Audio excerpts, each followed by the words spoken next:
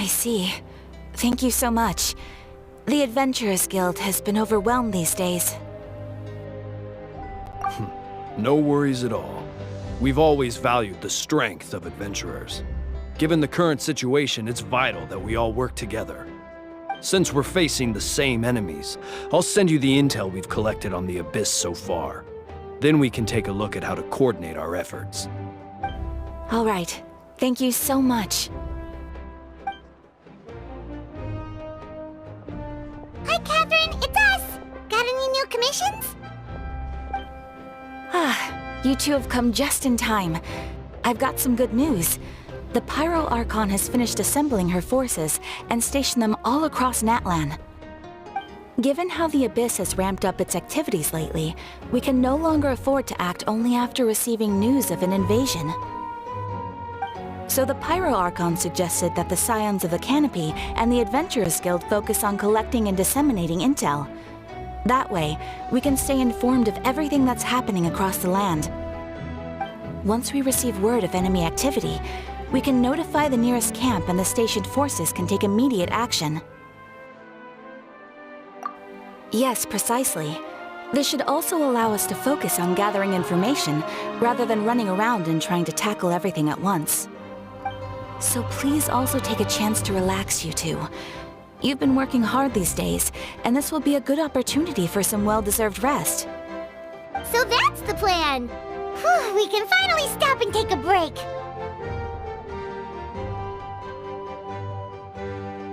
Paimon knows that. It's not like Paimon just wanted to lay here and do nothing. The movements of the Abyss are always unpredictable. There have also been times when it suddenly became more active in the past. The people here generally see it as something like an acute natural disaster. Once the disaster is over, everyone will return to their normal lives. We just all hope that day will be sooner rather than later. Oh, right. Most people have no idea just how bad the situation has gotten in the Night Kingdom.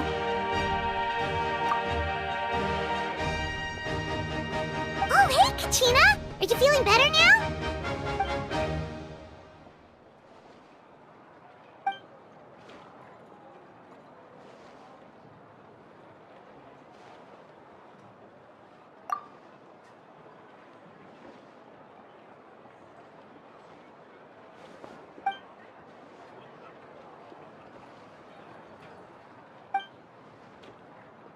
Wow! So we'll finally get to meet Shilonen, the legendary forger of ancient names!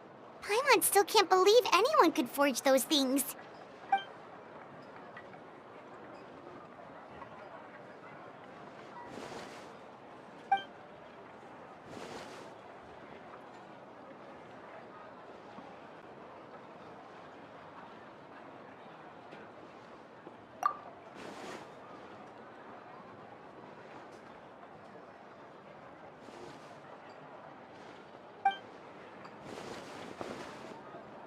Hey, have some confidence in yourself, Kachina. After all, you're already a victor of the Night Warden Wars.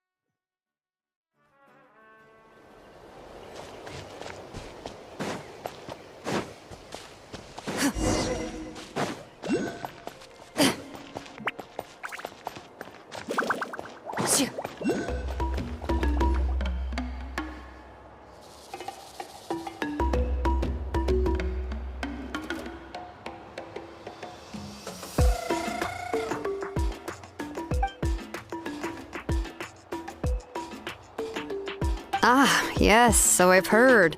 So young, and yet you've already got quite the reputation.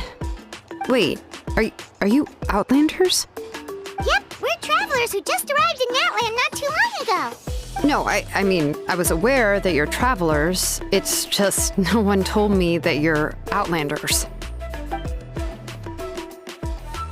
No, the only thing she said is that a new hero had pledged herself to the plan, but we'd need to forge an ancient name to ensure she'd be able to return safe and sound. And she did mention that it would be quite difficult to forge an ancient name for them, but at the time, I thought she was just commenting on my skills. But I seem to understand where the true difficulty lies now. Oh, I wouldn't go that far. I'm used to it, really. I just need a moment to process things. The Pyro Archon's requests are always difficult to fulfill, and we used to argue a lot. Honestly, it's probably for the better that she didn't bring this up at the time. Anyway, I can't argue with her if she isn't here, and it'd be pointless to take my anger out on someone else. But, just because I understand her rationale doesn't make me any less upset.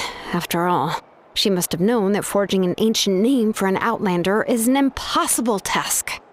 It's impossible? As you probably know, an ancient name is a symbol of a hero's spirit and glory, which grows even richer and heavier as generations of successors inherit it. We forge ancient names by engraving the heroic deeds of an individual who will become the first hero of that particular name.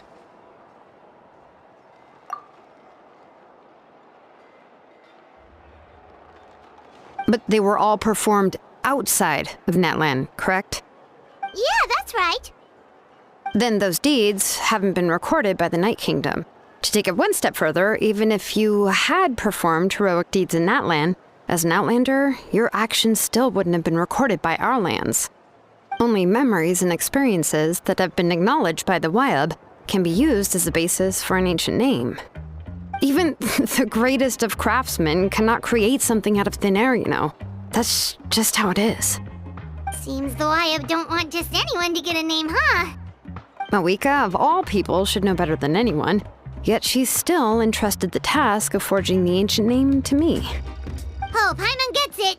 Nobody's happy being asked to do the impossible.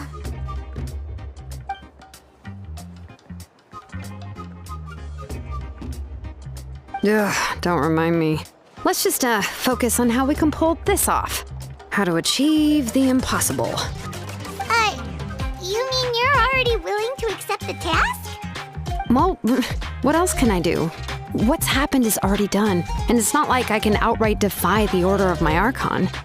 If she gave me this order, then she believes the ancient name is an indispensable part of her plan, and that I'll be able to find a way to make it happen. In other words, the order is an affirmation of my abilities. Whoa, not only has she accepted the task, but now she's looking for silver linings?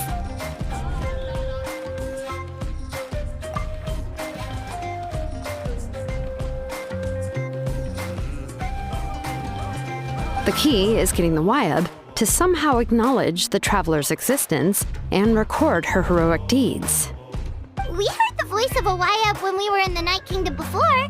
We even had a whole conversation with her. If we can talk to her again, maybe we can figure something out together. Well, every tribe has their own Wyab. How do we know if the one you met is indeed the best one for us to talk to? Plus, considering the unprecedented nature of this situation, I have a feeling that the acknowledgement of one Wyab alone would probably not be enough. I don't know. That requires a level of knowledge that I do not possess. We need to find a consultant who's an expert on all things Night Kingdom and Wyab. The first person who comes to mind is Lali at the Masters of the Nightwind, the one we call Granny Eatstali. Oh, we've heard that name before. We used her Spirit Speaker Stone to find Kachina's ancient name. A person who can make something like that must be pretty impressive. Paimon's sure she'd be able to help. Still, she's older now and quite eccentric. It's hard to even book a meeting with her, given that she's constantly holed up in her room and doesn't like to be disturbed. I've heard that to get her help, you have to be extremely patient with her and know how to keep her spirit up. I hate to break it to you, but... Huh. Why is that? I mean, didn't she already help you before? And you even managed to save Kachina. Well, yeah. At cost of her spirit speaker stone being split into two. Great going, Moeka. We're already off to a rocky start here. In that case, I guess your only option is to try to emphasize that this is an important order from the Pyro Archon. Hopefully, Seat Lolly would still want to show respect to the Archon. I'll also write you a letter on your behalf. If you can find someone to deliver it and mention some good things about you, then that should help too.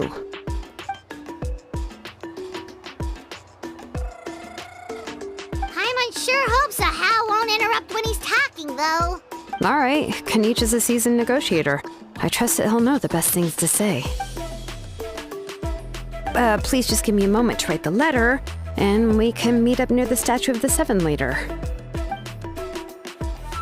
Sounds good. We'll take a stroll in the meantime.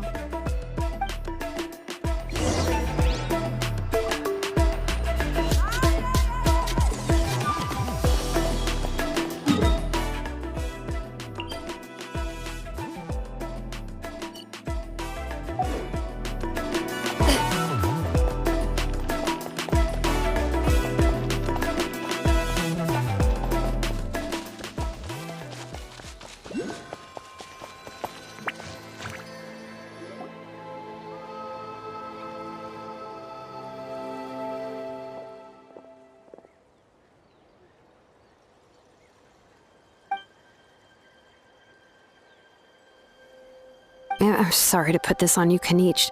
It's just that you're probably the only person who knows how to deal with her.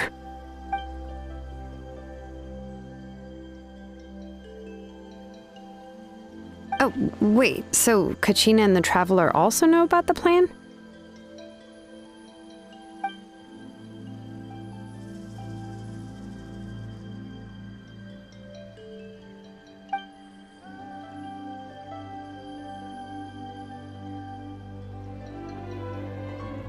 Right. She mentioned there are 6 heroes and that Shilonen is one of 4 that have already been acknowledged.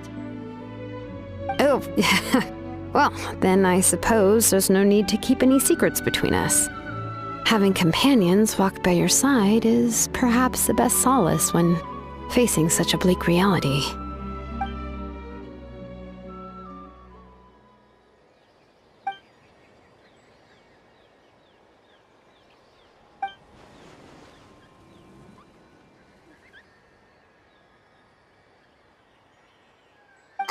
Seat Lolly knows him too?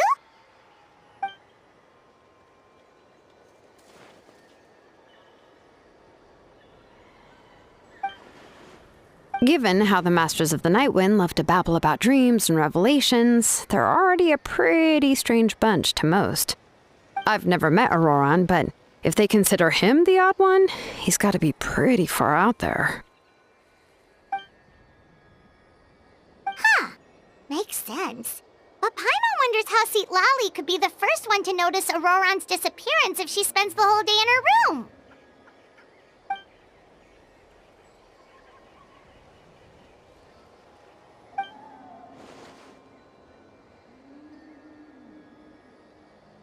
Huh, so if I'm following, you mean we'll help her investigate Auroran and the captain's whereabouts?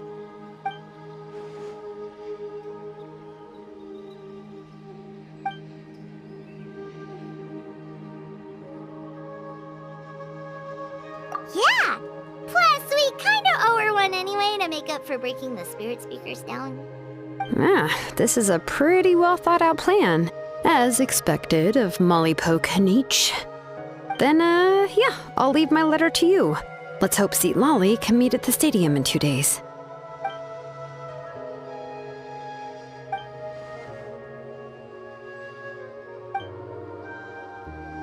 Okay, then let's part ways for now.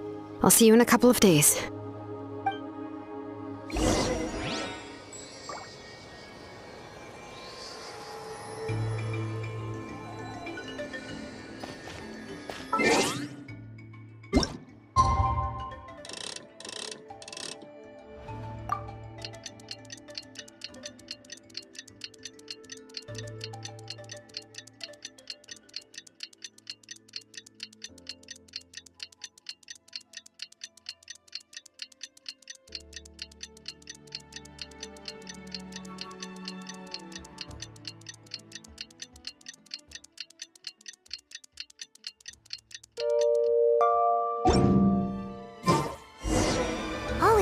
meet up with Shilonen. Let's ask her how things have been going.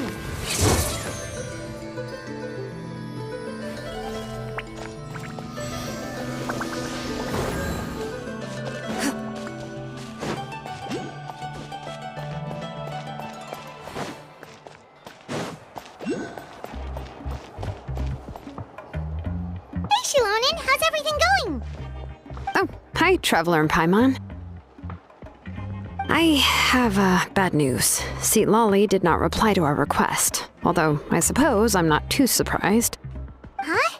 You mean she didn't even bother to give Kenichi a response? Guess she really does have quite the ego then. Yeah, well, she can be also quite eccentric, though she's one of the most gifted people around. Even the Masters of the Night Wind often struggle to work with her. My guess is that she probably has other reasons for not deigning us with a response. But let's go to the stadium and see if we can meet her there. If we do get a chance to talk to her in person, we can still try to work something out.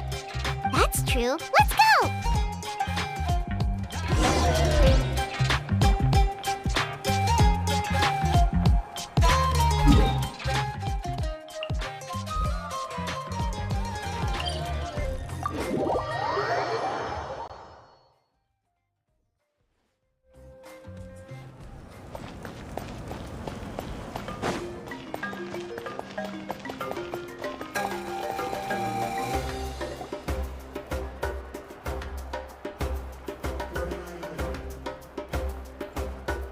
Paimon doesn't see anybody.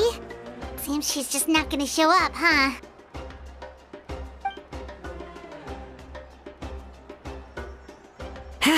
Well, we tried to be as considerate as we could, but she's under no obligation to help. That might be true, but this is still a request from the Pyro Archon, right? Shouldn't the subject always answer the call of their Archon? A subject? Well, if you ask me, I'd say we're all more like friends with the Archon. Yes, Mawika is our leader, but that doesn't mean there's any kind of tall barrier between us and her. The only thing is that she often has very high expectations of us. Huh. So even though she's super powerful, it sounds like she's actually pretty down to earth and easy to get along with. Unlike that old hag Granny Eatstily, right? Does she think she can ignore us just because she's famous?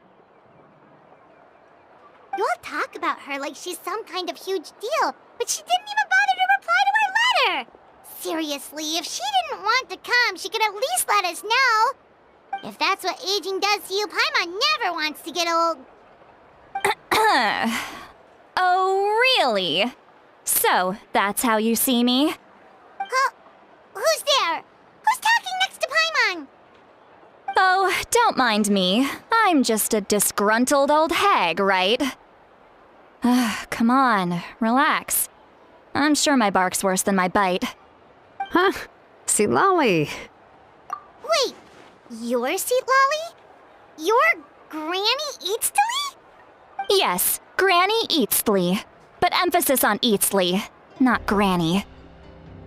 You must know this trope from light novels, surely. They use it all the time. The young man who's actually the oldest person in the room.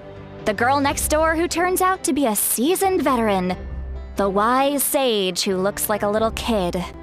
Oh, wipe that look off your face! You've seriously never seen an older lady that doesn't look her age?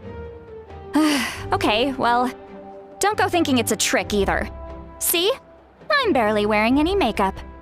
Did I forget to mention, she's called Granny, but she's actually pretty young. It was an honest mistake. I guess we've just gotten used to it. I'm sorry. So, how old are you actually? What? How dare you? Don't you know it's rude to ask a lady her age? Paimon really didn't mean to offend you, it's just that your case seems really unique. Oh, Paimon just wanted to apologize, but now she's putting more and more of her foot in her mouth. Really, Paimon just got a little mad since we thought, well, you were gonna leave us out to dry. It was my idea to invite you here, Seat Lolly. So if you're upset, you can just take it out on me. All right, I was only joking. I didn't mean to chastise anyone. There's really no need to take all this so seriously. If anything, I'm gonna feel awkward if we keep this going. I received Kenichi's letter and was planning to attend this meeting. Since I had already decided to come, I figured there was no need to draft a reply that simply said, "Understood." Besides, just showing up is the most important part, no? But, of course, it's also natural for people to get held up by one thing or another as they're trying to leave the house. It certainly was a bit awkward to see that everyone else had arrived before me. At first, I was thinking of quietly sneaking over, but since you were already here waiting for me, I started to think about how I should phrase my apology, only to hear you all talking smack about me. Anyway, that's the whole story. Honestly, it's not like I owed you an explanation anyway.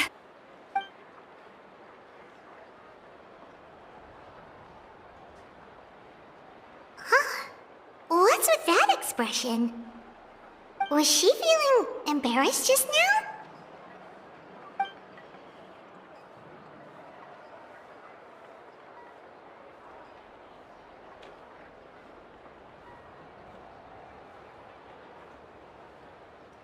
When the Masters of the Night Wind say they struggle dealing with her, I wonder if the feeling is mutual.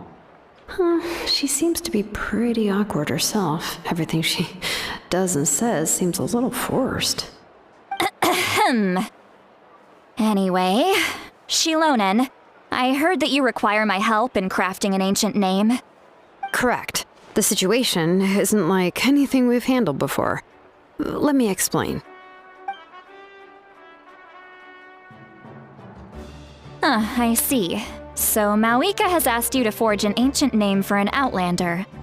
Well, that would be a first. And you've also heard all about Auroron. I must say, he's always been a good kid. I can't see him joining the Fatui of his own volition. He must have been coerced somehow. Yeah, that's what we came here to ask you. We'll help bring Auroron back if you help us solve the problems of forging the ancient name. What do you think? I suppose I'll just call you Traveler for now. Traveler, come here. Let me take a good look at you.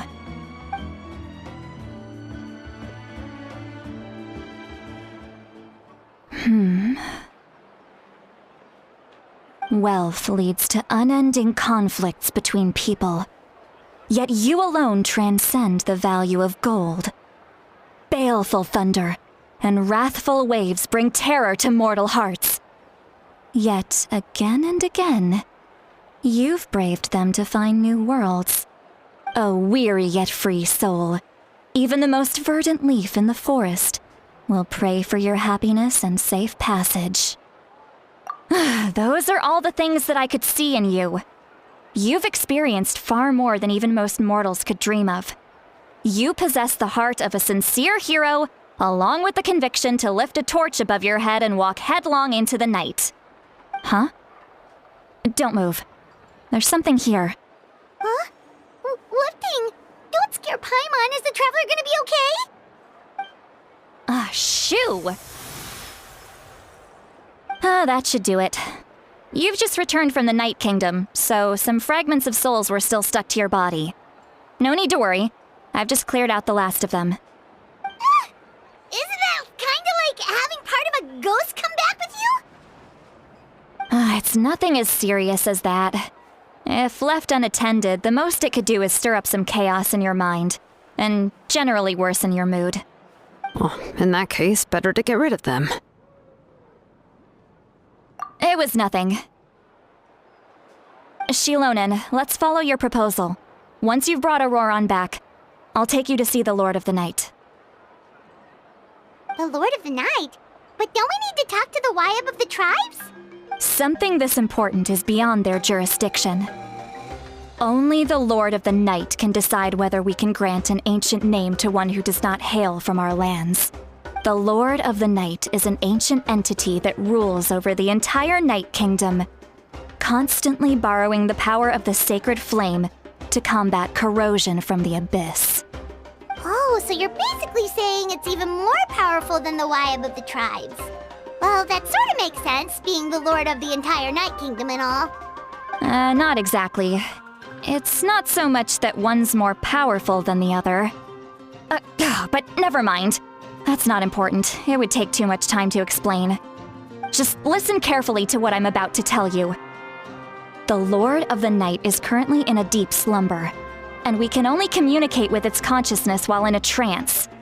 In other words, in a dream. But I will need to prepare a few more things if we are to hold a ceremony to achieve the state of the trance. I'll make a list. Can any of you get everything for me? I can go. It'll probably be a long list, so better leave it to someone who knows all the local vendors.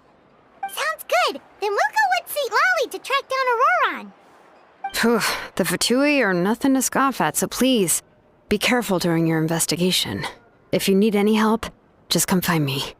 Yep, we'll be sure to play it safe.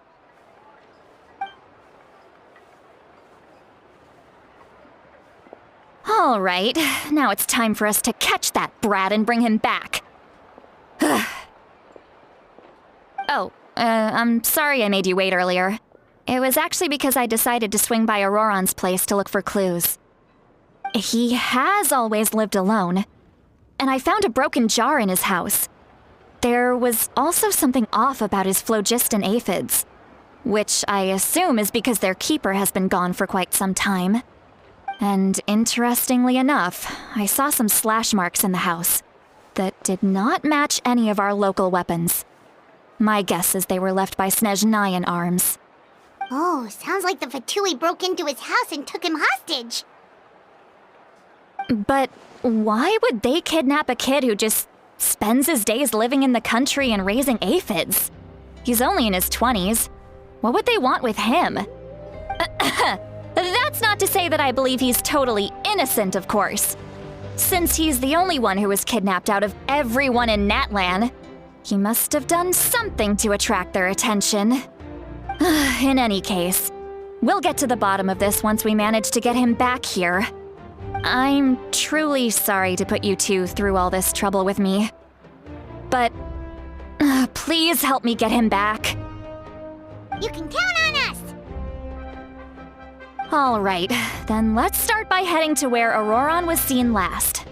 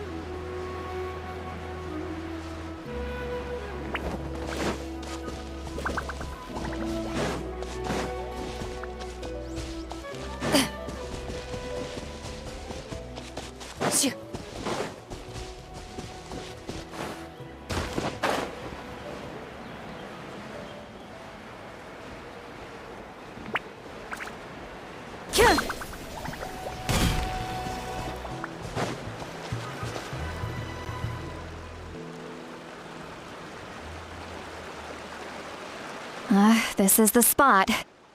An eyewitness claimed to have seen Auroron speaking to some Fatui soldiers here. I don't know how much you're willing to believe me, but Auroron really is a good kid.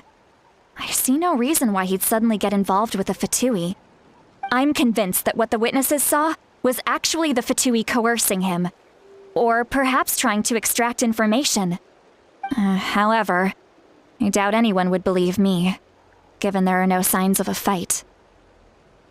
Didn't Kanich say that she's a big name in Natlan? Feels kinda weird to see her so frustrated and helpless like this. Auroron? Well, he was left at the side of the road as an infant, and the people of the tribe took him in. You could say that everyone had a hand in raising him. He learned a lot from us, and once he reached adulthood, he built himself a house out in the countryside. He spends most of his days growing vegetables and raising aphids, living off of what he harvests from the garden. He's always been such a good kid. He would even get his friends to deliver whole bags of fresh produce to my place.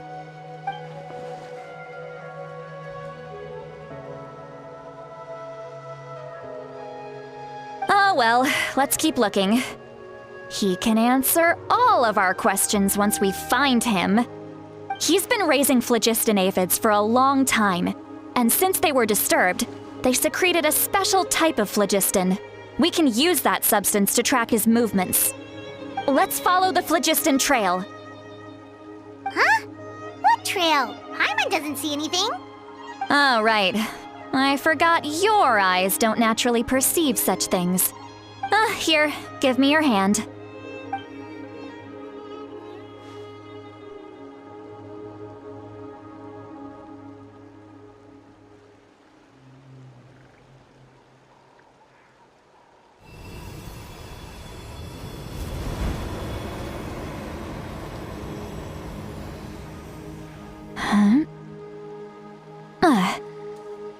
How about now?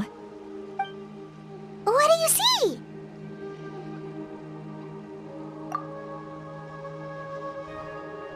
Whoa, Paimon can see it now too! That's right. I used a spell to temporarily transfer a portion of my senses to you. For a short while, you'll be able to see the phlogiston too. Wow, you can even share your senses with us? First time Paimon's heard anything like that. It requires a very rare spell that most people aren't adept at. But don't worry, it's a cinch for me.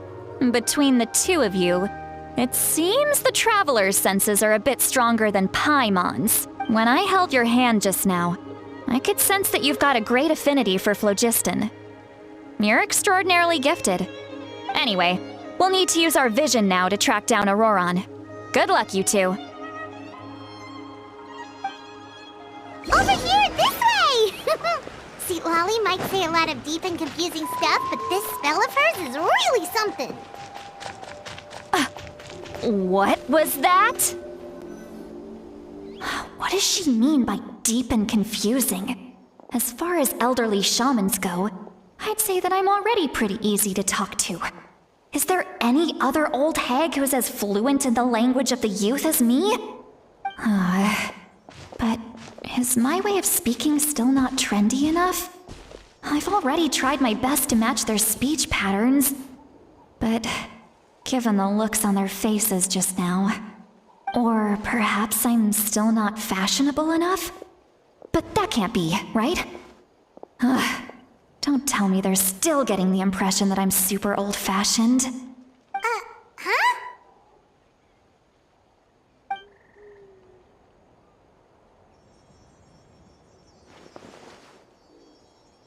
Was that Seat Lolly's voice?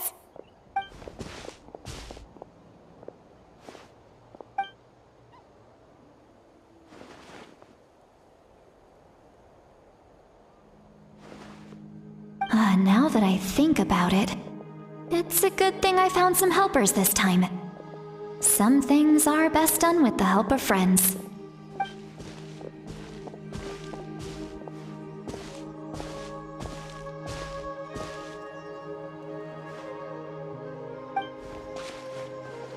Oh? They appear to be feeling quite confident. Looks like our work will go smoothly.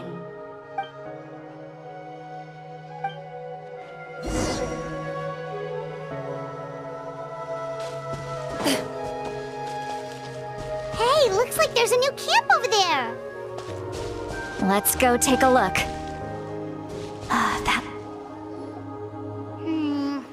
Yep. Judging by Paimon's experience as a guide, it definitely looks like people set up camp here. Wait. The phlogiston here is a bit odd. Let me see. Paimon sees a small shape here. Could it be some sort of symbol? This is a distress signal for the Masters of the Night Wind. Only someone from our tribe would recognize it. So Auroron was indeed being threatened. We've got to find him, fast. Leaving such a subtle mark implies that he was trying to be discreet. In other words, he was probably under the Fatui's watch. If they notice us, We can just charge in and fight them to the death. But what if my darling grandson is also there? I can't have him caught in the crossfire. No, I've got to be careful. Otherwise he'd get hit as well. How annoying. No, I've got to stay calm and keep my composure.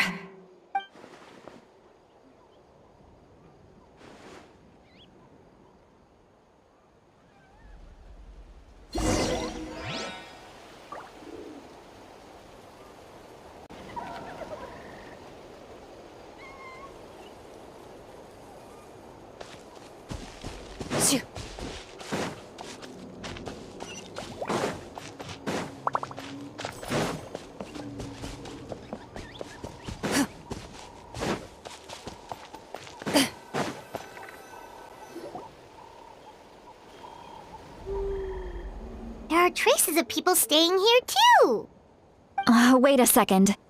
The phlogiston around here is jumbled up. I can also smell a mix of elements in the air. Pyro, electro, and some other elements as well. Kanich told us that you were super amazing. No wonder you can sense so many more things than us.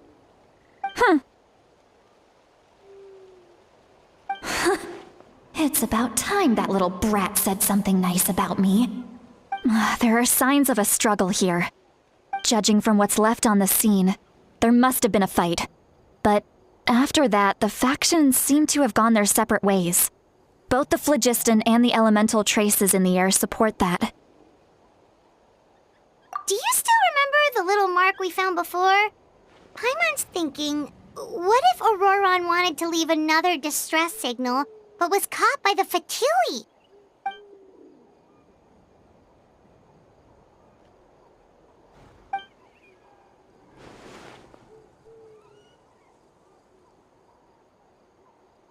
Given there are 2 signals leading from here, we should split up as well. I'll take this direction, and leave the other one to you. Let's meet up again later.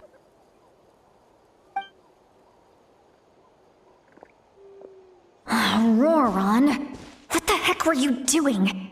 It's one thing to trouble me, but now I had to bring other people into this as well. You little brat. And off she goes! Traveler, did you hear all of that as well? Once Seat Lolly left, that voice went away as well. Paimon even tried calling her name inside Paimon's head, but there was no response. So you were thinking the same thing! Paimon also thought that if we could hear what she was thinking, then she could probably also hear what we were thinking in our heads. She did say that she was quite adept at this spell, and it doesn't sound like she's had any trouble with it in the past. Maybe we're a special case and can hear her thoughts as a side effect. If you think about it, she's really got a lively inner world. It paints quite a different picture from Paimon's first impression of her.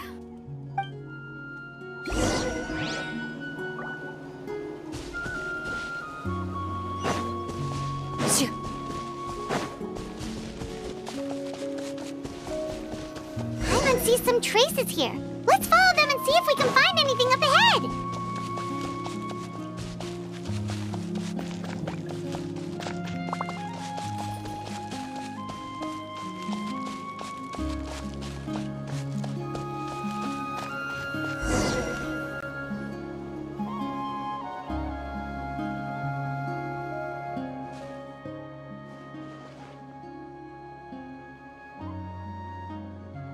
Did you find something?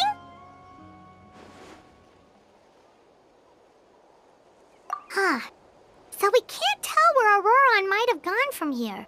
That's weird. The phlogiston trail suddenly stops. We can't make anything of these footprints either. But he can't have just evaporated into thin air, right? We know he wasn't alone. He had all those Fatui with him. So, you can hear the sounds of the wind from beneath the earth.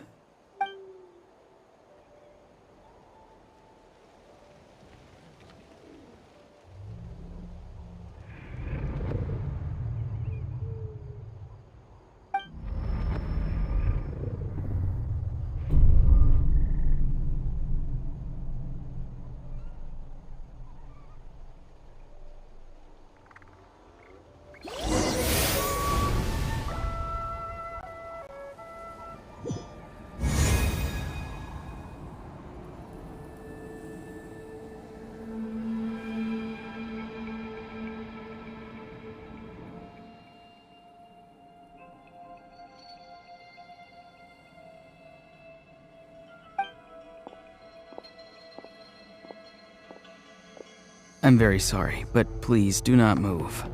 I have no desire to hurt you.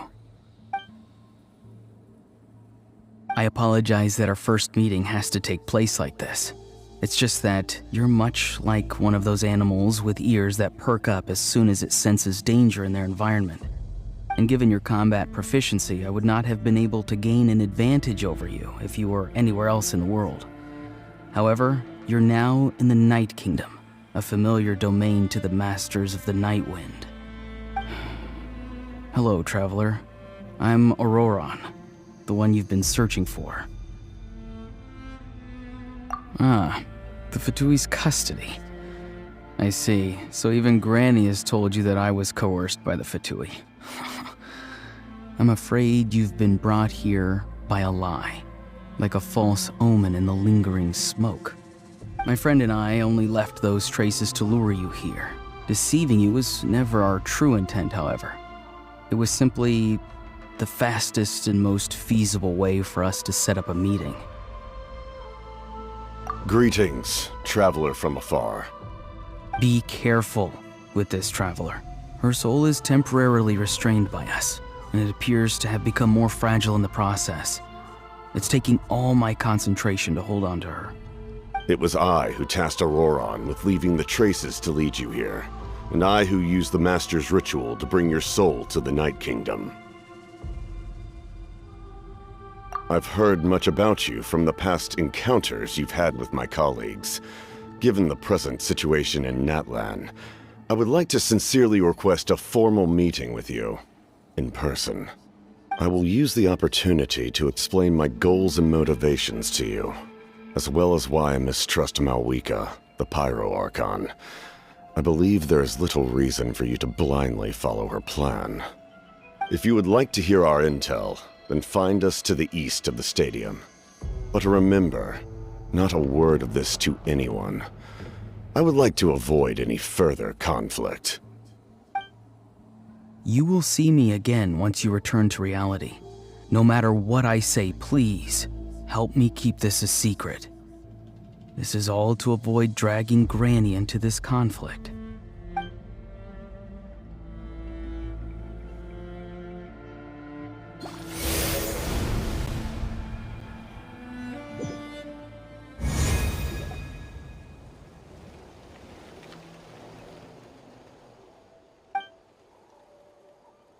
Hey, what happened just now? You suddenly collapsed and stopped responding.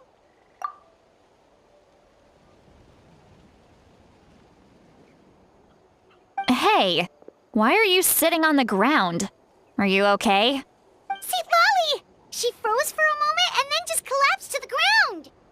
Could it have been those leftover remnants from the Night Kingdom?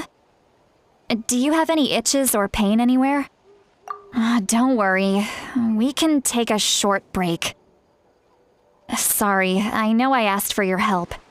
But had I known you were feeling unwell, I wouldn't have taken you on this trip with me.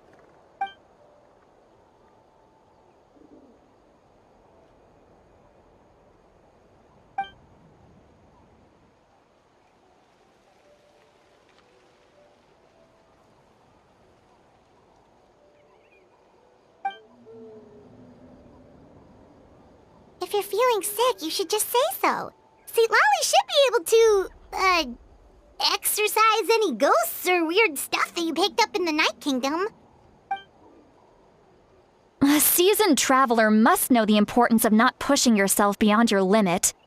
If you need anything from me, just say the word. In any case, let's take a bit more time to rest now.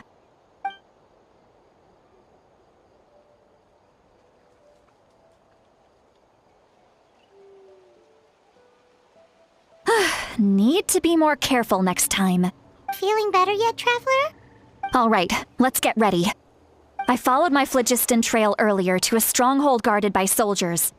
I have a feeling that Auroron is probably being held inside.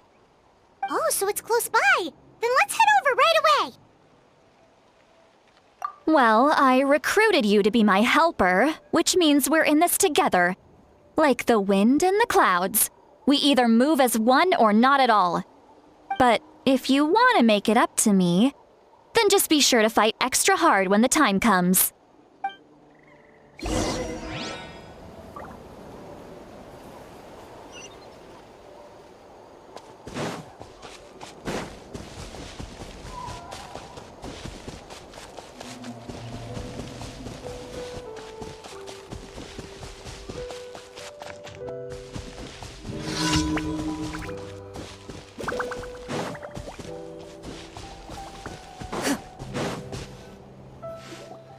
Look over there.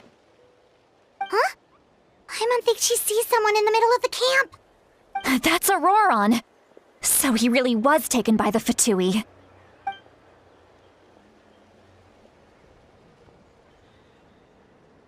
All right, we'll take the lead.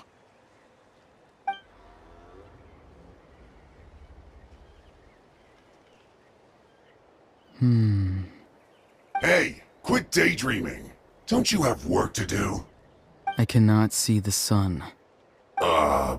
What? Without the sun, I cannot see the truth. You are currently blocking the light, so I must beseech you to move aside. Huh? Okay, Mr. Philosopher. That's enough mumbo-jumbo. Wow. I'm going to rip that guy's head right off. See, Lolly's struggling to control her temper now. Are you ready? Let's go kick their butts. On my count. 3, 2, 1! You're still trying to resist? You've got no idea who you're up against.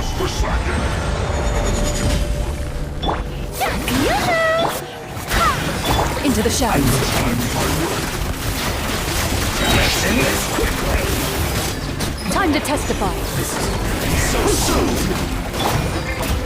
Stabilize! Ready. Can't run from death. Order guide you. Solidify! Strike a pose! Looks like I went too far. Auroron! Granny! Paimon knows she's called Granny Eats to Leave, but it's still kind of weird hearing someone actually call her Granny. And greetings to you too, other Granny. What did you just call her? Granny. Is that not right? You are Granny's friend, are you not? You seem to be approximately the same age as her, so I figured you're also a Granny.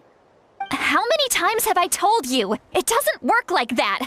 There are a lot of people who look about the same age as me. You can't go around calling everyone Gramps or Granny. Oh, wait. He's not a child, is he? Don't tell Paimon he's one of those people who look like an adult but are actually only 8 or 9 years old. Oh, your words have pierced my heart like a thorned vine. Given how hard those thorns are to remove, I may just need to find a pair of tweezers. Why are you so upset? You can just say yes or no. Of course I'm not a child. It's just Granny always taught me to show gratitude where it's due.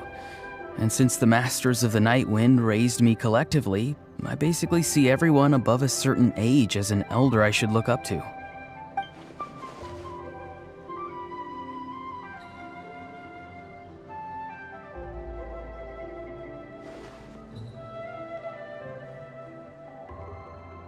Exactly. But if you keep that up, then everyone's going to be your senior. And do you think saying all of this is gonna save you from a scolding, Auroron? Haven't I told you 100 times since you were a kid? Heed the 3 warnings. Be wary of beasts prowling around, scammers looking for their next victim, and strange people who appear out of nowhere. Oh, so you do remember, and you just chose to ignore them. I always knew that living on your own was going to get you into trouble sooner or later. But getting kidnapped? That really takes the cake. You won't always be able to rely on other people coming to your rescue, you know. You're just lucky we got here when we did. Or we might be launching another search and rescue operation to find out where they put your severed head. I'm sorry, Granny. I'll be more careful next time. Next time? Oh, good one. You think there'll be a next time after this? Not a chance. They didn't hurt you, did they? No, they just asked me a lot of questions about Natlan's terrain and made me draw a map of the ley line distribution. Okay, now answer me honestly. Were you the one who helped the captain escape after his battle with the Pyro Archon? Yes. So why did you do it? Because they said they would need my help from there on out. They also said that if I refused, they'd just come to you, Granny, and they'd already figured out a way to make you do their bidding. Hey! I'm no ordinary Granny! Would they really dare to come after me? And you! Did the gods give you a brain just for you to not use it? Did you really believe everything they said at face value and not stop to think? Thankfully, the Pyro Archon only asked that we find the mysterious individual from the Masters of the Night Wind and didn't slap your name on a wanted poster. Don't think for a second that she doesn't know what's happening. Even if the truth that you see will soon manifest into reality, there is still no need to preemptively panic. Have you forgotten the words that I've taught you? I'm sorry. Forget it. We can submit the details of this camp and the defeated Fatui as evidence of your innocence. Let's clean this place up and get back to the city. Auroron, you better remember this lesson well and seriously reflect on your actions. Also, once we return to the city, come to the speaker's chamber with me. I'll need you to explain everything. Sounds good. Should I bring some of my homegrown vegetables as well? Your vegetables? Yes. I grow a lot of fresh produce in my garden. I hope the Pyro Archon won't be too picky about the selection. Now's not the time to be thinking about that. If you do come face to face with the Pyro Archon, the first thing you should do is... Recite the 3 warnings. Huh? No! You should emphasize that you were not in cahoots with the Fatui! How exactly did the Masters raise this guy? Oh, right.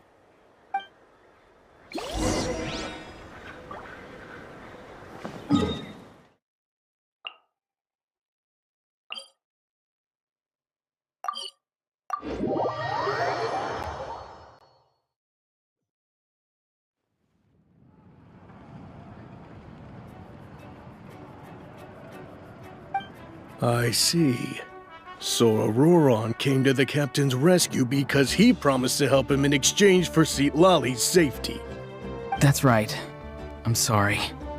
Now that you know Auroron was only trying to protect another member of his tribe, could I ask you to petition the Pyro Archon for her forgiveness?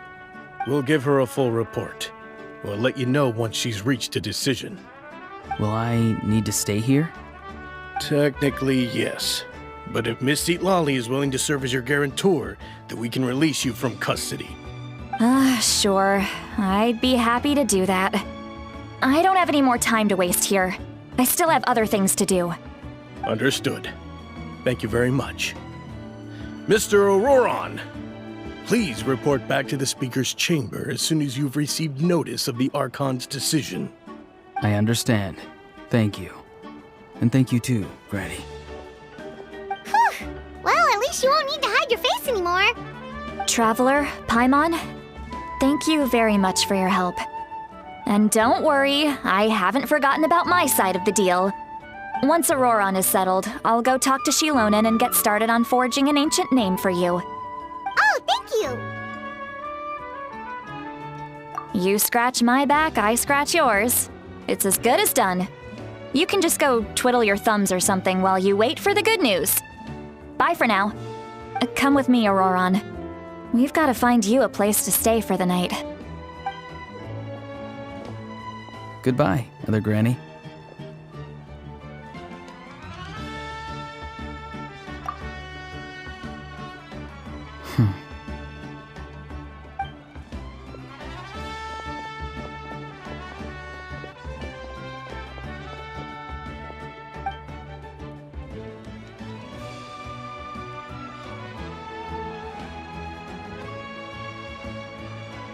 we're finally done.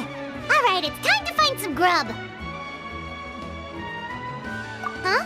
What is it, Traveler?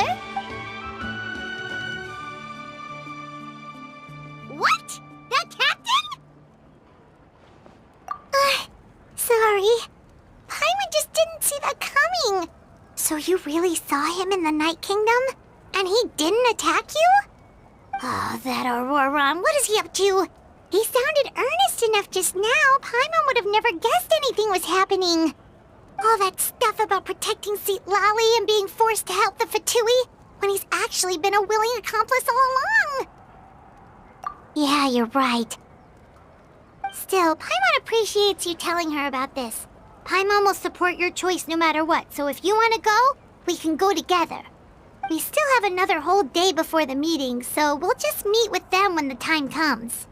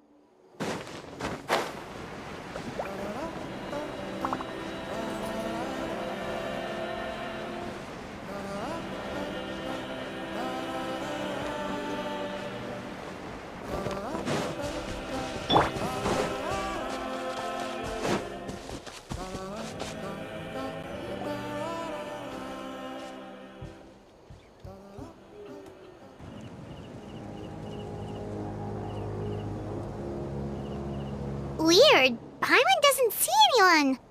Oh, please don't let this be a trap.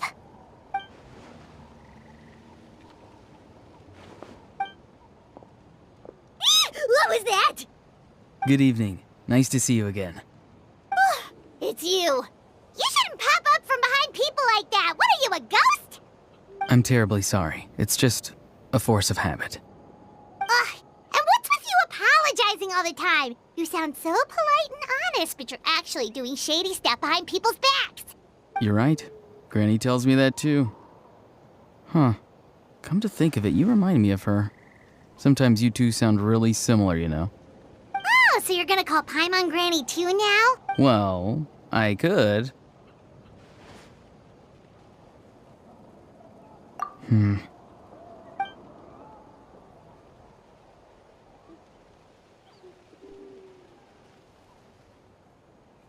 It's all clear. Over to you. Excellent.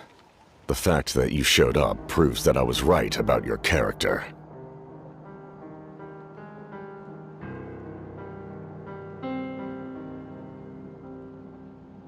Yet, there's been a lot of talk about you. Child told me that you're passionate about the unknown and willing to take risks. Rather than facing you as an enemy, I would much prefer to bring you to my side. If we allow the current state of things to continue, we will inevitably clash, and that's a scenario that I'd very much like to avoid. I've long heard of your exploits across the nations. Though you have crossed swords with my colleagues many times, I know that you are by no means an unreasonable person. And once you've learned the truth that the Pyro Archon Malwika would never willingly share with you, you may just find it in your heart to consider my proposal. I assume you've already been informed of the Pyro Archon's plan. In order to defeat the Abyss and save Natlan, she still needs 2 more heroes to appear. Wait, how did you know that? Never mind. Guess that's not important now. I've long kept a close eye on her plan. To be frank, it's an exceedingly risky plan. Will the heroes really appear? And even if they come to her, will their power be enough to drive the Abyss back? If any part of the plan goes awry, all of Natlan, even all of Tevat, will pay for her mistakes. Now, you may have been led to believe that this is the only plan available to her. But what if I told you she's had another emergency plan all along, the details of which she has chosen to keep hidden from you? An emergency plan? Yes. A way to keep Natlan intact, even if her original plan fails. But given the painful cost of its execution, she has chosen to keep it as a mere backup plan. Whether this stems from hesitation, fear, or even naivete, I cannot say. But Natlan cannot afford to wait until she comes to her senses.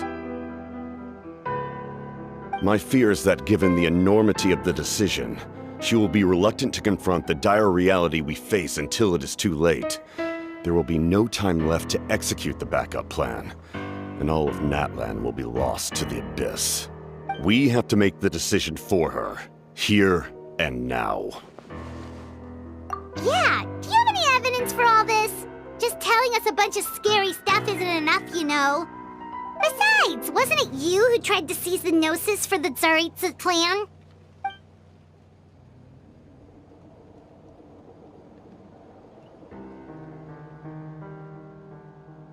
I knew you'd be clever enough to see. That's right. I did not seek the Gnosis for the Tsaritsa. Since I was defeated in battle, I must put to rest my thoughts about the Gnosis. But even so, my desire to save Natlan remains unchanged. And now, I have found a new way to solve the crisis. We can implement it immediately if we reach an agreement. Someone's here. Huh? The captain disappeared! Something is rapidly approaching. Oh no.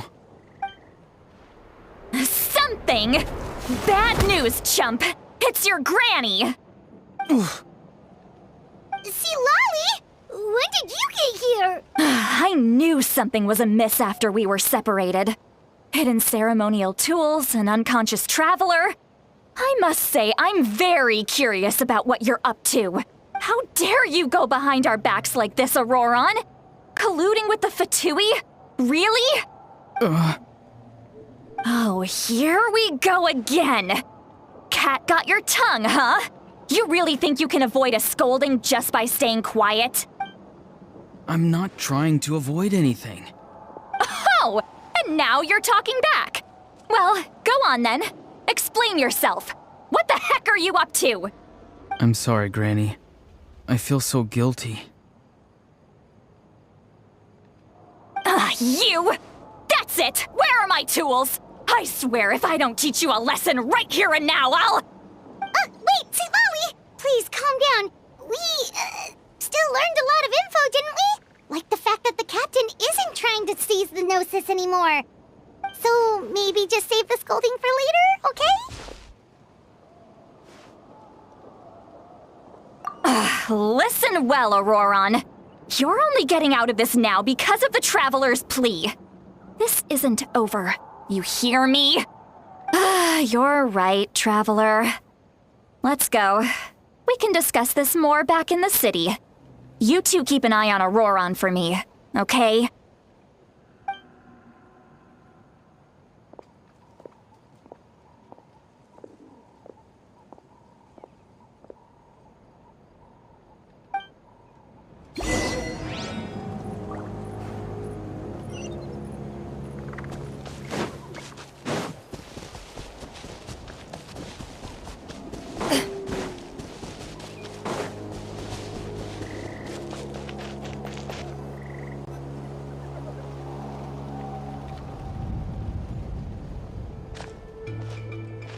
In all my years, I've never had a child cause me so much grief.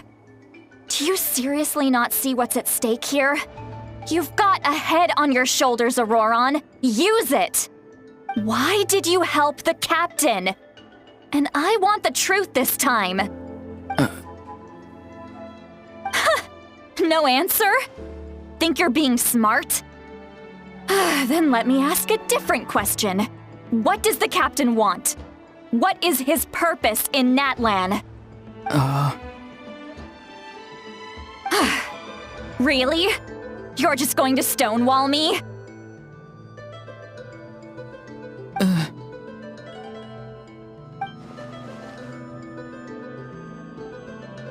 Just use your brain for a second. What do you possibly stand to gain by helping the captain? Only endless trouble awaits you and everyone in the tribe. You've always been a good kid. Why would you throw that all away now? If you're worried about something, just talk to me. Granny would much rather we had a conversation instead of constantly clashing like this. Why is he staring at us all of a sudden? I'm sorry that you have to hear all this.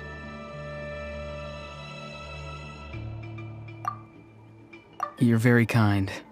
Most people would have fled by now. Not everyone can handle Granny's scolding. Oh? You dare gossip between yourselves instead of listening to me? You... Sorry, Granny.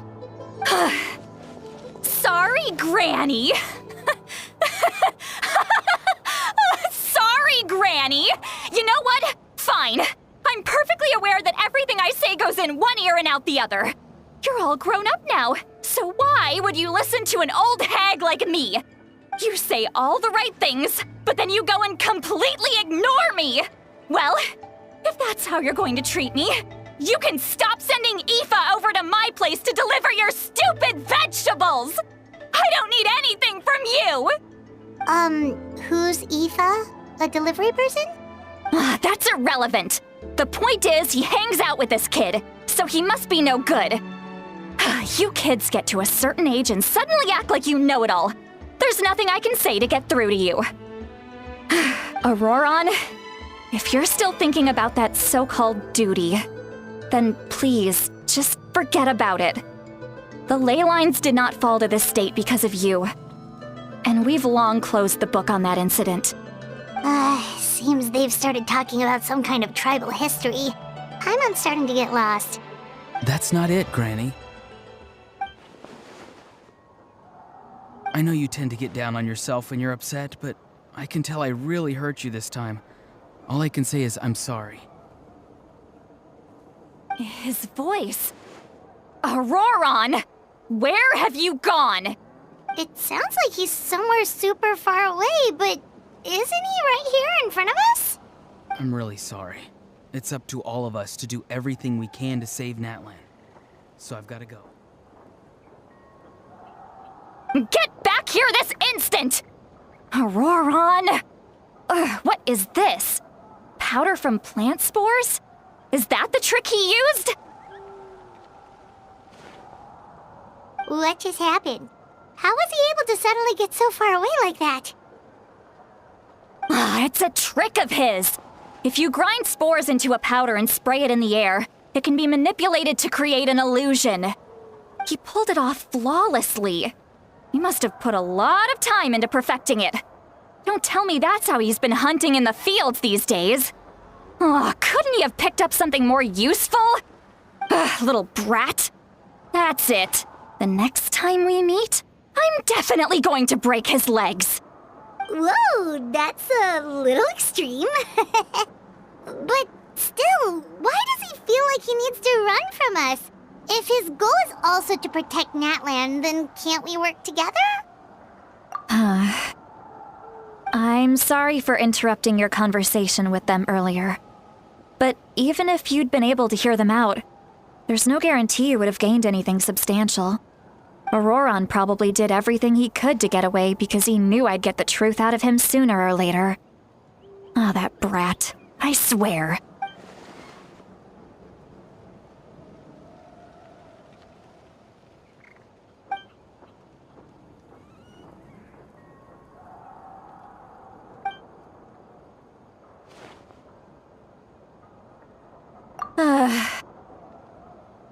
We've got quite a long walk back to the city. Let's take our time. It'll give me a moment to figure out how to explain all this.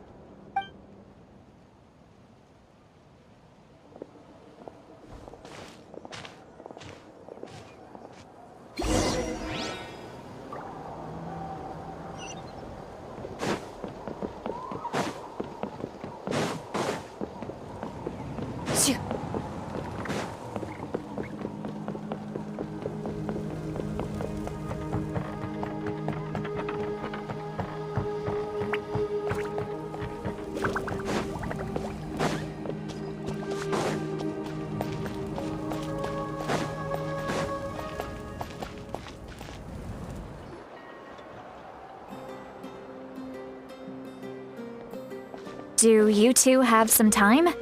Feeling hungry? How about we get something to eat?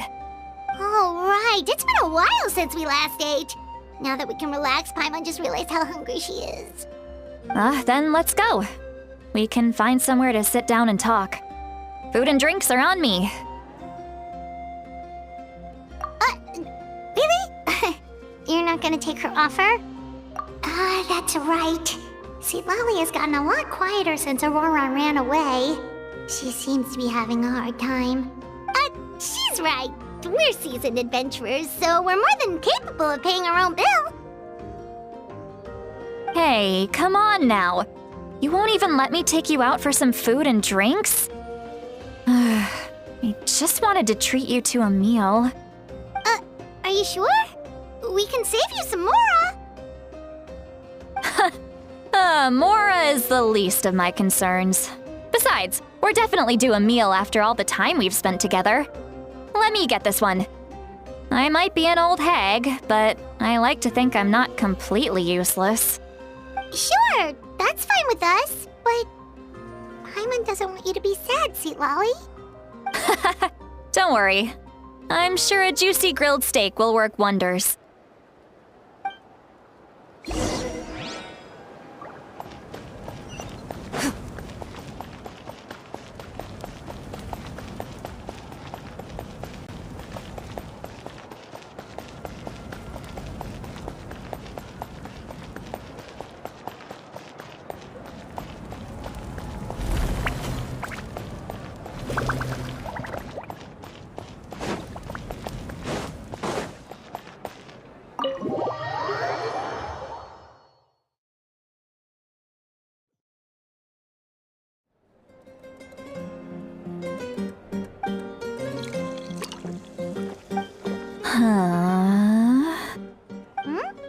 What are you looking at? Do you see two people standing by the door? They look like spitting images of each other. Are they twins?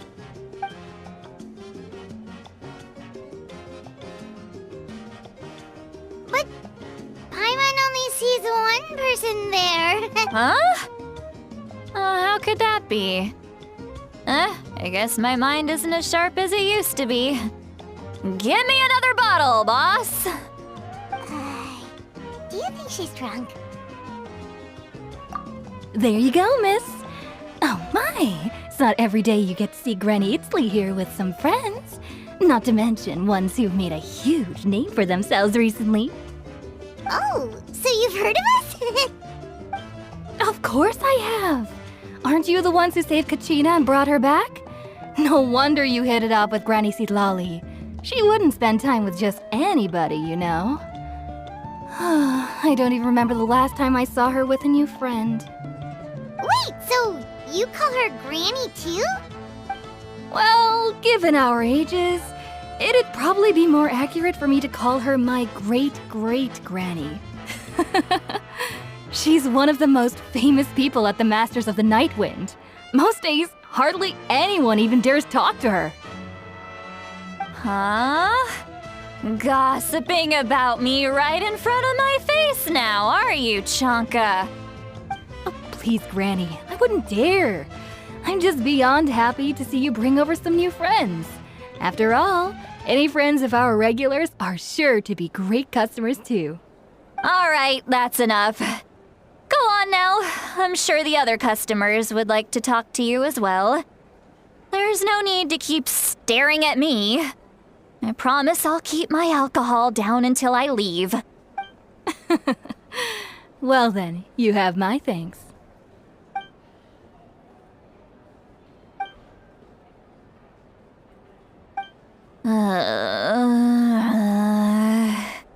Seat Lolly? Seat Lolly! Who's that? You got some gall calling me by my first name. Let me guess. You want to test your skills against Granny Eatsley, don't ya? Are you still with us, Seat Lolly? You're kinda talking to no one. You chumps come around here. Picking fights with me? Well, you know what happens next. You lose, and then run off home to tell everyone about how I'm this big scary bully. It's always the same story. You brats start it, I finish it, and then I end up with the reputation of being some kind of terrible monster among the shamans. I mean, come on. Monster? Me? Really? What did I do to deserve that? Granny Lolly, you're not a monster at all. Exactly! And while we're at it, I'm not some lazy slacker either. Between meditation, advising the chief, and speaking with the Wyab, I actually have a pretty packed schedule, you know. Oh yeah. And I have to mentor all the new kids. Hey, new kid. Yeah, you. Don't play dumb. Didn't I teach you how to find phlogiston? You see? I know my stuff. I'm a good teacher. You tell him. That's more like it. About dang time someone showed me a little respect. Yeah, Granny's a hard worker, all right. You can always rely on old Granny.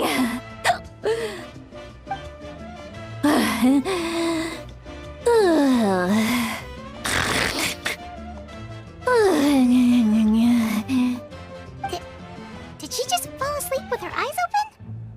Oh, jeez. Behind this pitch-black curtain, a chapter of hatred reveals itself. Behind the smoke. The lingering smoke. She's meditating again. She does this whenever she's had a few too many drinks.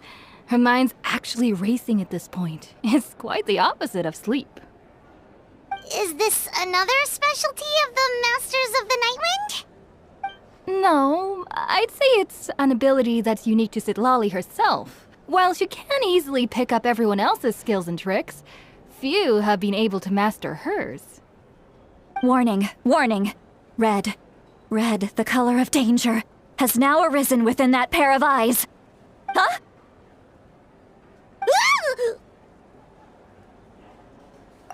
Traveler? Paimon? What's wrong? I'm gonna hurl. Hang on, just keep it in. Phew. Okay, it's passed. That was a close one. You had Paimon worried. Paimon really thought you were about to barf all over the table just now. How embarrassing. I'm sorry you had to see me like that. That's never happened before, I swear. I've never thrown up, not once.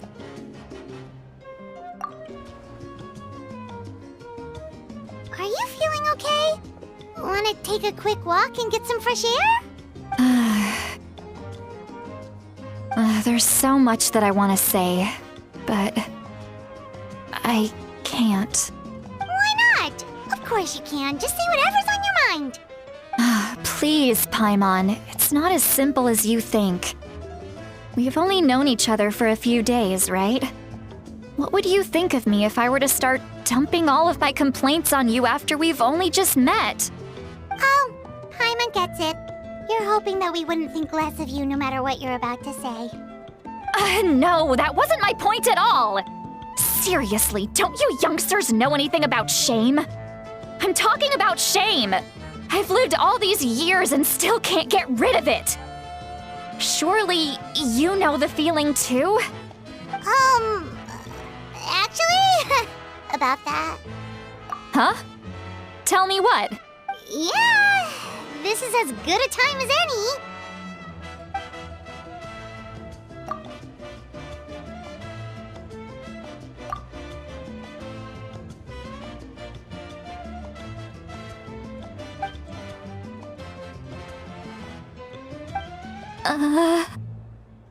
So, you heard my... It's okay, Sweet Lolly. You had every right to complain about those things. I can't take it anymore! Why do these things happen to me? Hearing me mumble under my breath is one thing, but hearing what I mumble in my own head? That's too much. It's just like when you're rolling on the floor in your pajamas, but you forget to lock the door, and someone bursts in to deliver cabbages and sees the whole thing. So that, happens to you a lot. It happens to people in general, okay? Doesn't matter if you're 200 years old or 1,000 years old. Everyone rolls around in their pajamas sometimes. I was just picking something generic. Take a walk with me. I have things to share with you. Looks like she's completely given up. Like those criminals who just confess everything and accept their fate.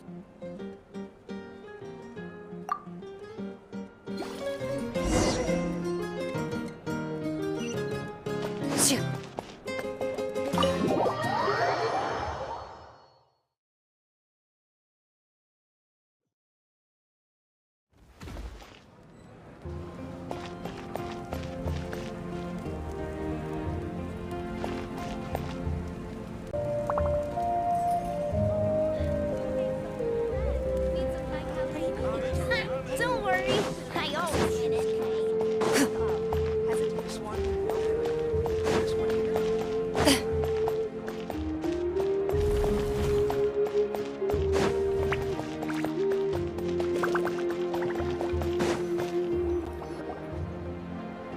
Well, great view, right? I love coming here by myself. Wow, it's beautiful! You're making me want to cry. Oh no, what do we do? Please don't cry! I was an expression, okay? A figure of speech. I'm just...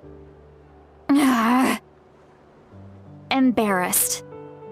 Here you are thanking me.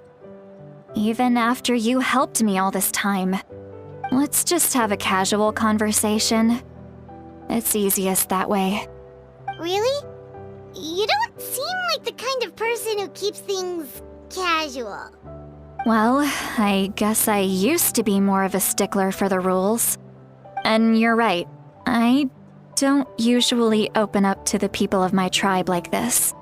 I'm just an eccentric old hag to them. That story's been passed down so long, it might as well be true.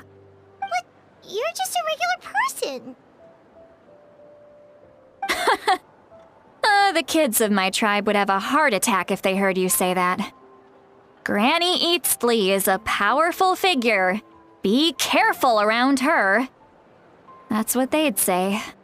Well, you are powerful. Are they afraid of you? Some are. Others are mad I always come out on top. A few decades like that, and people stop knowing how to deal with you. What about you? Are you scared of me? We don't find you scary at all. That's because you're not from my tribe.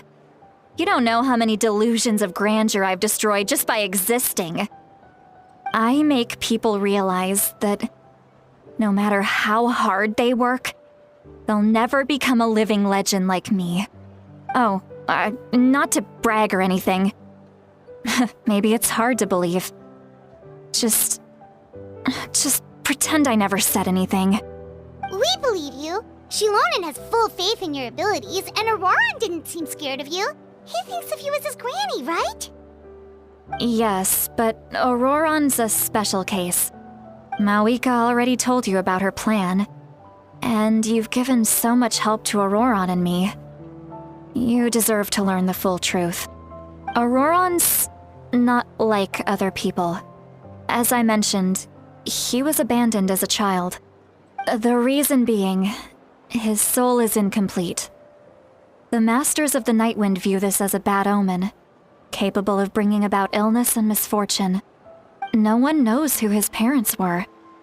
He was just left on a rock in the wilderness. It's a miracle he wasn't devoured by some wild beast. The Masters of the Nightwind believe they can see human souls, and in Auroron's incomplete soul, they saw a possibility for Natlan. A possibility to turn Auroron into a vessel for lost souls. The ceremony would allow lost souls to gather within him. Auroron would then be sent to the Night Kingdom to return the souls to their rightful place, strengthening the ley lines and completing the ceremony. Wait, that doesn't sound right. Now you see the problem. When damage occurs to the Night Kingdom, the souls held within disperse and remain adrift, unable to find a way back to the ley lines. This loss of souls damages the Night Kingdom even further. The ceremony can send back countless souls at once, which would benefit the Night Kingdom and the souls themselves. Of course, the vessel, Auroron, would be sacrificed in the process. I wasn't surprised the chief at the time came up with the plan. The ley lines were already in a terrible state. A suitable candidate for the ceremony appears, and now you have the chance to make things better. Of course you're going to take it. When the chief asked for my opinion, I didn't give my approval, but I didn't object either. So they went ahead with the ceremony. It failed, and Auroron escaped with his life. Pathetic, isn't it? By not objecting, I basically gave them the go-ahead. Maybe they didn't have my explicit approval, but it's not like I did the right thing. If the ceremony was successful, Auroron would probably be dead. Of course, in my tribe, death is rarely something to fear. But what kind of message would we be sending by sentencing a newborn to death? By using a human life as a tool? It's not right. So, when I learned the ceremony had failed, I was ashamed by my inaction, and absolutely relieved by the result. The plan was never a secret. Or, I guess I should say, there was no point to keeping it a secret. A simple investigation from Auroron would reveal everything. Everyone thought he would be happy he survived, and he never really said anything to the contrary. But just as I was about to put all of it behind me, he asks this question. Would Natlan have been saved if the ceremony succeeded? Wait, but it's not his fault. He knows that, but he still feels guilty. Auroron has a strong ability to perceive souls, more than any of us. He understands just how dire the situation with ley lines has become. Maybe he chose to work with the Fatui because he still thinks he owes a debt to Natlan. I can only imagine what they told him. Traveler, didn't the captain say he found a way to solve the crisis? Maybe that's what brought Auroron into this. Anyway, we can't just let things go on like this. We have to convince him to come back! You don't look so good, Seatlolly. Maybe you should head back and get some sleep. Probably drank too much. It's okay. The fresh air is doing me good. Okay. Forget that. I need to go home. I hit it a little too hard. You've helped me so much already. How do I even begin to thank you? Hey, we're friends, aren't we? Besides, you already said you owe us a favor, so you don't need to worry about us. Good point. Well, I'll go home and get some sleep. We can figure out our next move in the morning.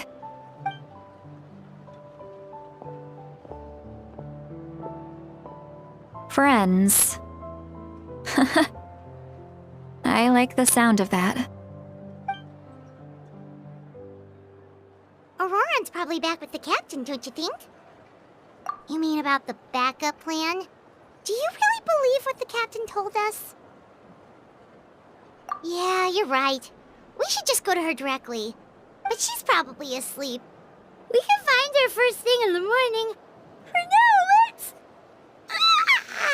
go to bed.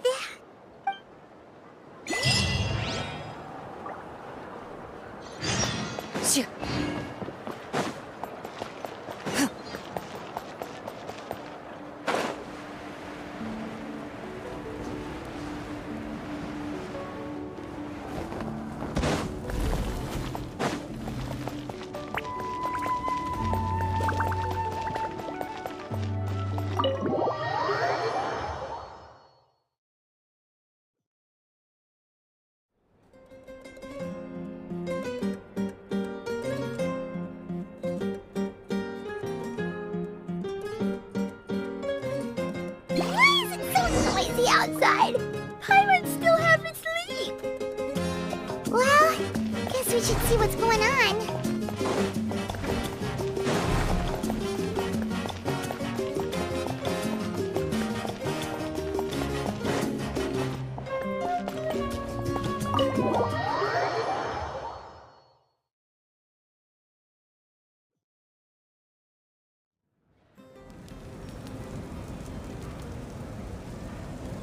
You're already here.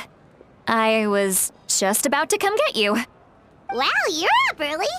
That's impressive, especially after all the drinking last night. Let's not bring up last night. I'm embarrassed about the whole thing. Anyway, I was also woken up by the commotion. Looks like all the warriors from the stadium are on the move. I heard many areas have been attacked by the Abyss, including the Masters of the Nightwind. I need to head back right away. The Abyss attacked again? Are you sure you can handle it on your own? Do you need our help? I'll be fine. We also have the support of the warriors stationed at the various outposts. Given the quick response, things shouldn't get too serious. The stadium could always use more manpower, so you should join the forces here. I'm done making excuses for him. He's not a child anymore. He needs to take responsibility for his actions. I was the one who vouched for him, so I need to report back to the Speaker's chamber. I'll accept however they choose to handle the situation, but I should be able to convince them to let me go back to my tribe first to deal with the attack. As for the ancient name, once we handle this crisis, I'll talk to Shilonen right away. Don't worry, I never forget a promise to a friend. Thank you. All right, I need to start heading back. She left in a hurry. The situation must be really serious. Oh, looks like a lot of people are heading to the stadium. Let's see what's going on.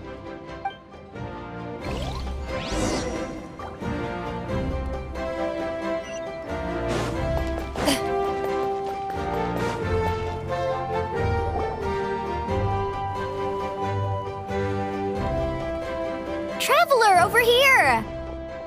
Perfect. Our star Outlander has appeared. Oh,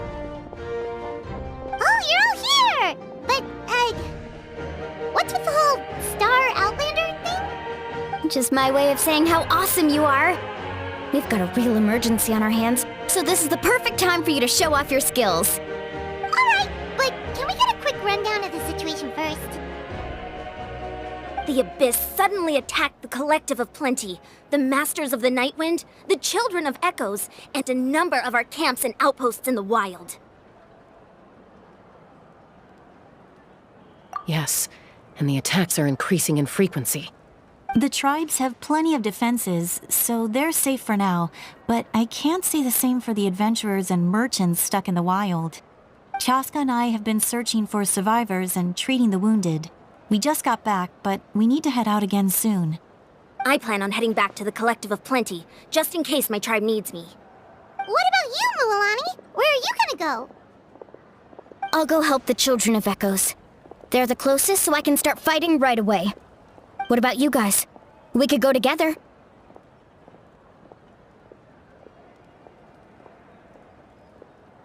Yeah, that does sound important. No worries. Just leave the Children of Echoes to us. Who knows? Maybe yours truly will have the Abyss on the run by the time you're finished. That would be pretty great, actually. I hope my tribe gets through okay. It'll be fine. Your tribe doesn't do all that bodybuilding for nothing. Let's part ways here for now. And most importantly, be careful, everyone. Oh, and some of us need to avoid getting contaminated by dangerous-looking substances. That will make my job a lot easier. Koichi, do we really have to do this now? It's alright. She's just looking out for everyone. Alright, let's hurry up and talk to the Pyro Archon so we can help the others.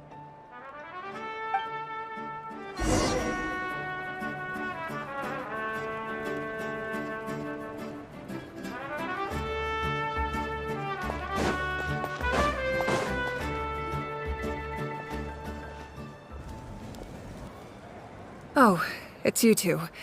As you can see, things are not looking good right now. People across Natlan are in danger.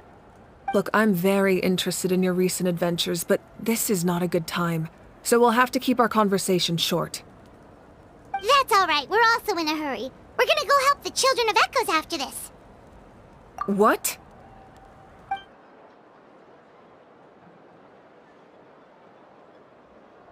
So he thinks my plan is too risky. He thinks I'm being stubborn. I shouldn't underestimate the Fatui's ability to gather intelligence. The Gnosis does have that function, but there's more to the story. I will answer you honestly, but you must help me keep this a secret. I can use the power of the Gnosis to save Natlan, but it comes at a heavy price. The Gnosis would drain all the souls and memories from the Night Kingdom and weave them into a giant net, which would surround the ley lines and protect them against abyssal corrosion. Wait, you can use souls to weave a net? But does that mean... Yes. It means sacrificing those souls in the process. Souls are just another form of life. The cruelty of this method is self-evident. The Night Kingdom not only houses the souls of the dead, but also our memories and legends. Using the Gnosis means converting all three into material for the net, erasing our history and culture. Even then, the net can still become corroded. If we cannot find a way to repair the damaged ley lines before that happens, then all those sacrifices are for nothing. Given the enormity of the price, it's a solution I refuse to consider right now. I want us to win, but I also care about how we win, and what that means for us in the end. Now it's true, both plans come at a risk, but after weighing our options, this is our best bet. Natlan is unique among the nations of Teyvat. Given the ever-looming threat of the Abyss, the Pyro Archons had to account for the worst-case scenario. Having a contingency plan is our duty, not just to the people of Natlan, but to all who live on this continent. Still, this has always been a well-kept secret. I'm very curious how the captain learned this information. Oh, one more thing? The captain said he found another way to solve the problem. Could be equally as extreme, though. Without the Gnosis, he should have no other option. But I see no reason for him to lie. Seems like our only path forward is to track him down, so he can answer that question for us.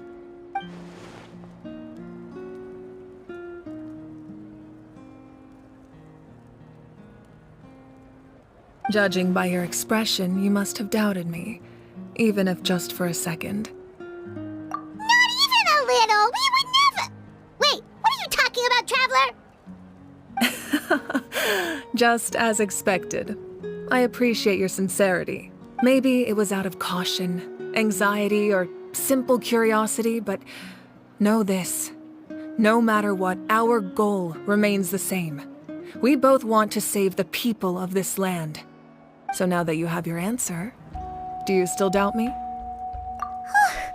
You scared, Paimon. You've really got a lot of guts, Traveler. That's a good thing.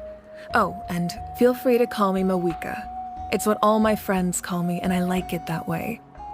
As for the captain, the intelligence officers we assigned to the Fatui should be back soon. We'll get our answer then. That's great! Sounds like we just have to wait a little longer. Not just yet. Even though the Abyss is attacking several locations at once, I'm confident the warriors stationed in those areas can handle it. Don't worry. I just need to finish coordinating our available manpower, then I'll take a small team to handle the difficult locations. Wait, you're going to fight in person? Didn't you give up your power? That's true. I'm far less powerful than a god in my current state. But don't forget, I was an experienced and powerful warrior before I ever became the Pyro Archon. No matter how you look at it, my duty is on the front lines. I just think there's strength in numbers. If the people feel emboldened, that's just a bonus. Anyway, even if we respond to these threats in time, it's not a permanent solution in the long run.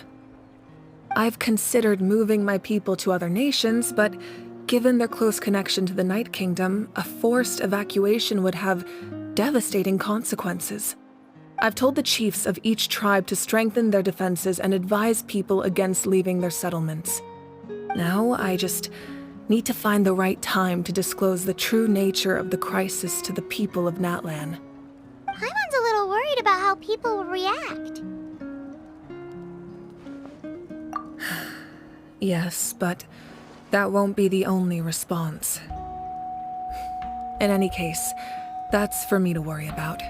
I'll let you know when we have more information on the captain. All right, we should head out. Maybe we can join up with Moani. She can't be too far ahead. No need to worry about me.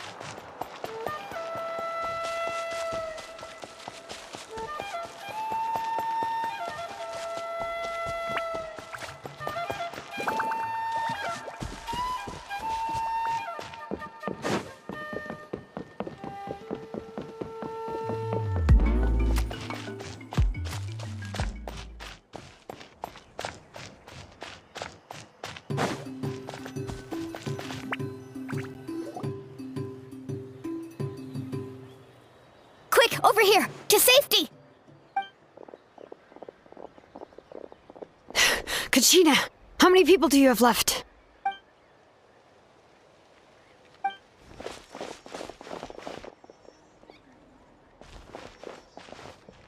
What's the situation? There's a trapped caravan that needs our help. We need to rescue them as soon as possible. We'll go together.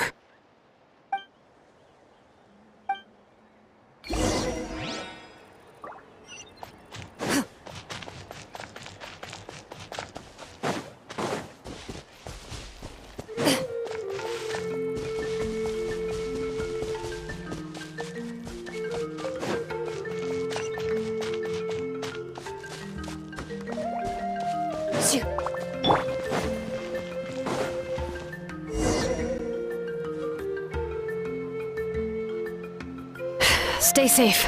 We've got this.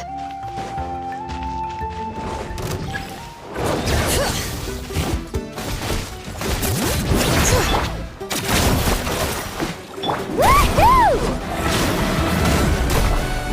Check this out! Best of luck! Hear the echoes of the valley!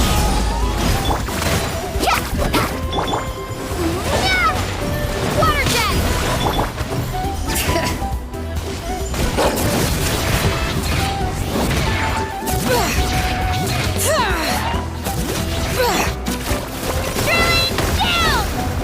All right.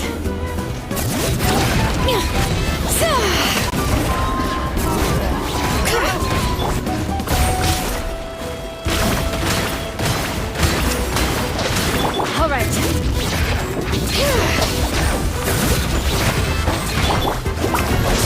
What's the surfboard?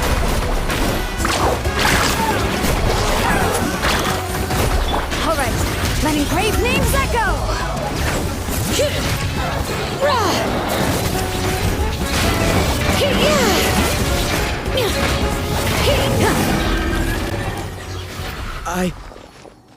I really thought I was done for.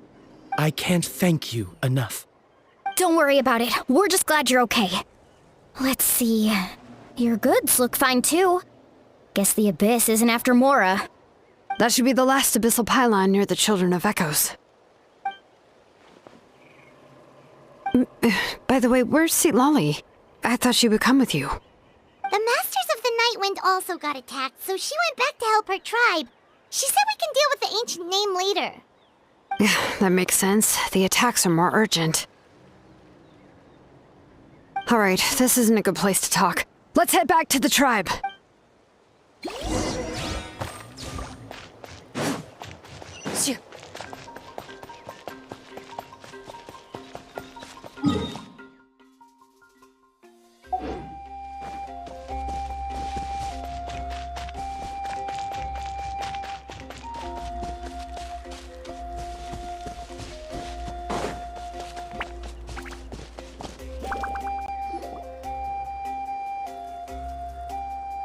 Looks like a few people were hurt after all. Oh, I should have got here sooner. The Abyss threw a lot at us at once. I rushed out as soon as I heard the alarm, and there were already so many monsters. Before long, Kachina brought over a whole group of warriors, and just like that, we destroyed several pylons as a team.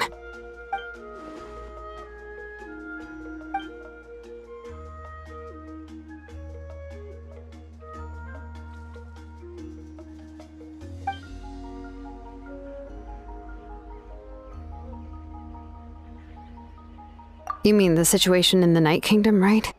Yeah, I feel the same way. We've managed to keep it a secret all this time, but more and more people are realizing something's wrong. It's impossible not to feel anxious when things are getting worse by the second, and all we can do is wait. That just means we need to buy the Pyro Archon more time. Keep pushing, everyone. Every battle is worth something. You really are an eternal optimist, Mualani. You always find a way to cheer people up. Why, thank you. I guess it's one of my better qualities.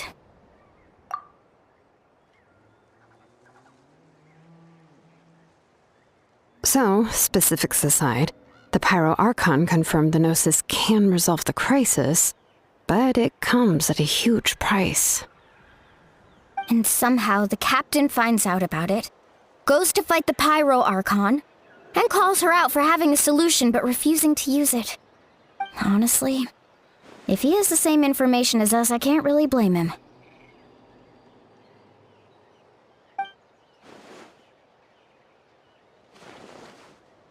We talked to Malika before we left the stadium. According to her, the cost of the captain's plan is too high. And, well, it makes sense. If that was truly the better choice, she would have picked it. Yeah, I trust the Pyro Archon. When I was upset about Kachina's disappearance, she was really sincere and patient with me. Plus, she burned down all those precious mementos for Kachina. She's already proven how much she values even a single person's life. When it comes to Natlan's survival, there's no way she would hold back. I agree. Maybe the captain weighed the costs and came to his own conclusion, but I'm sure we have different priorities. Life is important, but so are history and memory. As the Archon, she can't tell us everything, but it seems like she wasn't holding anything back this time. The next question is, if the captain found a new way to save Natlan, how come the Pyro Archon has never heard of it?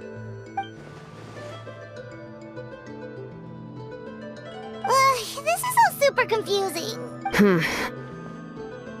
We still don't have enough information. Once we figure out what the Fatui are doing, we'll have our answer. Let's head back then. Malika said her intelligence officers should return soon. With how many Fatui there are, someone's bound to give something away. Sounds good. I have a few theories of my own. With a bit more information, we just might get to the bottom of the whole thing. I was just about to ask. Count me in. If I was just a bit faster, we could have prevented a few people from getting hurt. People who could help us in the next battle. It's all a chain reaction. Registered? Nah. I'll just follow you around. You know, go where you go, do what you do.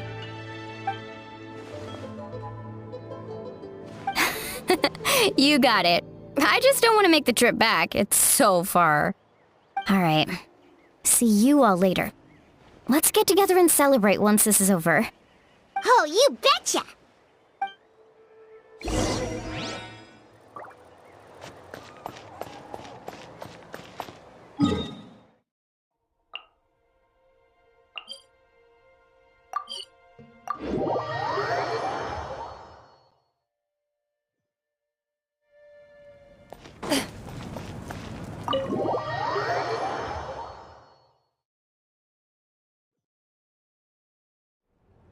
Marika! Oh, Chaska and Koichi are here!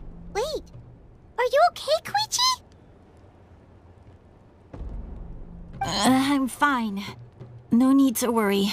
They ran into the Fatui while out on a mission and decided to follow them. The Fatui? Calm down and let me explain. Here's what happened.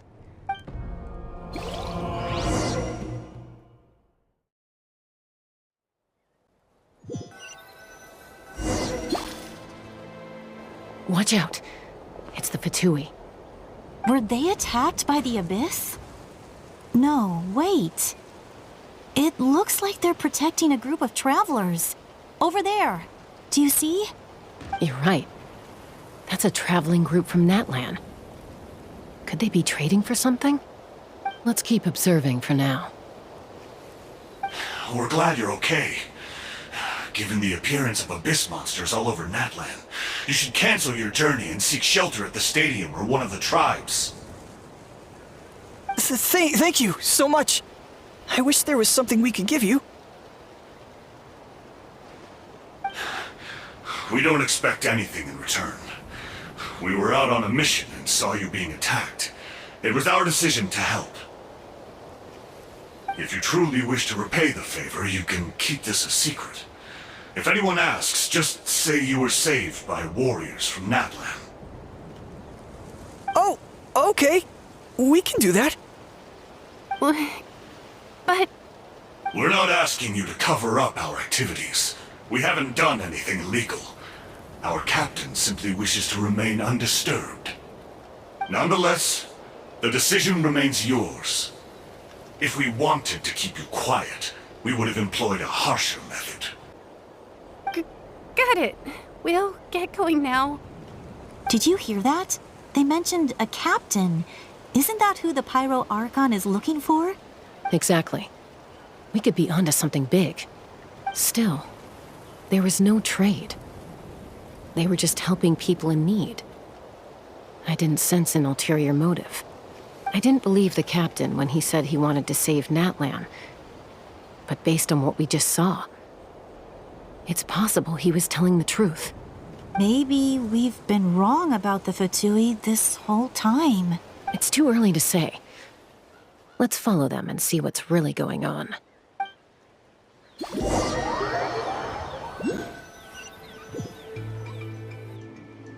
So this is where they were headed. Looks tricky. It's heavily guarded on all sides.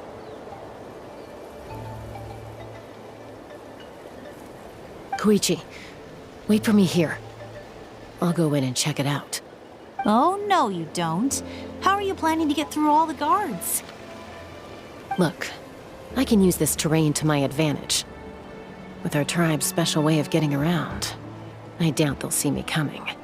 We still can't see anything on the inside.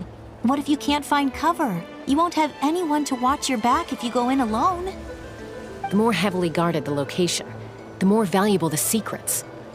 Even if the captain isn't here, we can still figure out what the Fatui are planning. That intel is worth the risk. Fine. You're not gonna listen to me anyway, so let me come with you. That's even more risky. You've been running around saving people for days. You're already at your limit. I'm confident I can protect myself. I'm not sure you can say the same. At least right now. I can. You really believe that? Fine, don't believe me. but you can't honestly tell me infiltrating a heavily guarded Fatui hideout all on your own sounds more reasonable. You know, growing up, even if I insisted on doing something, it never gave you any trouble. I'm not sure you can say the same. All right. If we start arguing, this will never end. We can't let this opportunity go to waste. Guess that means I win. Don't worry, you're not the only capable young person from our tribe. I can handle this. All right, same plan as usual. We split up, communicate with hand signals, make sure our blind spots are covered, and support each other once we strike. Got your ropes? Yeah, let's go.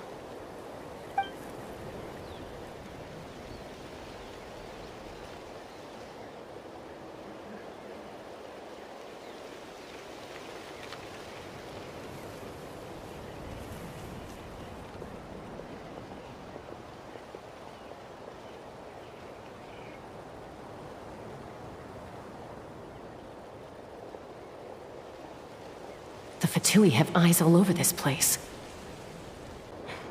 I should wait for Koichi's signal.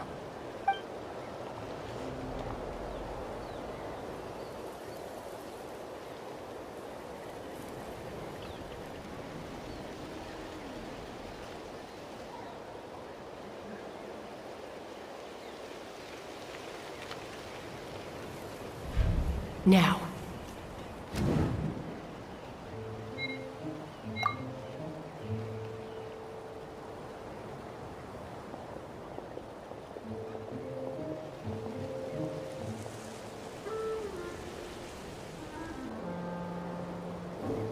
Not sure how many chances I'm gonna get.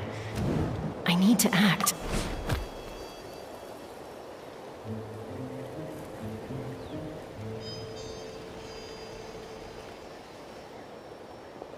Good. I made it without getting caught. I should get to that platform over there. But it's guarded by the Fatui. Koichi should have line of sight. I'll wait for her signal.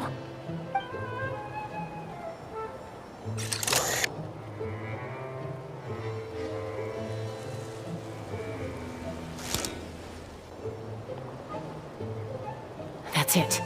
Now's my chance.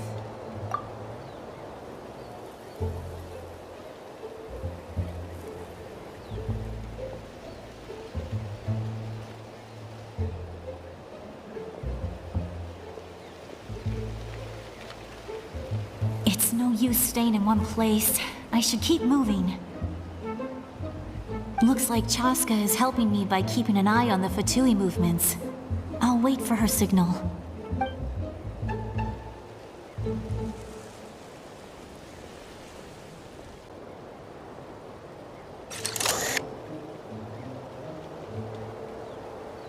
Time to move.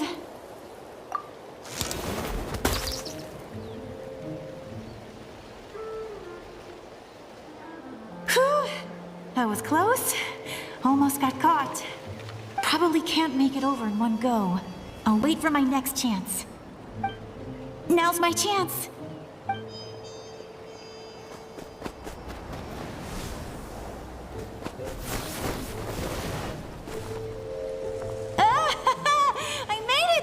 That'll show my sister. Let's see. The Fatui's occupying all the best locations. If we could just get past them somehow. Wait, I've got it!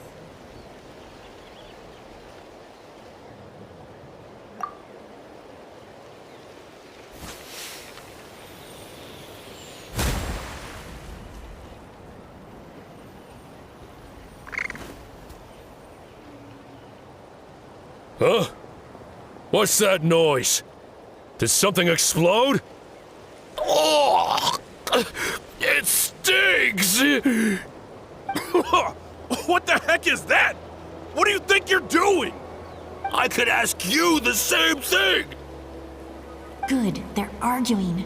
Looks like they just needed an excuse. They've probably had enough of this job already. The people on the hill over there left to help their comrades. This is our chance.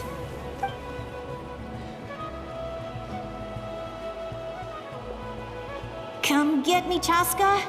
I hope she gets this hand signal. That's Koichi's signal. Smart idea. All right, time to move. Give me your hand, quick. Coming!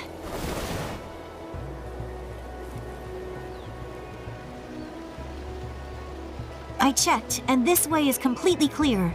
It should lead us to the deepest part of this place.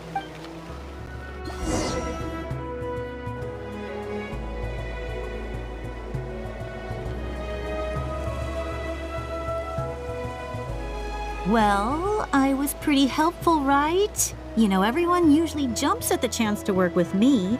Not my own sister, though. No, she avoids me like her life depends on it. I was wrong, Koichi. You've done well. Wait, you're just gonna admit it? Now I look like the mean one. Let's focus on the task at hand. We're in the heart of enemy territory. The more time we waste, the more dangerous this becomes. All right. If you're not gonna take the bait, then I'll drop it. Looks like the Fatui are here to dig something up. I'm surprised they mobilized this many people. I doubt it's because they're interested in our culture and history. It seems like they're looking for a dragon relic called the Source Mechanism. The device is ancient. Barely any information survives to this day. And even people from Natlan don't know how to use it. Why would this be the Fatui's target? Not bad. Looks like it's in good shape. This should be what our Lord's looking for. Took us long enough. Come on, let's get this thing back. Back? Back where? Should we keep following? You really want to keep going? Of course. We make a good team, don't you think? No reason to stop now. What was that sound? Uh-oh. We've been spotted. Time to go. Falling rock incoming! Watch out for your gadget! What? You'll regret that! After them!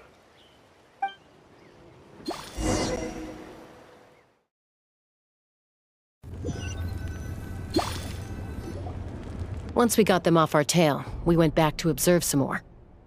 They'd collected several identical pieces of something. It looked like they were waiting, though. So we decided to come back. So, Koichi got injured trying to get them off your tail? She pushed herself too hard and collapsed on the way back to the stadium.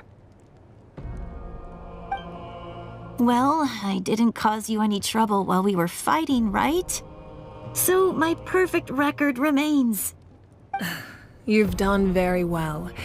I could make a comment on knowing your limits, but it's not my place. I know. I'm already reflecting on my actions. So, our current intel suggests the Fatui is after the Source Mechanism. The device is a complete mystery, even to us. What does the captain want with it? I have no idea. But it's safe to assume the device could serve a similar purpose to the Gnosis. Shilonen, I need you to gather every scholar in Natlan familiar with the secret source. I'll get right on it. Thank you both for your hard work. Koichi, it's time for you to get some rest. Oh, and there are gifts from your patients waiting at the speaker's chamber. I've prepared a small gift of my own as a token of gratitude. I'll send it to your home along with the others. My patience. That's so nice of them. Guess that means I'm doing something right. You don't need to give us anything, Archon. We were just doing our duty for Natlan. I should take Koichi home now.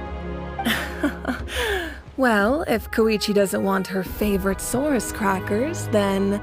I accept. Thank you, Archon. What am I gonna do with you? There's some for the rest of you as well. They're one of my favorites too, so don't be shy. I'll start investigating the Source Mechanism right away. If I learn anything, you'll be the first to know. Yummy snacks!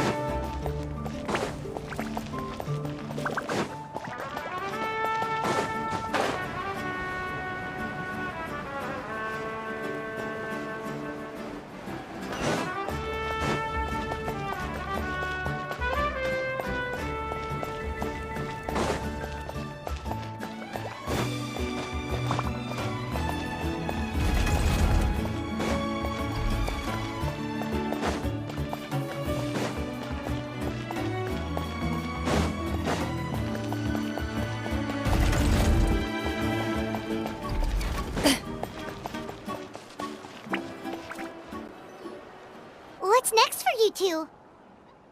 I'm taking Koichi home, with our parents there to keep an eye on her.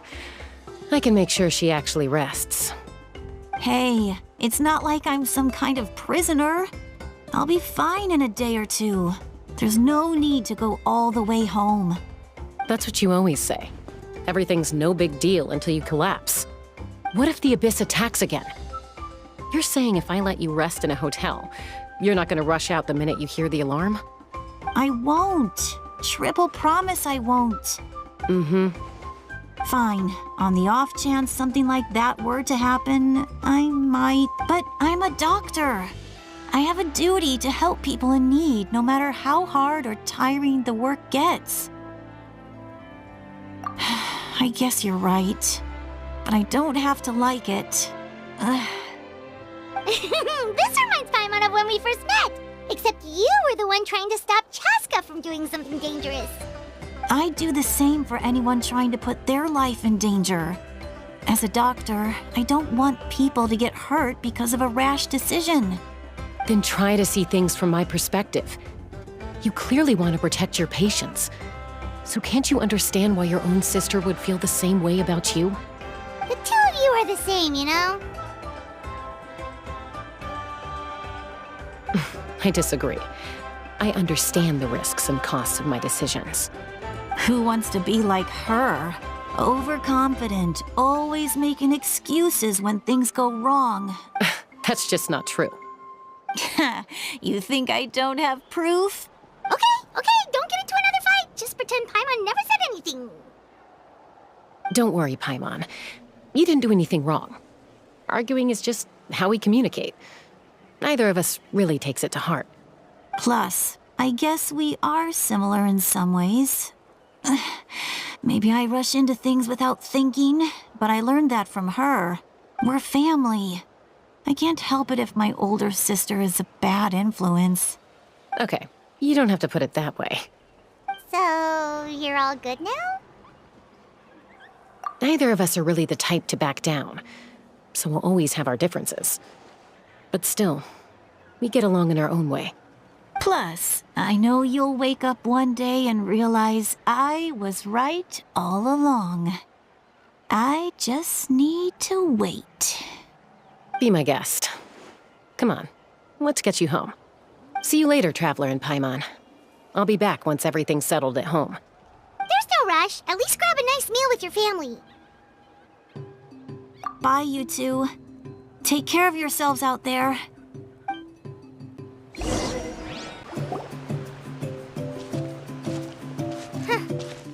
two will probably make up for real at some point, right? Well, we've learned a lot. Let's go over everything that we know so far.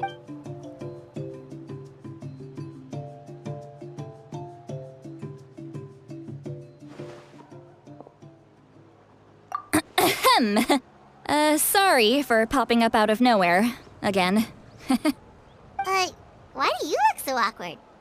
Oh, is there something you need from us? Okay, I won't beat around the bush. Oh, and I'm sorry for interrupting your rest. I'll treat you to some charcoal grilled steak to make up for it. Awesome! Just give us your orders!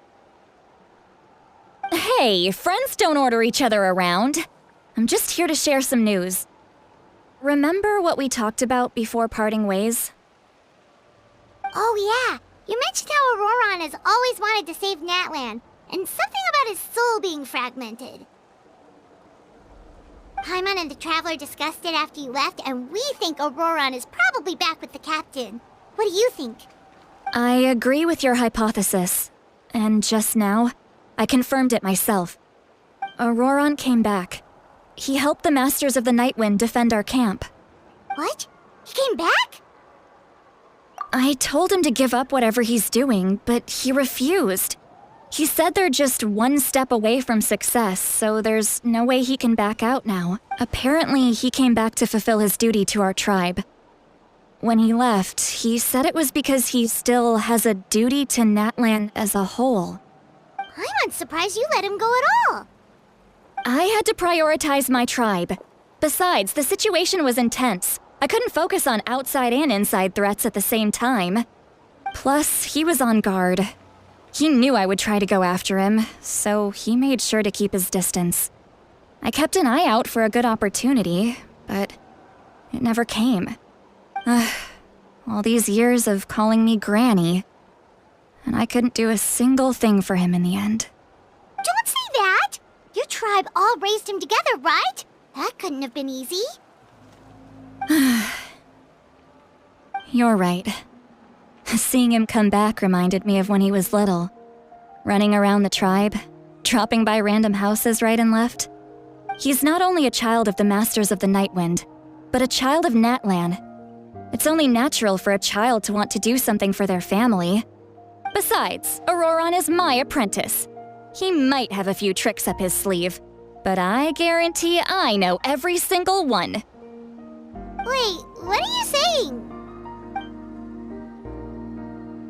Look. Remember how I said Auroron's soul is fragmented? This is the talisman I created to keep it stable. And this gem is what makes the talisman work. It just so happens that Auroron is due for a gem replacement.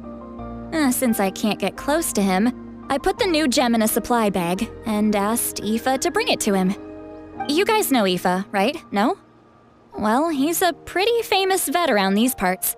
He's always bringing me all sorts of things, and he happens to be very good friends with Auroron. Aoife doesn't know what's going on, so he agreed, no questions asked. Auroron would find the gem as soon as he opened the bag. He knows how important it is, so I knew he would make the switch. He probably suspected that I tampered with it.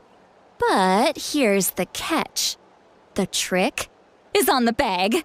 The moment he touched it, a portion of his memories were copied onto the old gem, which he no longer needed.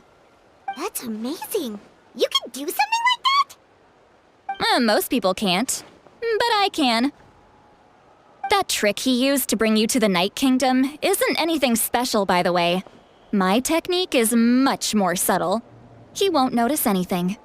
So in other words, we have a whole backup of Auroron's memories in this gem!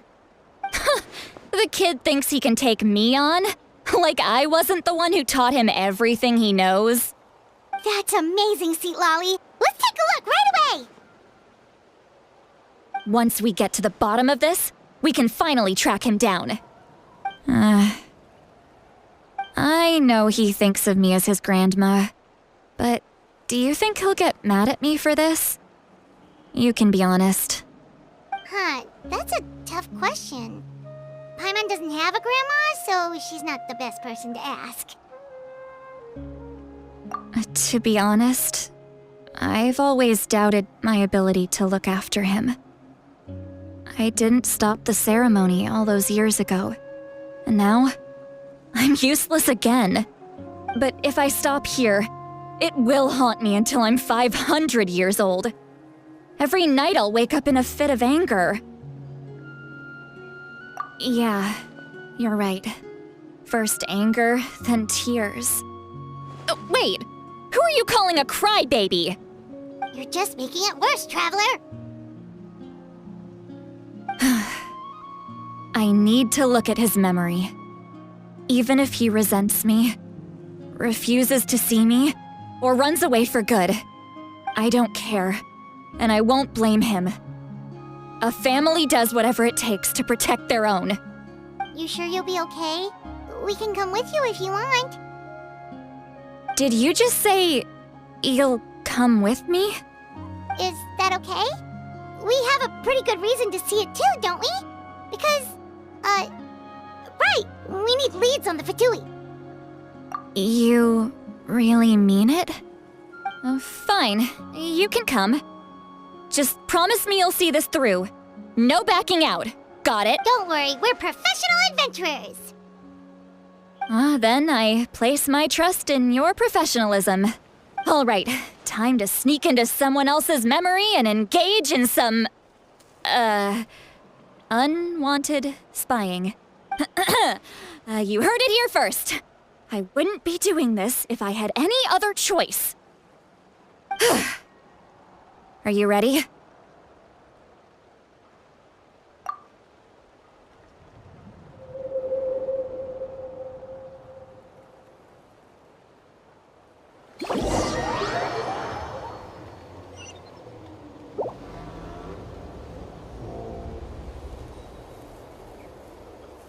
Look how good you're doing.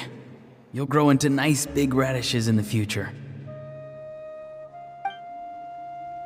And you?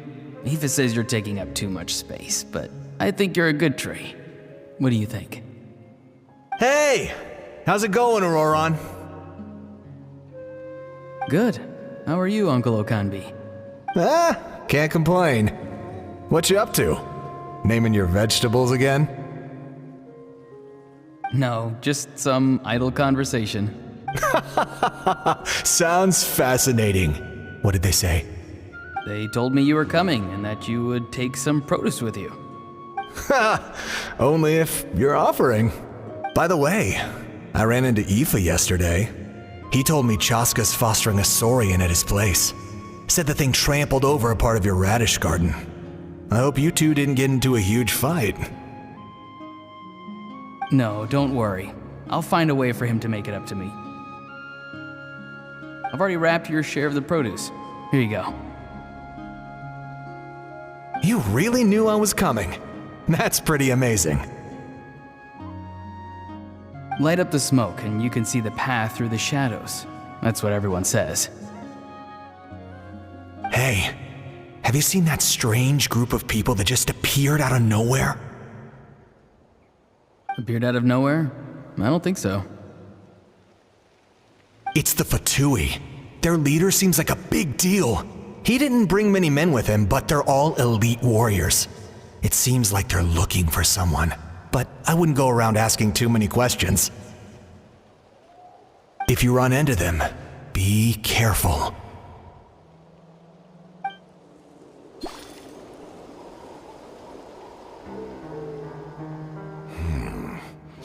You're from the Masters of the Nightwind, are you not?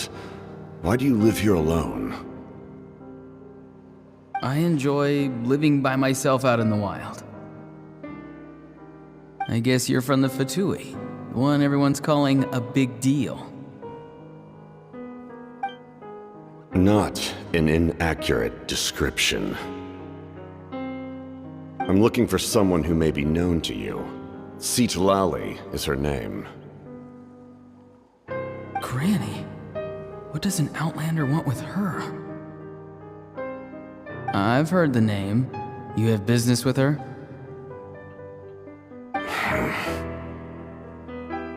There's no point to further questioning if you insist on hiding things from me.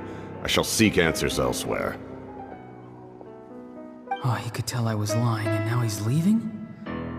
He gave up just like that? Hey! At least tell me why you're looking for Citlali. It's none of your concern. I have my own means of tracking her down. Why are the Fatui looking for her? What does she have to do with them? I can't just let them go like this. I have to figure out what they're planning.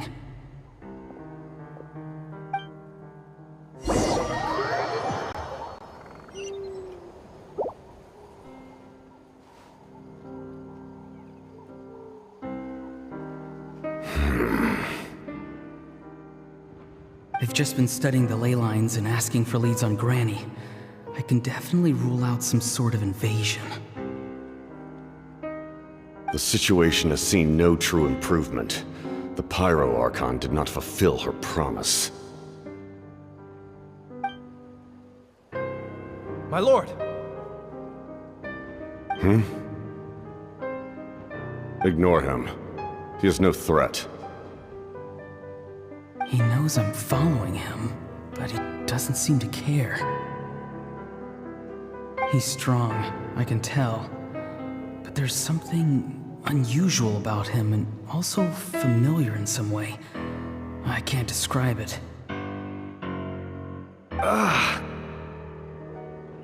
What is it? My lord, I feel dizzy. A ley line disturbance. Certain presences have been forced to wander outside their rightful realm.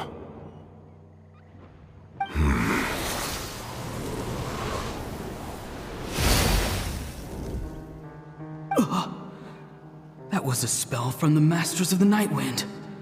How did he know that? Is Sending those escaped souls back into the ley lines? How did he do that so easily? Soulfaring is supposed to be extremely difficult. This could be related to why he's searching for Granny. I feel much better. Thank you, my lord. Think nothing of it. Stay vigilant, and continue to gather information. The Abyss could attack at any moment. If you notice any irregularities, assume drill formation and be prepared to fight. However, there's no reason to over-engage. Information is our first priority. Yes, sir. Why are the Fatui fighting against the Abyss? Do they really mean us no harm?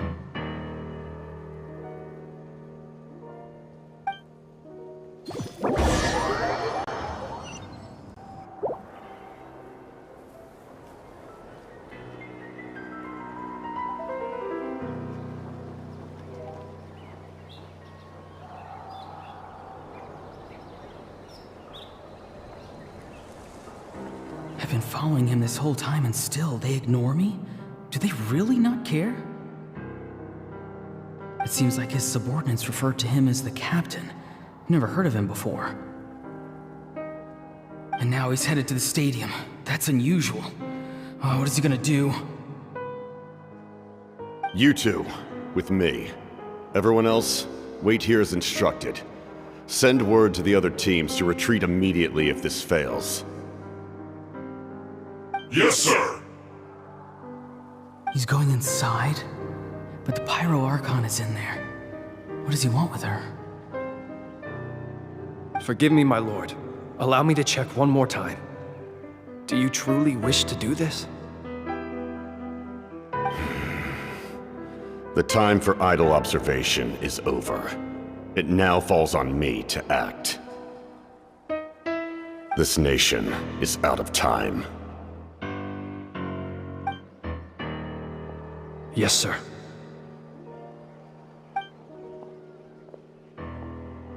He just walked straight into the stadium. What is he gonna do?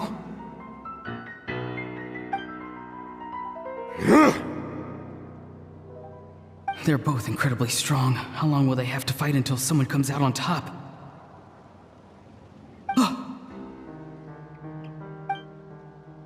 Wait, this feeling.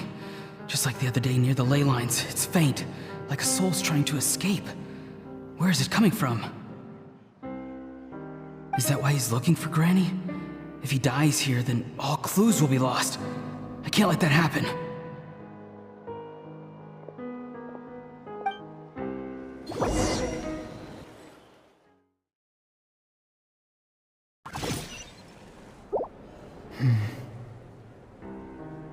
As for you, I must confess, I did not expect that little trick of yours to save the day. No matter how dense the fog, as long as the sun remains, we cannot turn day into night. She could have dispelled it. She simply chose not to. You don't have much time, and you're injured on top of that. What do you plan to do next? I'm beginning to see just how useful you may turn out to be. You heard something from here, didn't you?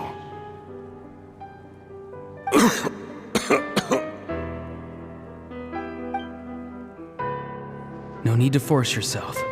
I've never seen anyone match the Pyro Archon in battle before. I didn't expect you to intervene at such a critical moment. You know I've been following you. Why didn't you stop me? When walking in the forest, it is only natural to encounter wild beasts.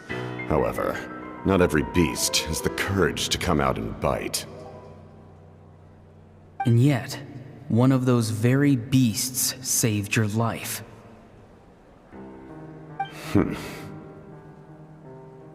Then speak. What do you want? I didn't save you because I wanted something. my soul is more perceptive than others. I can sense that the ley lines are extremely weak. I don't know what the Pyro Archon is planning. Can she really save us? The questions you asked her just now, well, I've had very similar doubts. So I felt like I had to help you.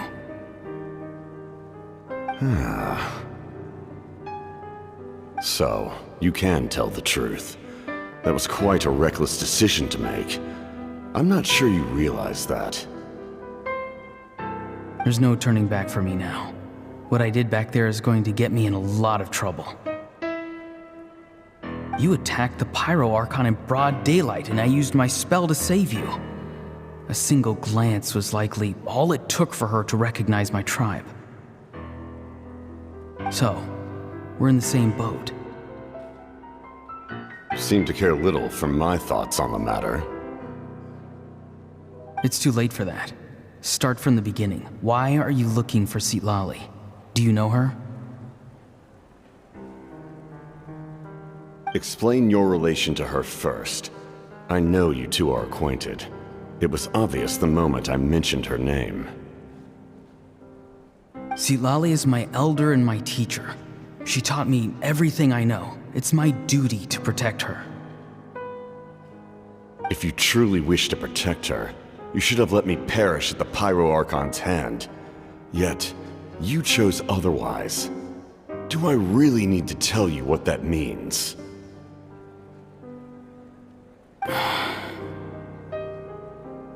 I want to do something to change Natlan for the better. Something I can accomplish with my own two hands. You're stranger than anyone I've ever met. But maybe, just maybe, you can show me the way. Strange? Citlali is said to be the legendary Granny Eastly, someone capable of communicating with the Wyub, and the Wyub are the key to information on the Night Kingdom. Why do you need knowledge on the Night Kingdom? That is not something you need to know. Don't forget, I saved your life. Do you not believe the Fatui capable of betraying a debt? People can lie, but souls cannot. I can tell there's a weight to your soul, a sense of justice. You may not live among your tribe, but you certainly know their tricks.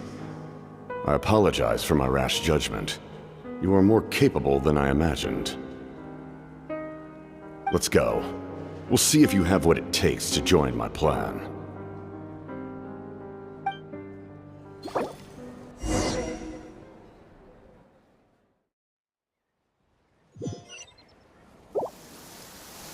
I see.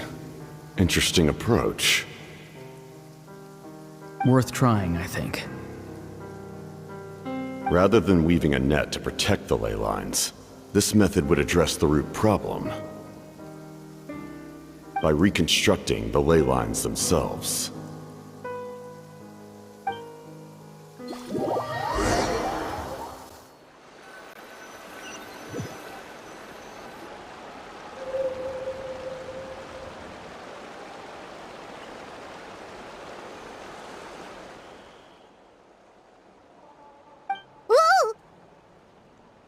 Traveler, Paimon.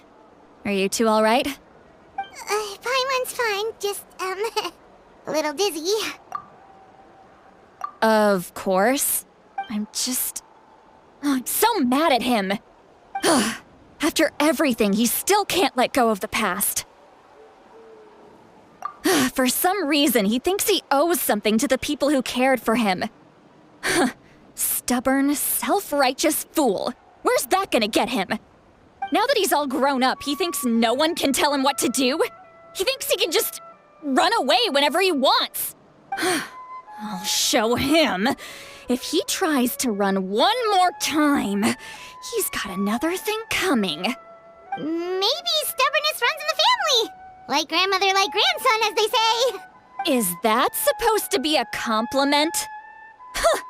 That kid's got nothing on me. Anyway, back to what we just saw. I don't even know what to make of it. Yeah, the captain seriously wants to reconstruct the ley lines? What does that even mean? Something like the loom of fate, maybe? But how does that help with the abyss? The loom of fate? Oh, it's kind of hard to explain. Basically, it's a device from Conrio that has unbelievable power. Anyway, if he really wants to manipulate the ley lines, everyone in Natlan will be affected. Oh, this is big. Which means the captain has been honest from the very beginning. Auroron's memory proves that. Why is he so obsessed with saving Natlan? Oh, we've got to tell Moeka about this right away. Yes, she needs to know about this. Now.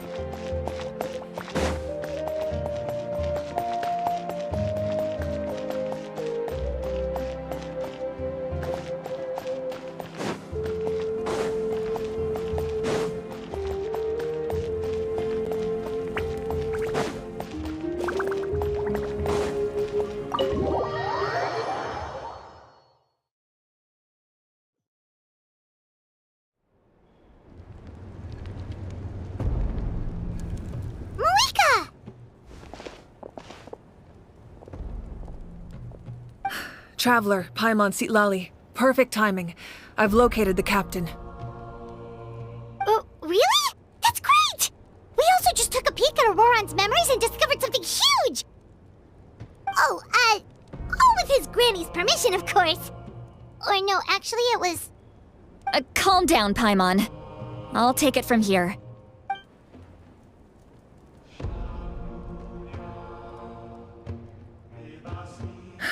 So the captain was searching for the source mechanism to reconstruct the ley lines. If his plan is already in motion, that means he knows exactly how to accomplish his goal. We have to stop him. Is reconstructing the ley lines a bad thing? Yes. It's not a simple fix. It would mean sacrificing nearly everything contained within the current ley lines, very similar to the price of using a Gnosis. If he activates the mechanism, it's all over. We need to mobilize our forces as soon as possible. But what forces do we have? Kanich, Shilonen, you two, and myself. All other warriors are working to push back the Abyss on the front lines. But that's barely any people! Not to mention you lost your power, and they've got the captain on their side! Oh, maybe we really should get Sitlali to break Auroron's legs. That won't help us with the captain, I'm afraid. In any case, the Masters of the Nightwind are in urgent need of manpower. Sitlali, I was hoping you could head back and help defend the tribe. All right. I understand where I'm needed. I'll head out right away. Don't worry about your grandson. We'll figure something out for sure. I'll leave him to you all then. All right. Back to the matter at hand. I don't believe defeating the captain needs to be our ultimate goal. Let me grab Shilonen and Kanich, then I'll tell you my idea.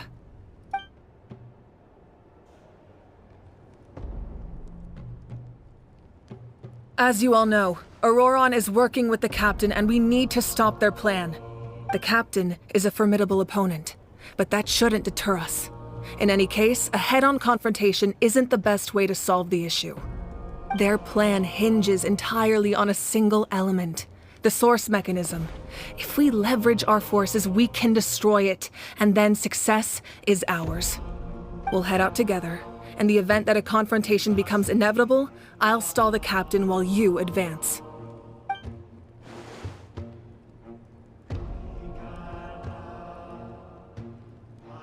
I agree with Kanich. The two of us can handle it.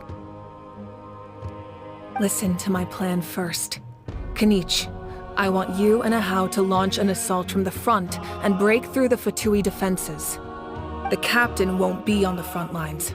As a seasoned warrior, he'll be stationed in close proximity to the device to ensure its protection.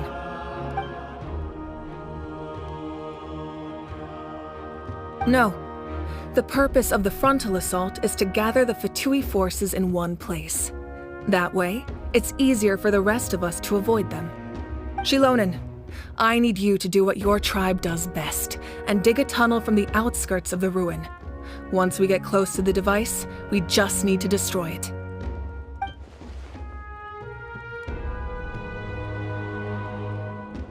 Exactly. The Traveler and I will join her as well. No one can create a distraction better than you, Kanich, not even myself. By combining our strengths, we just might manage to break through the captain's defenses. Understood. Then we should head out now. Just promise us you won't do anything reckless. You cannot face the captain straight on unless you have no other choice. You mean everything to us. Losing you would be the worst possible outcome. Thank you, everyone. You have my word. I'll proceed with caution.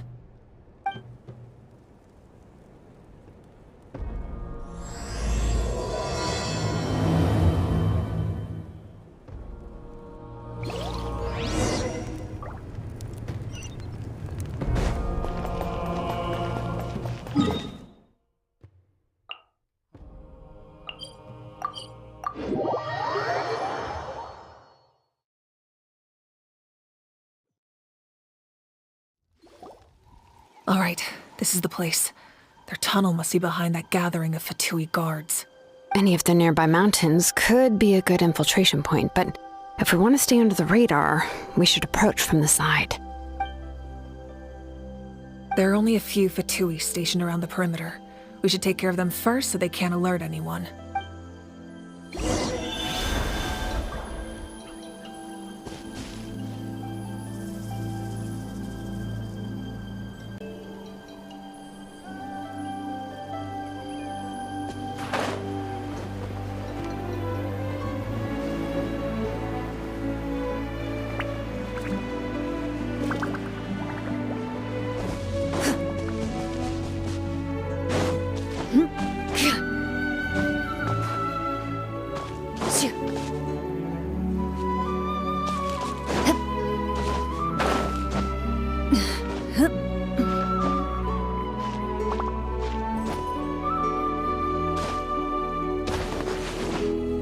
Let's hope you put up a good fight.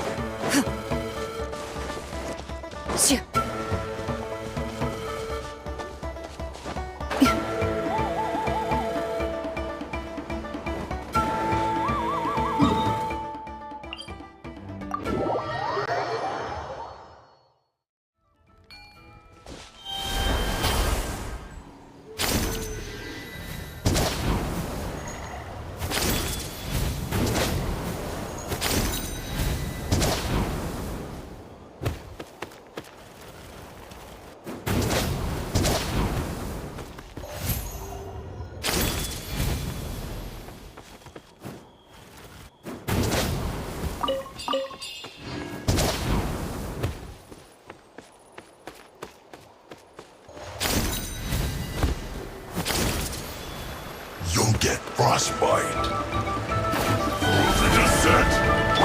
This is order. Stabilize. Killjoy has only just begun. Go as one! Let the world collide! Looks like I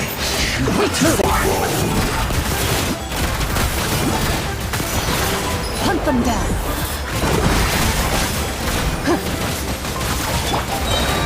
gather. I will have order. Shower me with praise! that's done. Let's head to the foot of the mountain. What do you think, Shilonen? Is this a good spot? Yeah, looks good. We'll take it from here.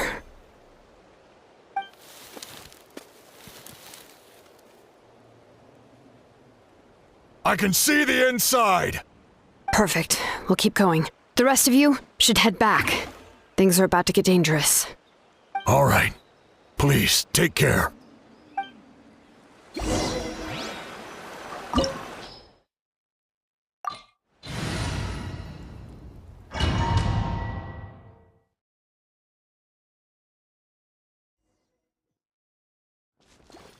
The Fatui wouldn't concentrate all their forces in one place.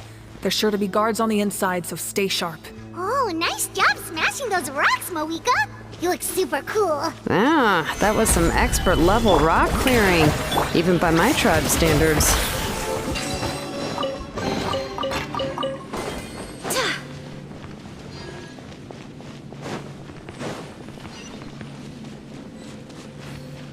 That must be the Fatui tunnel over there.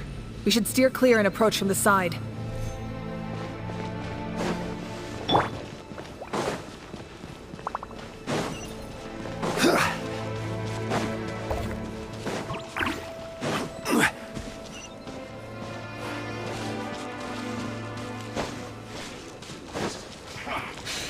Stabilize! I see through you! Strike a pop! Killjoy! Only just begun! Let my name echo in song!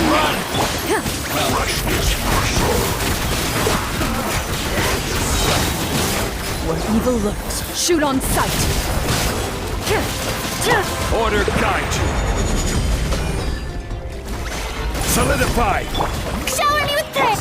Full as blood! Disgusting.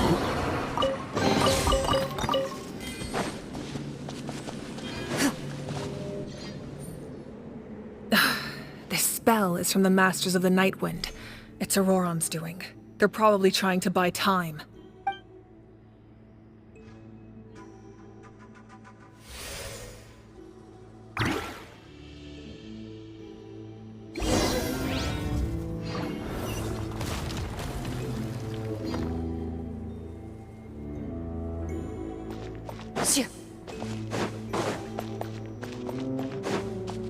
These wheels are relics from ancient times. We should try to restore them. These mechanisms probably control that wheel, right? Let's give them a try.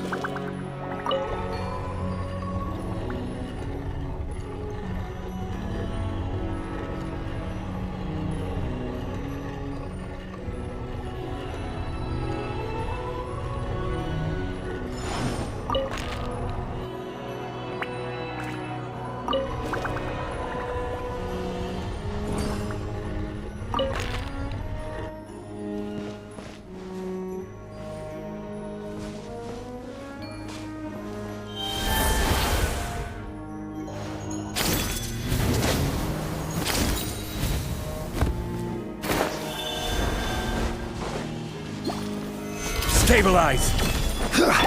Strike a pose! I swear by my sword!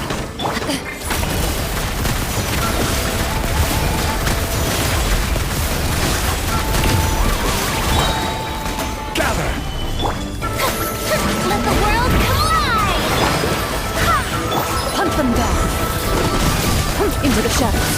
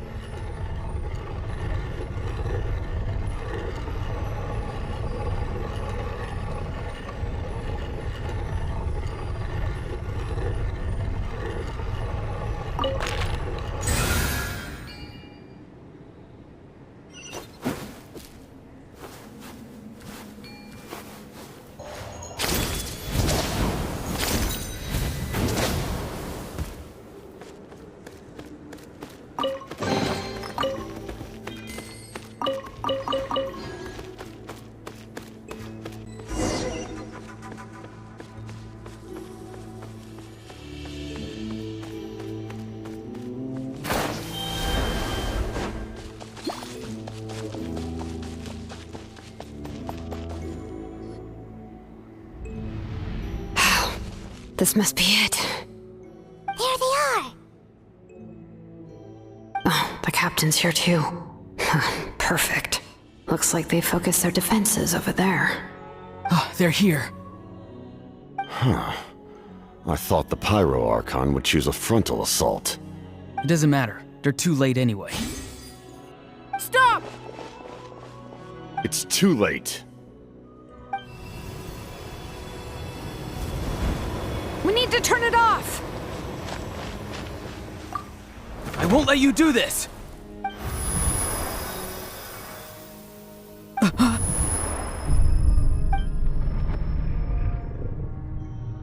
The sound of lament?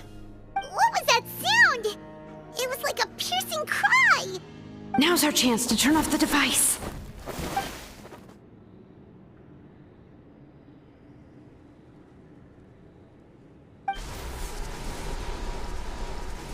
Oh, Auroran?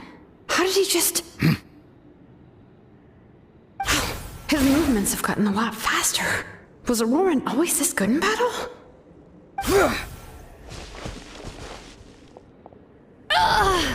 This ends now! Huh? Something's wrong.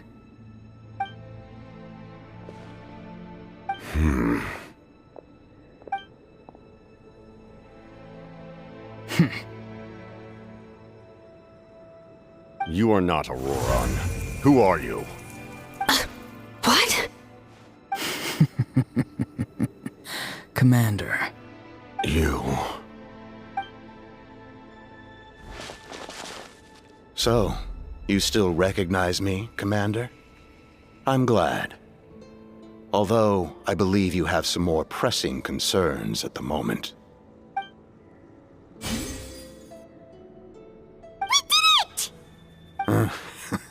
You see?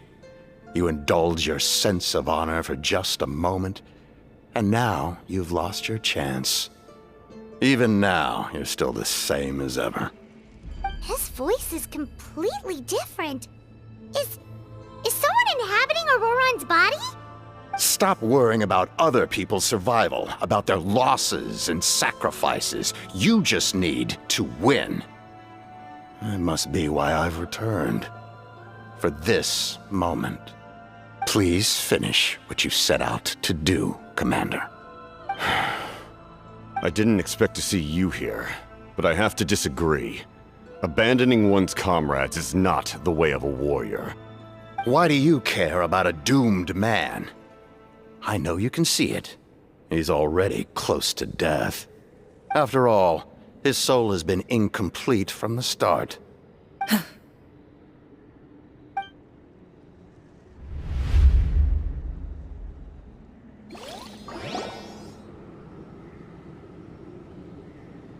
Oh, someone said I'm close to death. Is it because of that noise just now? The piercing cry came from underground when I activated the device. What's down there? Natlan's ley lines must be hiding some kind of secret.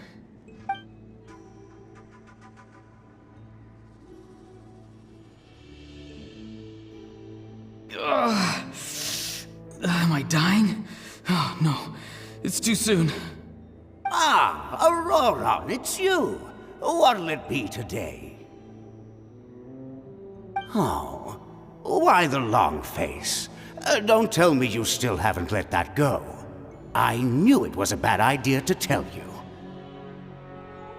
I heard everyone wanted me to be the savior. Savior? Ha! Sounds nice, doesn't it? But, does such a person truly exist? Even if they do, why would you have to become that person, Auroran, is that you? Oh, here, have a seat. Let Granny cut you some fruit. We just got a fresh batch. Can I get you anything else? Some grilled meatloaf, maybe? Ask for anything you want. We've got plenty of ingredients. What about those spiced rub mushrooms you made me last time, Granny Kuimi? Ah, you liked those, did you? An outlander taught me that recipe, actually. A merchant, to be exact. Never thought about going into business yourself, my boy? You could travel all over. Our Auroron? A merchant? He's far too honest for that line of work. Well, at least an honest merchant like him wouldn't prey on old-timers like us.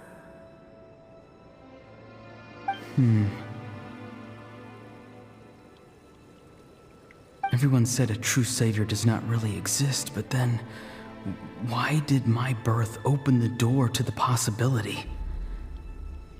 Why give people false hope? Maybe I don't need to sacrifice myself, but surely everyone is born for a purpose. So, what's mine? If I had succeeded back then, would the world have become a better place? What's the meaning of my existence? Done spacing out, Auroron? Did you finish your homework? Yes, Granny, it's just... Will learning all this really make me as strong as you? Of course not! I'm a special case. Other shamans study their whole lives without reaching a fraction of my abilities. Because you're a genius, right? You could say that. Or maybe I've just been alive longer than the rest of them, and picked up a few tricks that they didn't want to touch. It's rude to bring up a woman's age. Never do that again, no matter the circumstances. I wasn't the one who brought it up. Anyway, class is canceled tomorrow. Go have fun. What about my homework then? Do what you want. What use is it being as strong as me anyway? You've seen how the tribe treats me. They're all afraid. I try to go about my business, and they practically tremble in fear. Not the most fun way to go about living one's life, I'd say. Take it from me. The happiest people are the ones who do their own thing. So do what you want, Auroron. No matter what anyone else has to say. Granny didn't say it outright, but I think she was trying to comfort me. Don't force yourself. Don't beat yourself up over the past. That's what she always says. But I never forced myself. I never even got the chance to try before it was all over. Hey, you zoning out over here again? There's such a thing as overwatering the radishes, you know. I was just looking at the aphids. Something interesting about them today? I noticed some on the ground. Maybe it got too cold yesterday and they couldn't handle it. Bummer. Guess that means less honey this year. Aoife, do you think being a vet is fun? Fun? I'm not sure about that. Do you think planting vegetables is fun? Fun enough, I guess.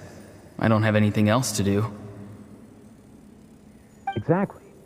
Most people live like that. No special purpose or calling. That's just how the world works. Oh, jeez. That troublemaker's at it again.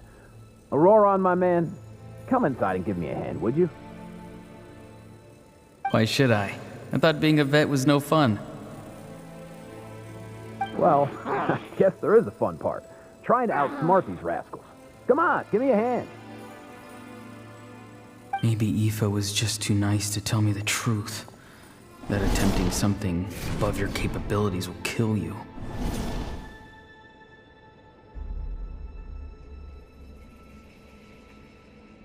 My soul is unstable. I only survived because I had people to help keep me in one piece. A part of me has always been missing. That's why the other spirits said I was close to death, but... Why struggle? It's a miracle you were even born. Just close your eyes and wait for death. It was you, the thing that came out of nowhere. Thing? I'm a warrior, far stronger than a weakling like you. I'm not weak. There's just a limit to what I can do. And that's exactly why your fantasy is so ridiculous. You really think a useless thing like you can save the world? Useless? Savior? Ha! Sounds nice, doesn't it? But, does such a person truly exist? Even if they do, why would you have to become that person? Hmm? Exactly. Most people live like that. No special purpose or calling. That's just how the world works. Take it from me. The happiest people are the ones who do their own thing. So do what you want, Auroron.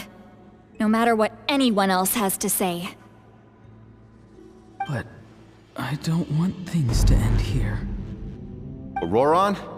It's all right. We'll take things from here. Every time they marched into battle, I had to stay behind. Don't worry. With the Archon on our side, the Abyss doesn't stand a chance. All the best warriors are fighting on the front lines. I want to do my part too. Both of us are bound to disappear. But your end will come sooner than mine, because you've been broken from the start. Once your soul shatters into pieces and dissipates into the wind, I will take temporary control over this body. I will serve my commander until the end. No. No, this isn't right. My life can't end like this. I still haven't done anything important with my life. My end will not come first, and I'm not giving up. I can't die here, no! I won't die here!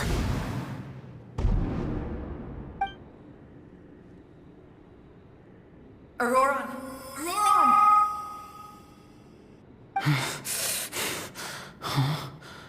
That voice. Control your mind. Feel the ground beneath your feet. This is not your end.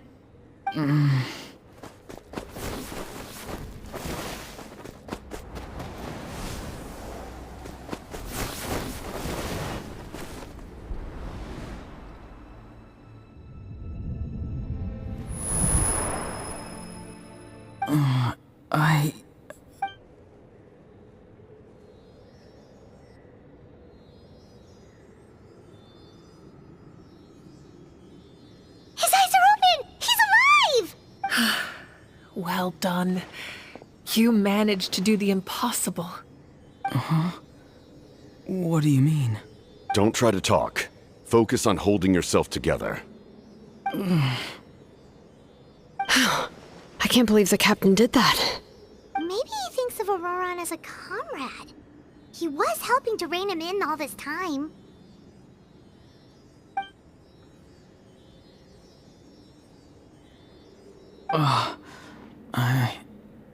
I'm fine now. Damage to the soul is a tricky thing. The pain almost consumed you for a moment, but you managed to hold on to yourself. That's no easy feat. The worst appears to be over. I'm sorry for causing so much trouble. We can talk about that later. Our plan. It failed, didn't it? I'm sorry. We were so close. You saved my life, and now the debt is repaid. Auroron, I never thought you actually wanted to sacrifice yourself in that ceremony. But you never gave up. Have you come to a conclusion on what it is that you truly want? I just want an answer. A reason why I exist and why everyone always did so much for me. No one is born a hero, and no one should be treated like one from birth. I had a chance to do something important back then, but I failed. All I want is to find some more ways to make up for that. The answer you seek now lies before you.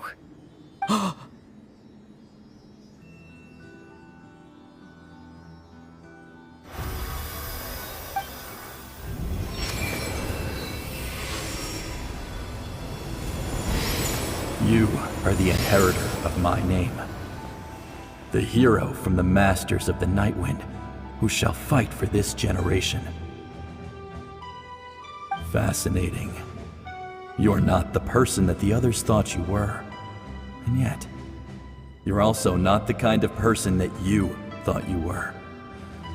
It can take a lifetime to truly discover who we really are.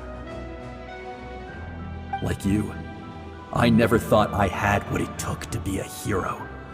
I was too cunning, too self-absorbed. But in the end, I sacrificed my life for this nation. Now, remember your name. Even if others will see a different meaning, it still symbolizes your nobility and yearning. My ancient name. BD. It means devotion. You will give your all, not for the sake of a heroic death, but to do justice by the answer you found for your life. For that answer, you will offer all of your strength and be born anew. Through your devotion, you will prove your worth. Having foretold his own death, the omniscient man holds a feast in celebration. Let us raise our cups in honor of his heroism and send him off with this final tribute. For at last, his wish is now fulfilled. It's nice to see you again, Sunhudge. With your recognition, we now have the 5th hero of this era.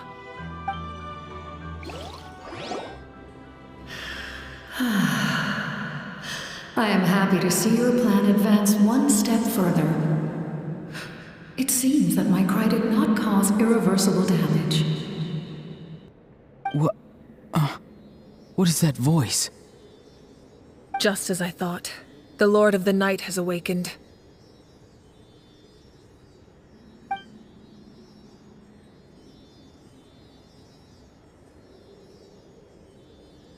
Lord of the Night? As in the one who rules over the Night Kingdom? I preside over a realm of souls. Due to my limited power, sleep is the only way I can extend my existence. When you activated the device, I awoke and could not hold back my cry. It is a sound that agitates souls. Most of you are unaffected because your souls are intact. But with a damaged soul, the effect on your friend was heightened, and his soul almost shattered as a result. And yet, his soul remains in one piece. He managed to overcome this obstacle through sheer strength of will. A truly impressive feat for a human. So, was that what caused all his strange behavior earlier? No. An additional soul was affected. It tried to take refuge in the missing part of your friend's soul, but was ultimately expelled. However, this soul does not hail from Natlan or the Night Kingdom. Its origins remain a mystery to me. Activating the source mechanism was supposed to reconstruct the ley lines. Why did it awaken you instead? Because I was the one who originally constructed Natlan's ley lines, otherwise known as the Night Kingdom. The ancient battle between the Descender and the dragons destroyed the corner of the world, allowing the Abyss to invade. Natlan's ley lines took the worst of the damage. To aid the people of Natlan, the Lord of the Night used the fragments of the old ley lines to reconstruct a similar network. That's how the Night Kingdom was born. The first Pyro Archon, Xbalanque, strengthened that realm and established the rules that aid our fight against the Abyss. The Ode of Resurrection and the Pilgrimage, both of which are practices that survive to this day. Oh, right. You said before it all came from the power of the heavens. The ancient dragons tried to use this device to strengthen the ley lines by imbuing them with power. Back then, this method was rather ineffective. They lacked the skills to navigate the intricate structure of the ley lines. And now, the structure of the ley lines has also completely changed. I am the only possible vehicle for the power generated by the device. It was an incredibly crude and painful method, but I managed to absorb some of that power. Now, I can speak to you like this and provide you with aid, such as rebuilding the ley lines once more, at the cost of my own existence. But why would you make that kind of sacrifice? The people of Natlan worship me and call me their lord. In the ancient past, before we died out, we were also known by a different name: angels. But adventurers like you are probably more familiar with our devolved form, Seelies. No wonder there are Seelies around here. A Seelie also helped us in the Night Kingdom. Few angels remain in Natlan, so the same is true of Seelies. Everyone rallied around me and offered their power to humanity to reconstruct the ley lines. Now, I have witnessed your determined pursuit for survival, and I have become your faith. I am very pleased. Moika, inheritor of Xbalanque's will, and leader of Natlan. Despite all the obstacles and misunderstandings, I have awoken, and the efforts of this harbinger and the young hero have imbued me with power. Say the word, and I will once again work to fulfill my mandate, just as I did thousands of years ago. You need only nod your head. For the sake of your people and your nation, for the sake of overcoming the invasion from the Abyss, give me your orders. I will not. After reconstructing new ley lines, you will cease to exist. The rules of Natlan are founded in the Night Kingdom. If you disappear, so do they. Not to mention, all the memories and legends recorded within the old ley lines will disappear along with you. The people of Natlan will face memory loss, mental disorders, and cognitive issues. Just like the consequences of using the Gnosis, that is a price I refuse to accept. Humanity's survival is worth any price. Once the Abyss runs rampant, all that remains will be a land of corpses and ruin. And when the new ley lines are invaded again by the Abyss? What then? How are future generations supposed to survive? A land without the Lord of the Night, without the protection of the rules, is doomed from the start. You presume too much. If you cannot ensure survival in the present, you have no right to think about the future. What will it take for you to realize that? How many hundreds or thousands will have to die? The situation hasn't gotten that dire yet, has it? Why? Because I am a survivor of Conria. I've witnessed the devastation and terror of the Abyss with my own eyes. Conria? That's right. My family, my comrades, my homeland, were all lost to the Abyss. It is an unforgettable pain. One that no amount of time could ever dull. Not even 500 years. You've experienced something similar, Mawika. You should know exactly what I mean. You're right. The pain, the regret, the catastrophe. They all haunt my dreams to this day. If I could go back, I would reject all false hope. I would do whatever it took to ensure their survival. You have that chance before you now.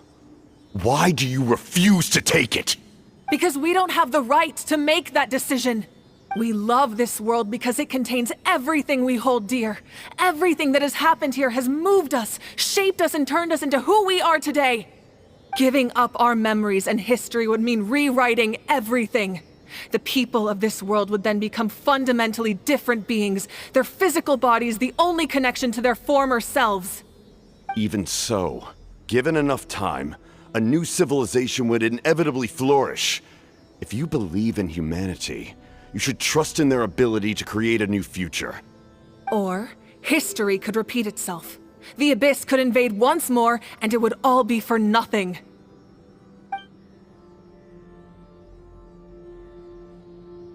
Can I say something? I once carried the hopes of many people, and I was also desperate to save our nation.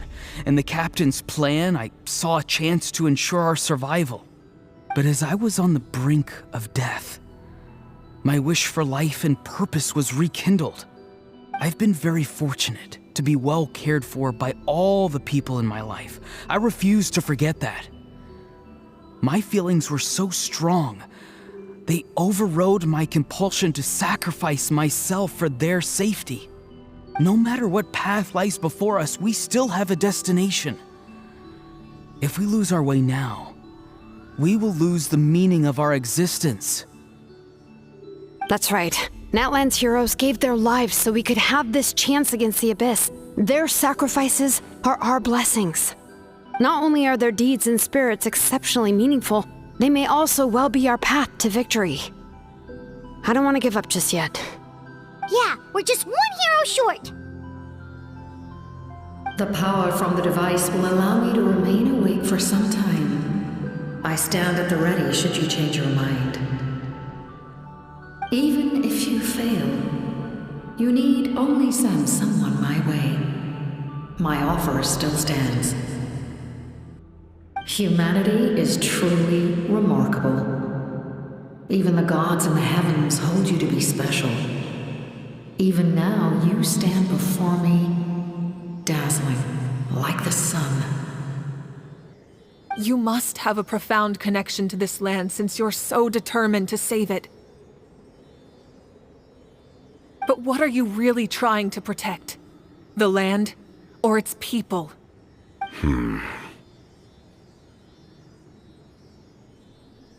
Pretty sure he wants to hear what you have to say, Traveler.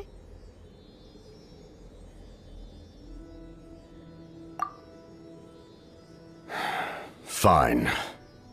I suppose we can wait. Now that Auroron has inherited the memories of his forebearer, there's only one hero left. Your plan does have the potential to generate the best outcome. In the meantime, you shall have the aid of all the Fatui under my command. Thank you. Having such a powerful harbinger on my side is a big advantage. I know we may never completely see eye to eye on what it means to protect life, but for now, I'm willing to fight by your side.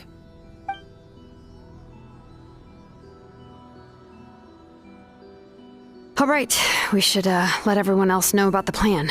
They're probably still at each other's throats outside. Good idea. We need to explain the situation. Oh, guess we'll stick around then. I'll update everyone outside. Let's meet back up at the stadium.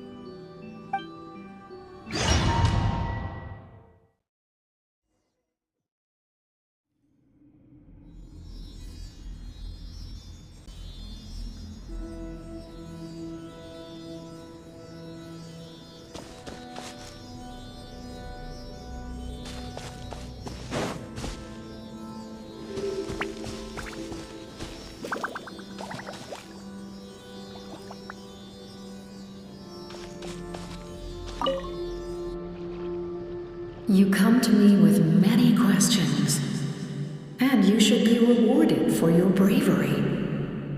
Ask, and you shall have the knowledge you seek. They do not like being mentioned by name by any living being, be it an ordinary human or one of the seven.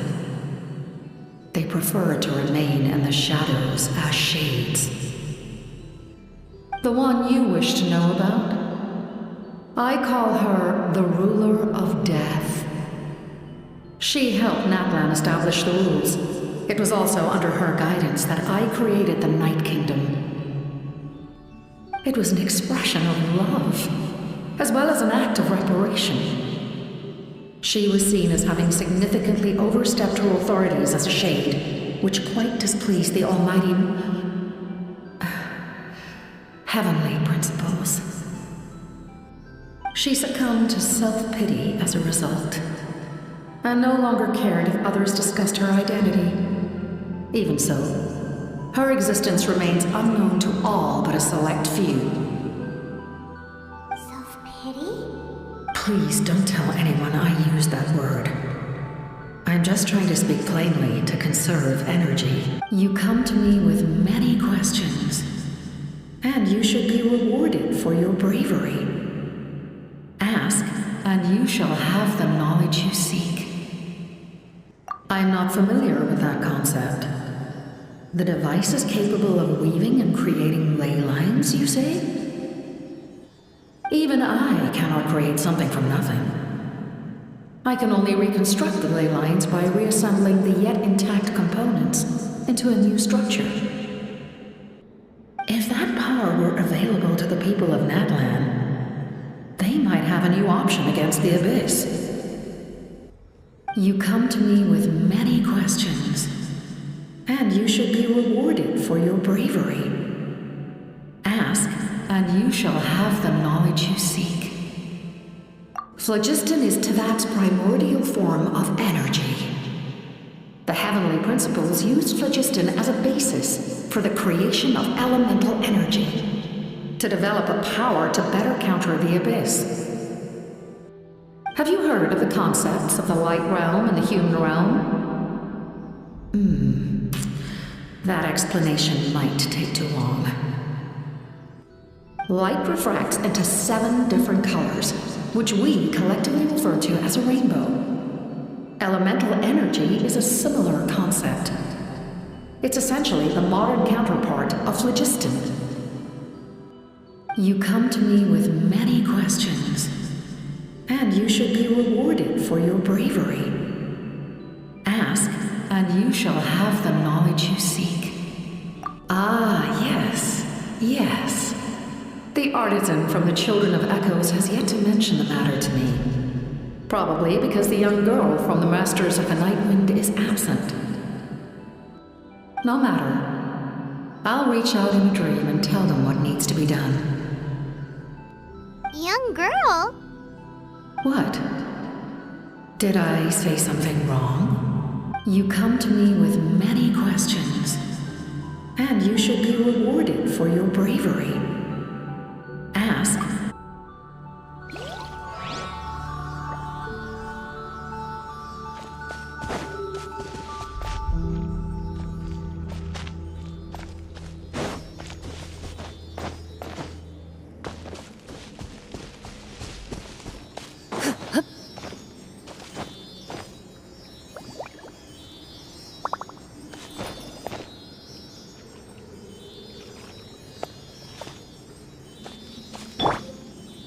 Rise!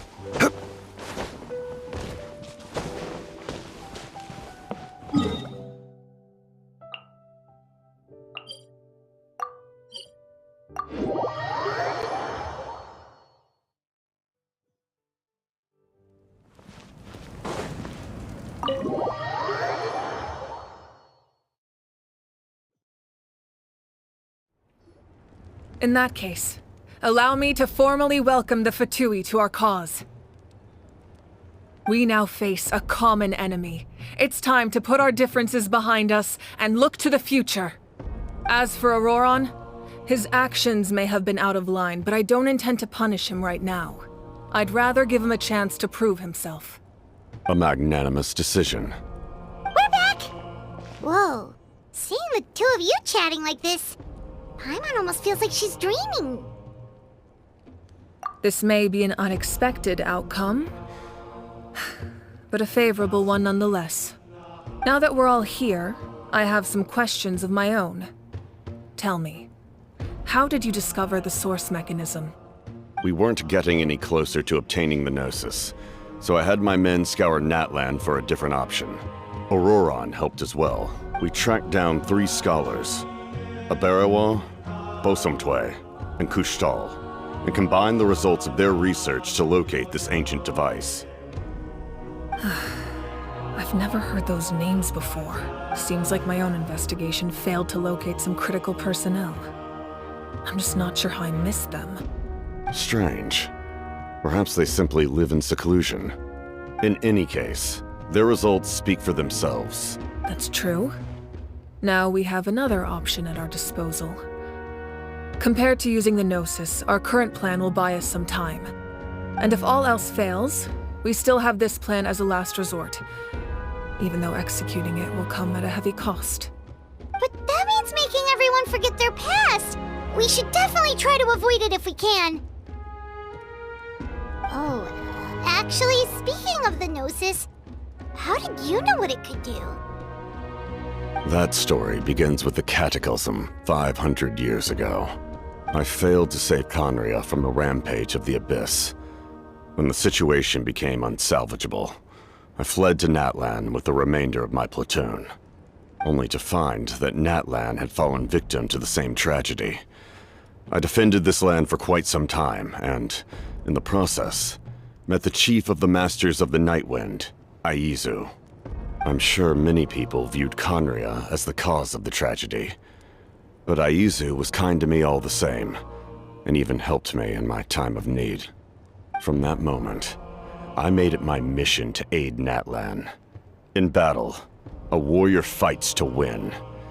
Even though my homeland was lost, I was already committed to this fight. Together, Aizu and I fought many battles and overcame countless hardships. However, he was unable to escape his fate, and, in his final moments, told me the secret of the Gnosis. So it was him. He recommended using the Gnosis on several occasions, even before the tragedy. But I turned him down each time. You knew him, and you fought for Natlan all those years ago. Why don't I recognize you? It must be the mask. Even without the mask, my past appearance is long gone. Even with the curse of immortality, the flesh still rots. Wait, do you know someone named Dainsleif? That problem doesn't seem quite so extreme for him.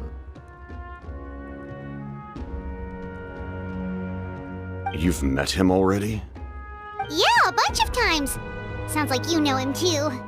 During the age of Conria, all I knew was his name. The last time I saw him in person, he was traveling with the prince. He carries a degree of pain and hatred that far surpasses my own. Yes, you're the sister of the prince. Given the role I held in Conria, I would prefer not to harm you. Although, this is likely a self-imposed burden. If the prince saw me now, I doubt he would even recognize me. As for your question, I don't know how Dane managed to slow the deterioration of his body. My appearance is much changed, and that's not the only thing. Even my physical strength is a shadow of what it once was. I would have never known. During our battle, it felt like I was fighting against the pinnacle of human strength. And I still lost. I deserve no praise for that outcome. Still, it's a shame we never faced off 500 years ago. You could have seen what I was truly capable of. I agree.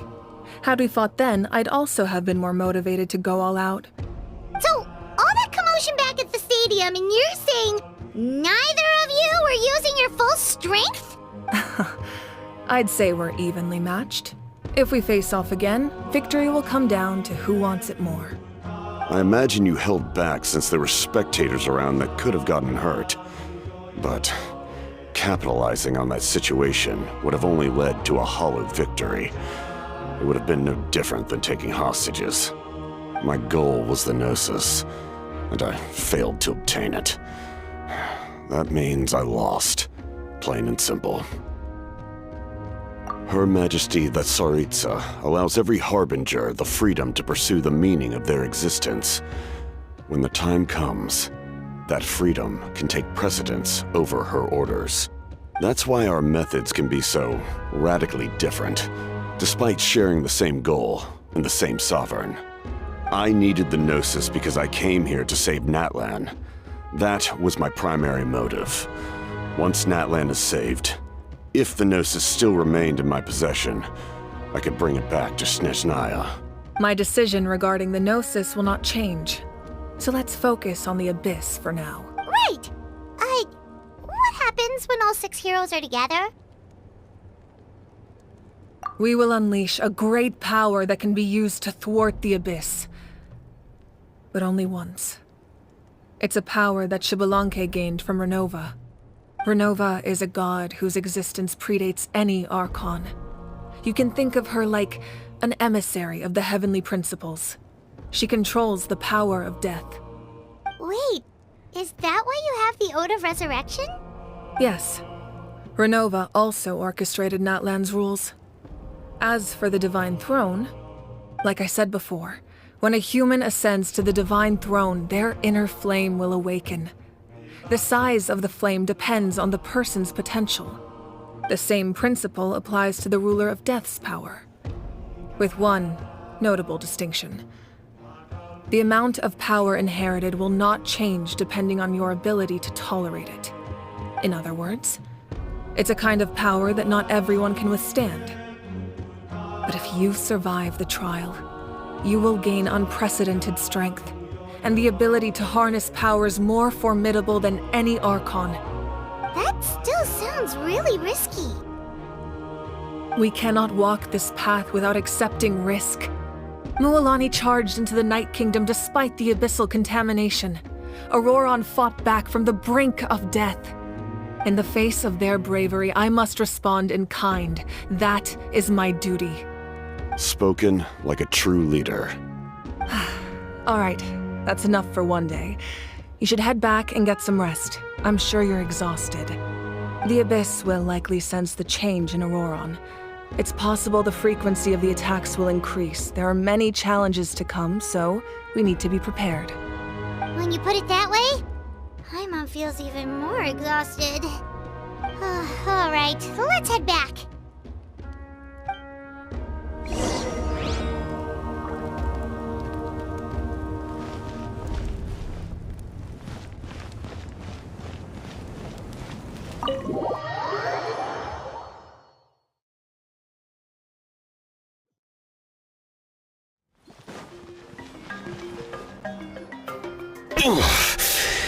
That hurts. The monsters keep increasing in number. It's like something changed. It's definitely unusual, and we should all be careful. But if there's one thing the Abyss fears, it's strength. If they think we're easy prey, they've got another thing coming. Oh, someone's calling us.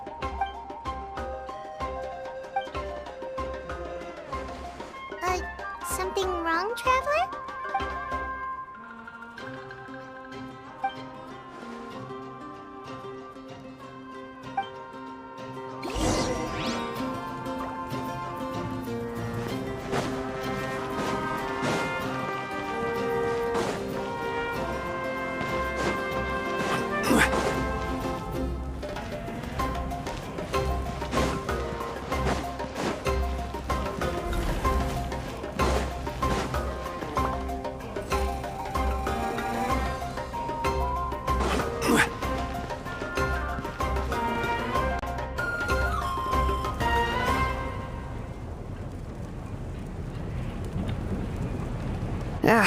Nope. We can't give any of these to our soldiers. They were not tempered correctly at the forge. Well-made weapons and shields are vital for the survival of our people. I know we're under a lot of pressure, but we can't compromise on quality. Listen, I'm not blaming you. I know this isn't your usual standard of work. Why don't you all just take a break and I'll take care of the pieces.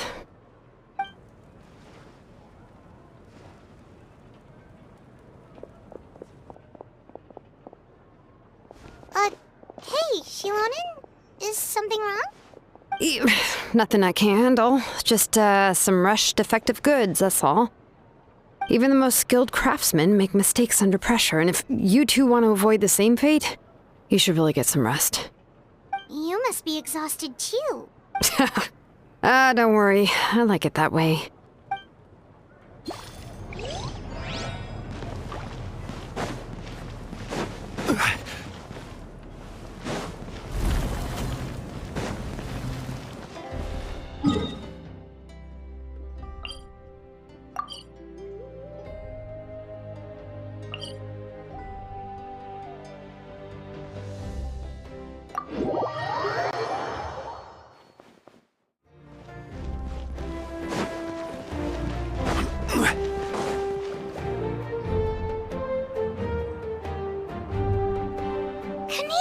You made it back in one piece! Oh, these must be friends of yours. Well, I'll head out then. See you later.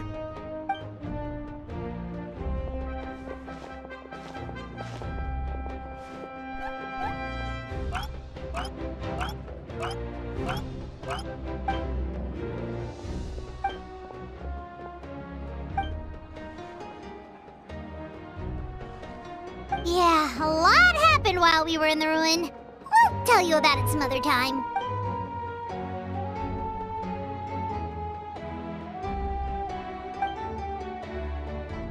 We won't keep you then. Let's talk later.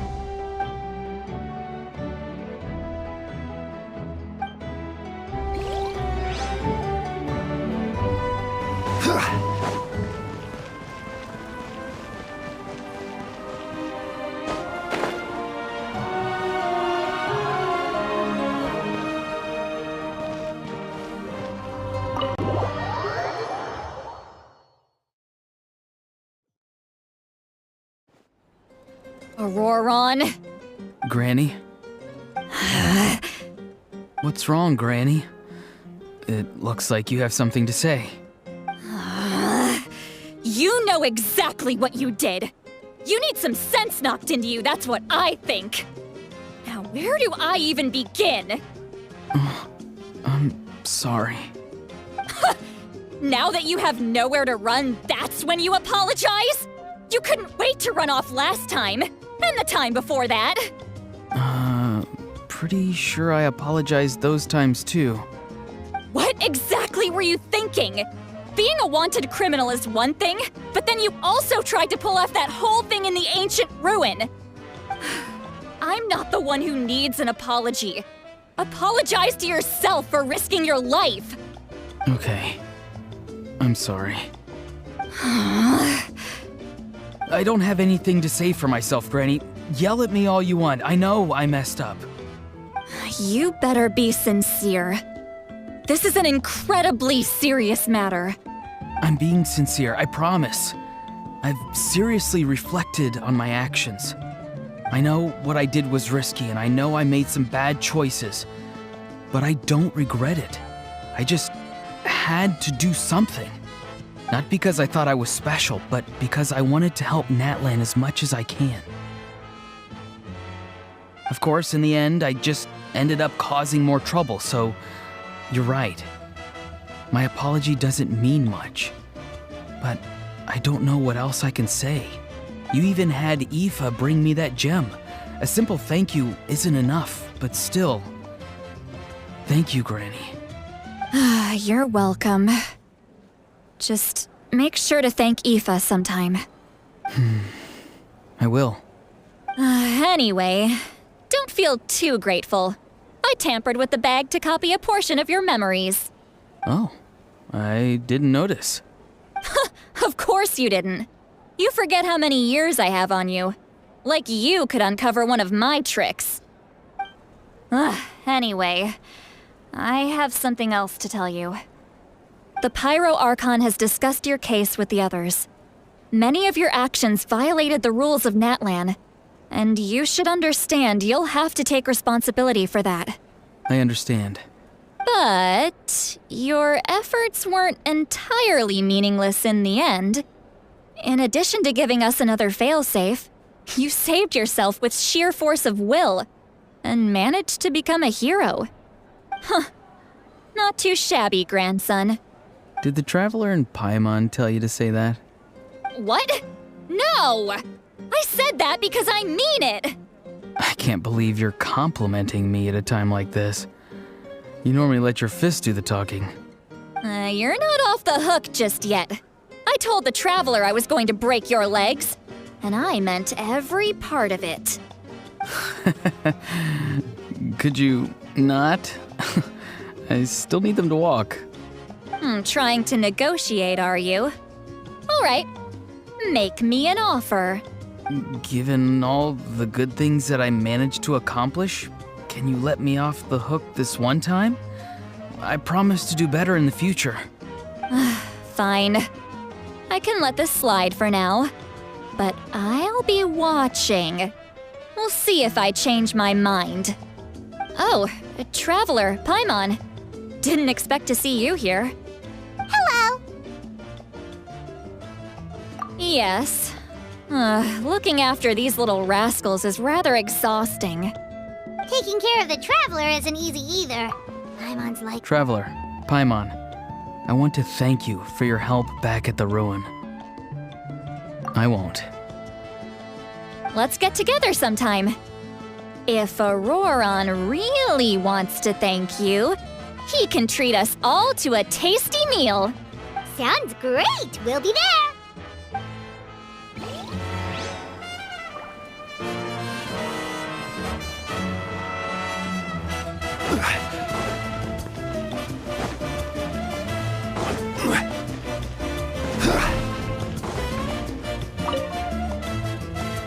If you're done for the day, we should get some rest.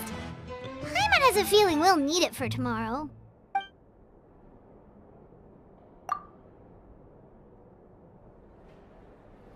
You ready? Yep.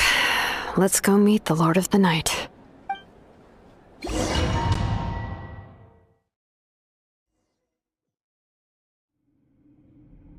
So, this is where you heard the Lord of the Night? Guess that means she really has awakened. Hopefully we made it before she falls asleep again. Fret not. I'm still here. For a weak life form, falling asleep is no less taxing an exercise than staying awake. I'm sorry for disturbing your rest, but there's something we didn't have the chance to ask you earlier. We need to forge a new ancient name for the Traveler. But we ran into a problem. She's not from Natlan, so there are no records of her in the Night Kingdom. I see. Mawika must hold her in high regard. It would seem the two of you are not simply here on her orders. So, what say you? Do you believe this Traveler to be deserving?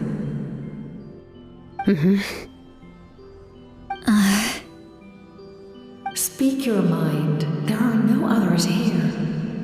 You are both my children, both children of Natlan. I would hear your opinions on the matter.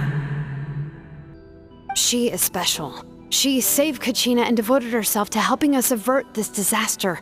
Natlan owes her a debt. But that debt has not been repaid. And with an ancient name, we can at least guarantee her safety.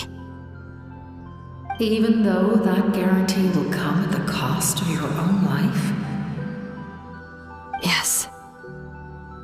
So, it's true. Forging an ancient name consumes the life of the craftsman. Forging an ancient name is an act of creation. It involves taking disparate concepts throughout the Night Kingdom and condensing them into a heroic epic. But It takes time for the new concept to be integrated into that realm.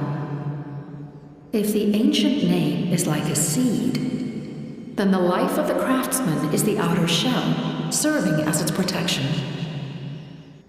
Once that process is complete, the seed will sprout, and having served its purpose, the outer shell will gradually disappear.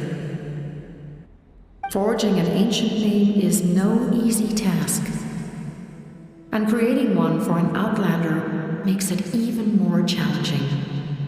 Still, if you're here, that means your mind is set. Yes, because I believe forging this name will be well worth it. We don't know how long we'll be able to hold back the abyss or what the final price of averting this disaster will be. If giving up my life means that all the people of Natlan can have a future, then the sacrifice is practically negligible. Even when I'm staring death in the face, I don't think I'll regret this decision. I bear the name Baraka. This is a part of my duty. I understand.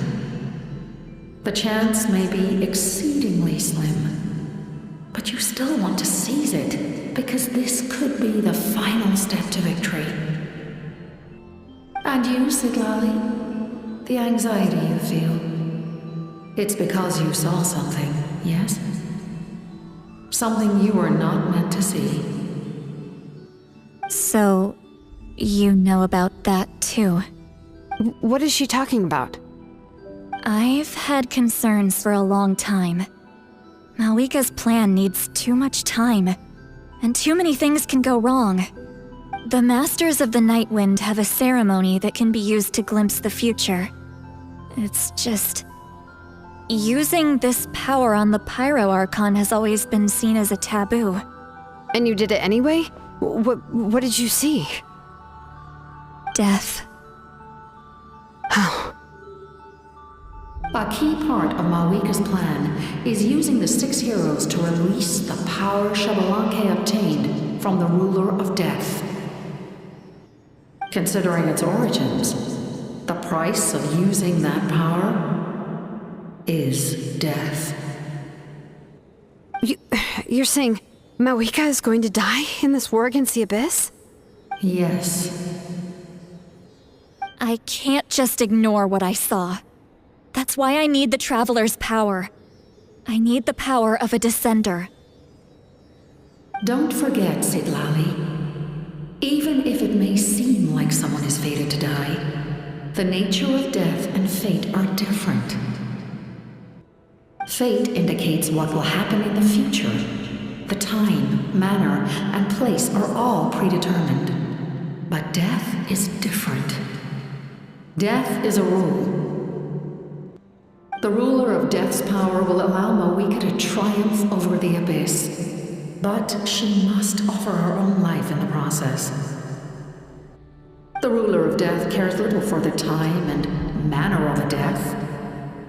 She simply guarantees that it will occur.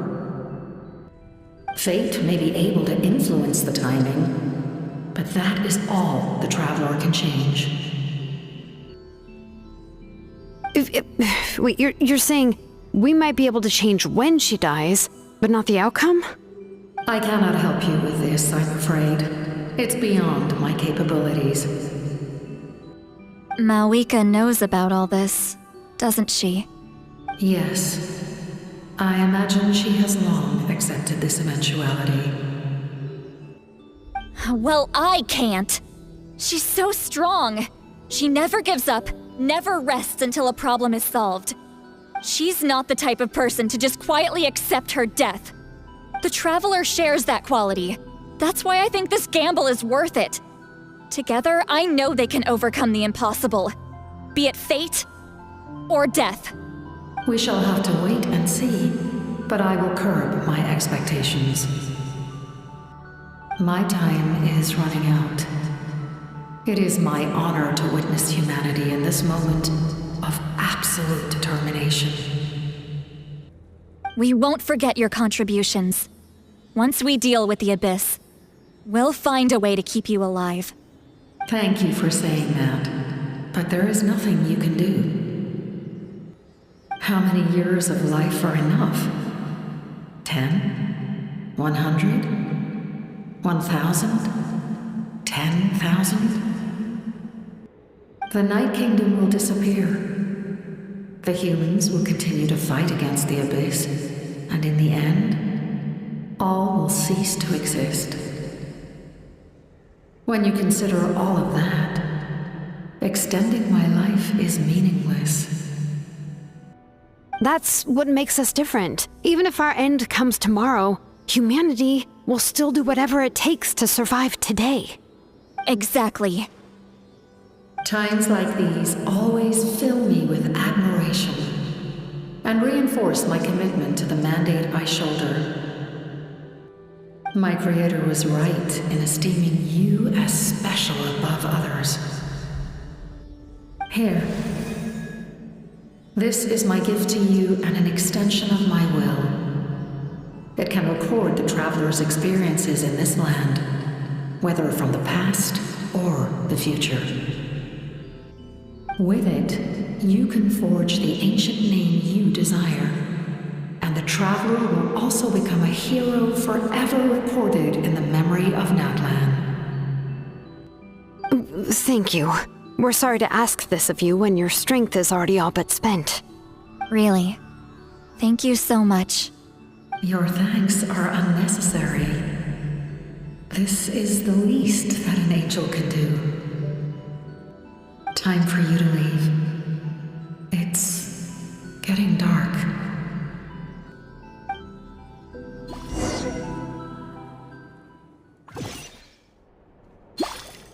I can't sleep with all the noise outside! Oh, forget it, let's go check it out.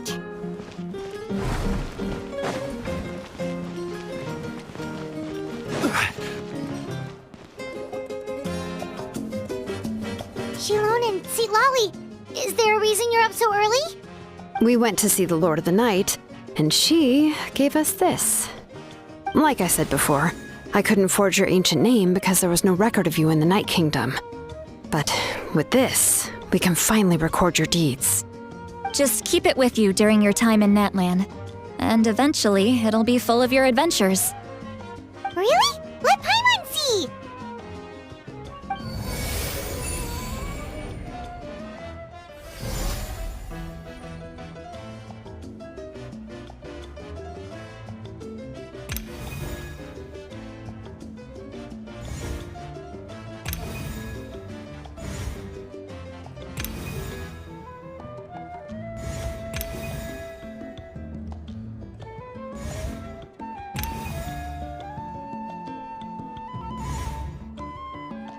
Oh, it's the two of us! And a sun in the middle! Oh, and that must be... Kachina? It's not a concrete medium. It reflects the Lord of the Night's will, and shows what she wants you to see. Oh, in other words, don't worry about its form. When you want to check the contents, just take it out and have a look. Sounds convenient! It's also super light and doesn't take up too much space. This is a really awesome gift! Oh, yeah. We'd feel bad accepting something like that. Oh, yeah, don't worry, you two. It's, like you saw yesterday, aiding humanity is the Lord of the Night's mandate. She would have willingly reconstructed Natlan's ley lines at the cost of her own existence. She wouldn't ask anything in return for this. Exactly. Just take it. Well, if you say so.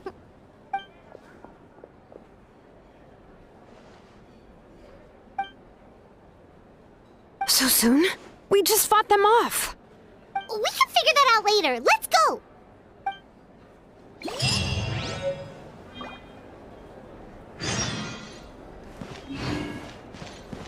A time trial. It's worth a shot.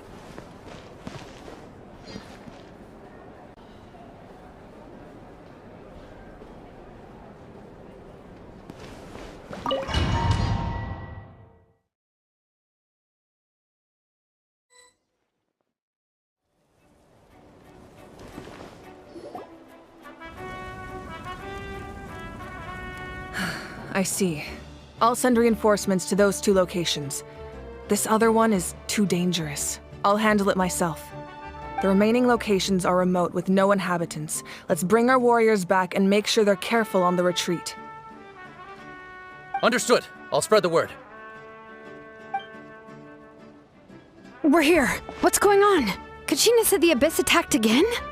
Yes, it's not looking good. Our forces have always been able to handle the sporadic attacks, but now there are more monsters than ever, and the attacks are more frequent. What about the scale? What areas are they targeting? All of Natlan. Not just around the stadium, but even the remote areas of the Collective of Plenty are reporting attacks. Could this also be some kind of omen? If things continue like this, then... We won't last much longer, I know. What we're seeing now is the desperation of the Abyss. It knows we're only one hero short. I don't have the strength to fight it right now. This is its best opportunity and its final chance. You're saying we just have to hold out for as long as we can? It'll be a long fight. Our current focus needs to be on protecting civilians and conserving manpower. There are caravans and adventurers trapped in the wild. Many of our warriors have already left to rescue them, but they'll need reinforcements.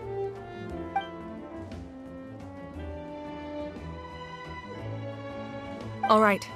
Shilonen, Kachina, head to the camp near the Children of Echoes. Citlali, you're needed in the Masters of the Nightwind. As an important figure in the plan, Auroron will stay here. Your tribe is too far from the stadium. Understood. I'll leave right away. I prepared a hot air balloon to take you where you're needed. Messengers from the Scions of the Canopy are traveling all around Natlan. Update them once you've completed your mission, and they'll compile the information into a battle report. As I receive intel from the various regions, I'll plan your next move. All right, no time to lose. Let's go!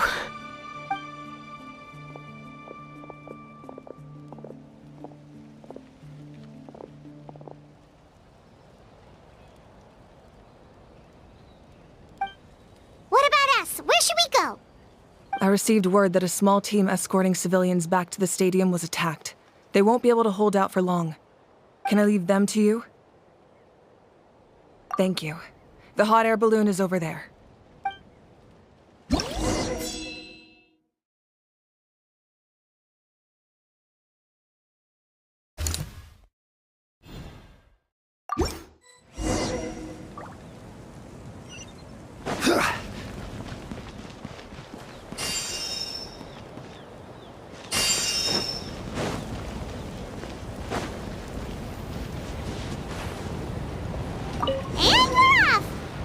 This thing is pretty convenient. It's not only fast, but also saves us a lot of energy.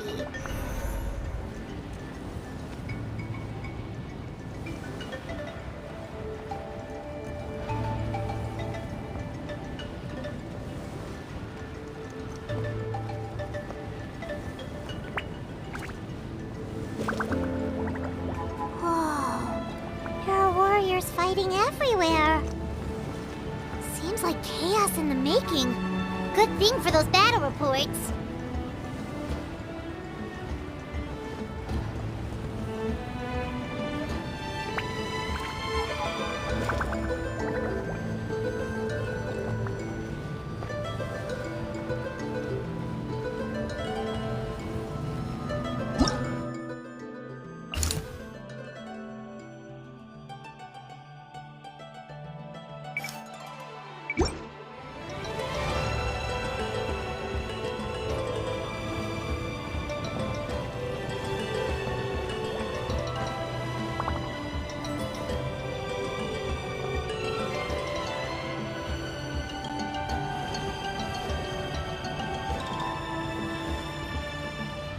Look, they must be trapped. Let's go help.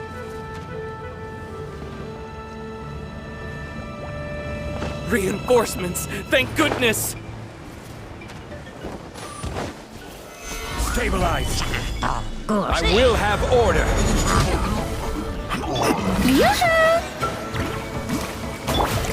Ready.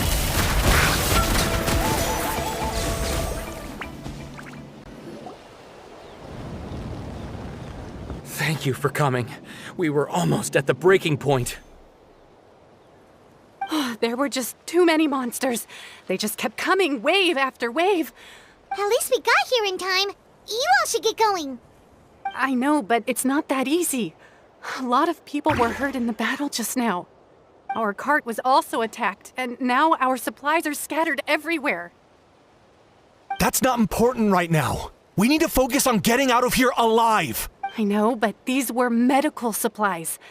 What if they need them back at the stadium? It's them! Over here!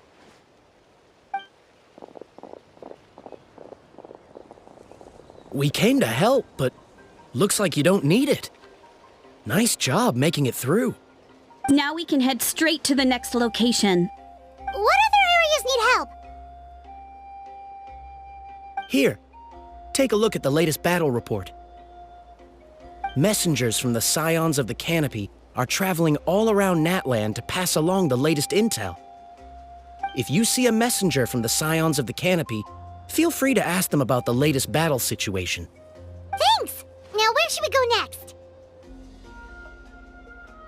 Seems like you can hold your own in a fight, so let's split up. Choose where you want to go and we'll take the rest. Still looks like they could use some help here, though. These supplies are really important. What should we do? It's all right. Don't delay your rescue efforts on our account. But if we stay here too long, the monsters might come back. What do you think, Traveler? Should we stay and help? Paimon will do whatever you decide.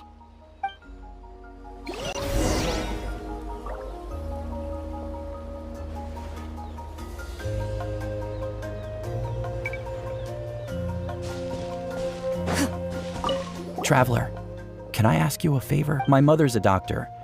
When she heard about the attacks in the wilderness, she rushed out to help, and I haven't heard from her since. I'm worried. She's not a fighter, and I can't leave to check on her. I want her to stay out of this. So if you see her, can you please tell her to take shelter? Of course, we've got this. Thank you. Oh, that makes it easier to focus on the current battle.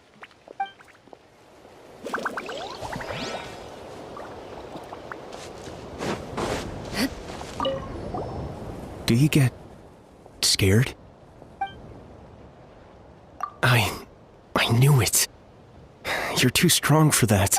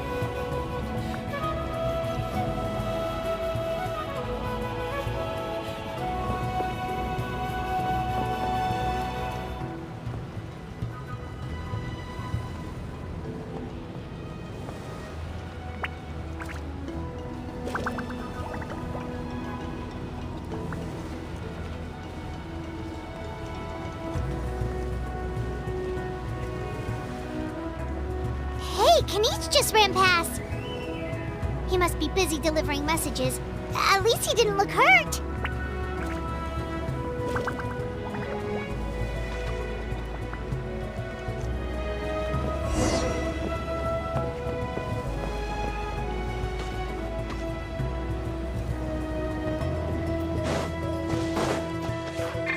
This is it! Looks like a battle is in progress. Let's go help them!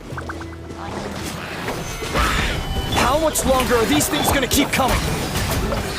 We're reaching the breaking point!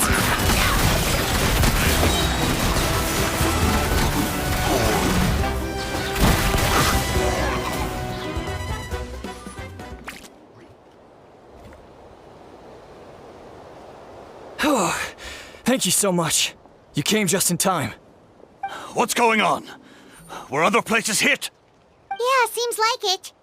The Pyro Archon told us to be ready to evacuate. She warned us something like this could happen. But I never thought there would be this many monsters. You got here just in time. But what should we do about the wounded? The wounded? This area was hit bad. We're housing the wounded in this house for now, but we're short on medicine. It's not easy for them to get around either. We don't know what to do next. We're sitting ducks if we stay here, but we can't just leave them behind. Thank goodness you're here, though. You saved us all. You're right. The monsters are gone, so should be safe for now. Some of my men can escort them. That will take time, though. And some of the wounded can't walk. They might have to stay here. Don't worry. Once we escort the first group, I'll call for reinforcements. That way, everyone can evacuate. Let's help them out here for now. Then we can head to the next area. Oh, there's a messenger over there. Don't forget, we can get the latest intel from them.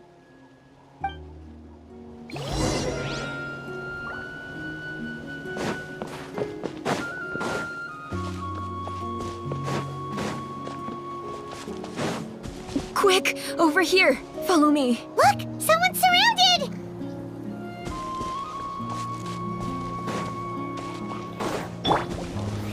Stabilize! This is order! Strike a pose! Thank you. They really came out of nowhere. Yeah, that was close. Thank you for coming all this way to help us, Doctor. Just doing my part. Doctor? Wait, do you know Tapos? He's my son. Why? Did something happen to him? No, he's fine. He's just worried about you. He asked us to tell you to seek shelter. Ah, I see. I know it's dangerous to be out and about like this, but I just can't sit back and do nothing. How about this? I'll write to him and promise to team up with the next group of warriors I come across. I'll be safer that way. Sounds good. I'm sure he'll be relieved you're okay. Thank you for passing along his message.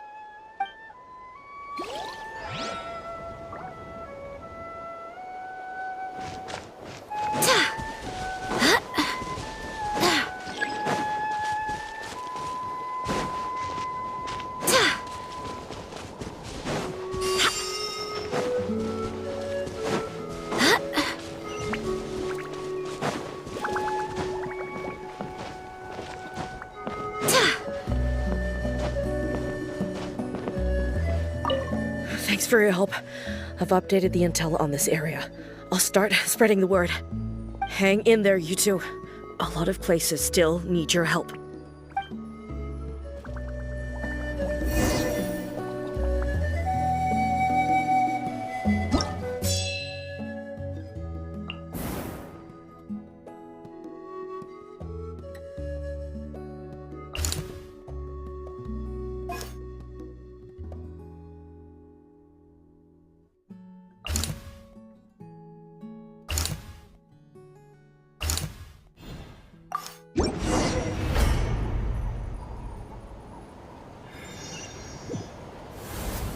This is the place. Let's go help.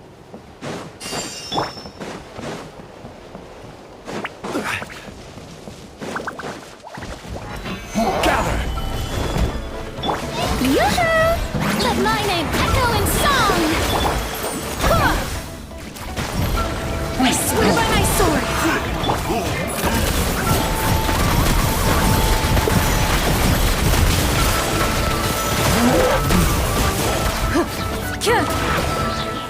Order guide you! Stabilize! Strike a pose! What evil looks, shoot on sight!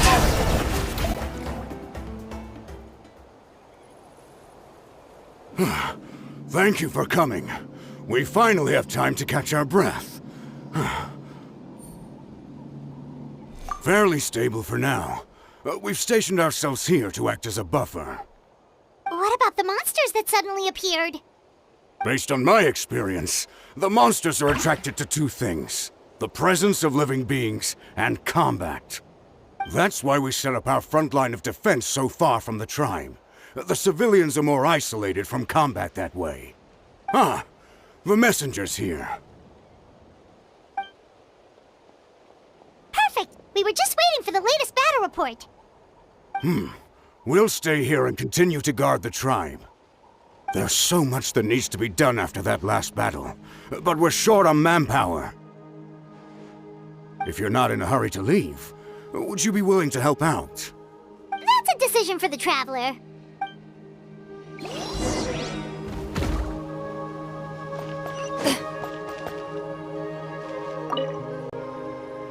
Ah, by the way, I think I know where some monsters might be.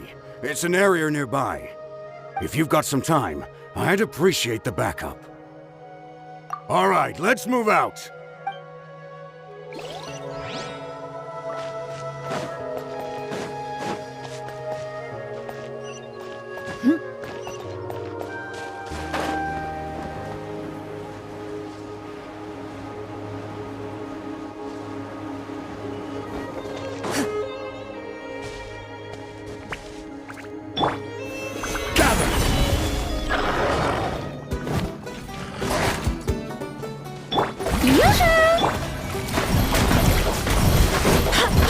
Into the shadows.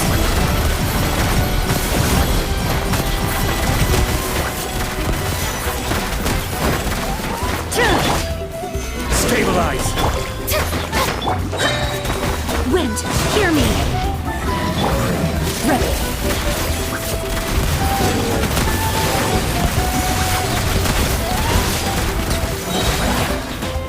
Time to testify. Into the shadows.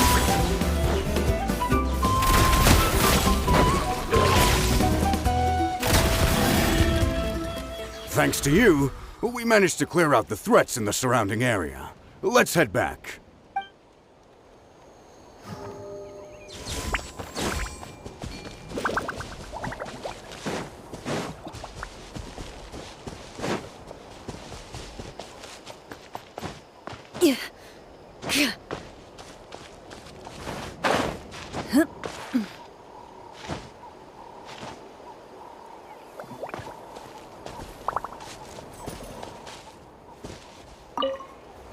Just stay calm.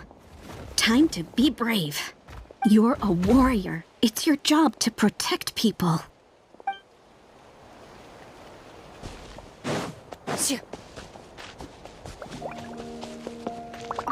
Here's the current situation. People from all over Natlan are trying to make their way to the stadium, but they're being targeted by the Abyss. If you have the strength, they could really use some help.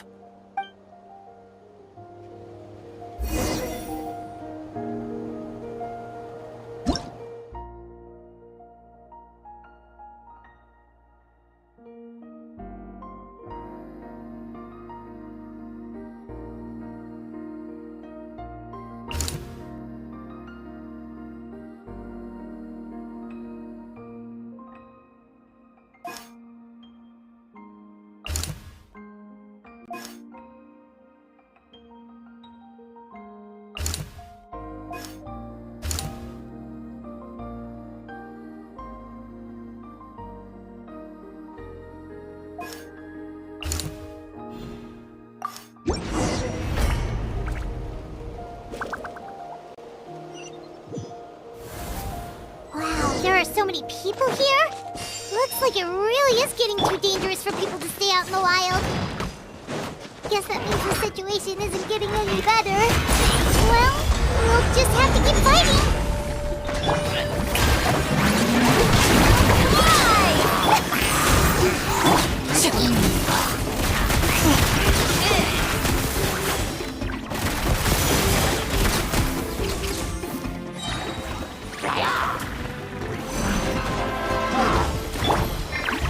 Stabilize! Yoo-hoo! I swear by my sword! I will have order! Ready.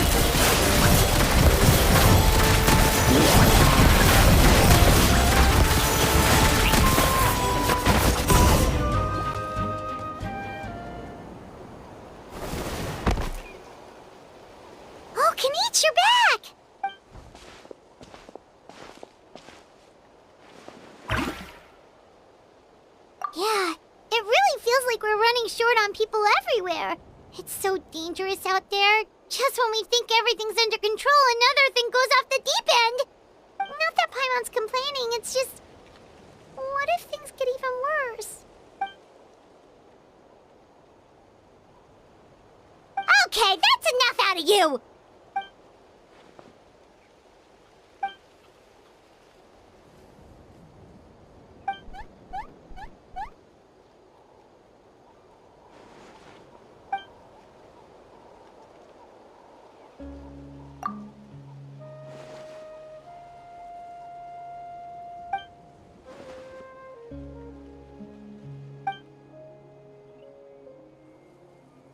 Yeah, she always seems so confident.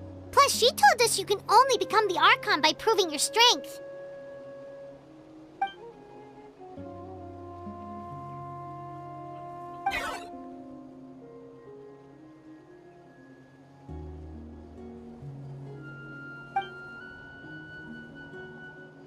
Good idea!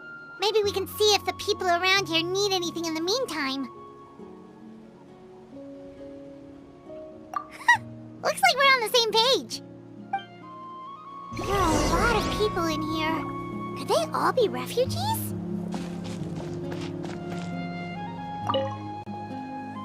Oh, it's you two.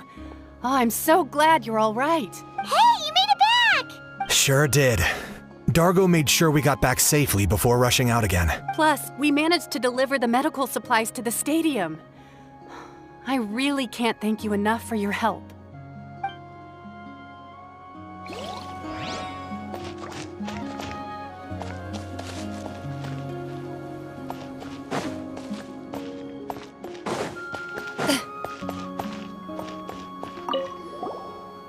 Oh, I didn't expect to see you here. My son wrote back to me and said things are under control on his end. That's one less thing to worry about for now. Anyway, I followed a group of warriors back here when I heard they needed medical personnel at the stadium. My age means I can't charge to the front lines, but I can handle things here. Everything will get better.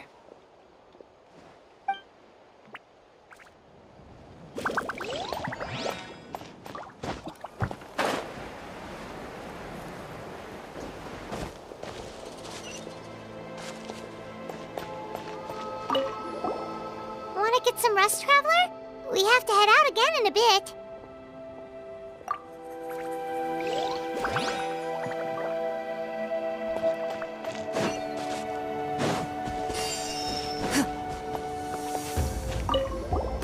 Want to get some rest, Traveler? We have to head out.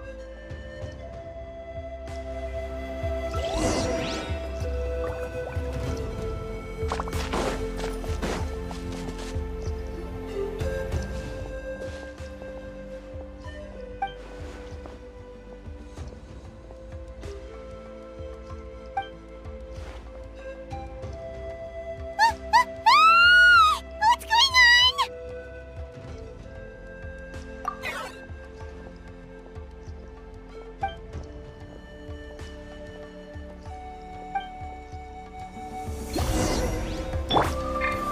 Solidified! Target acquired.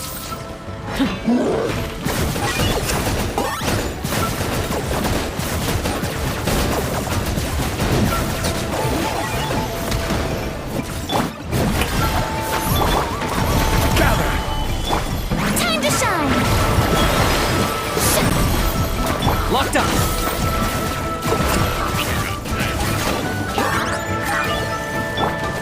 Loaded.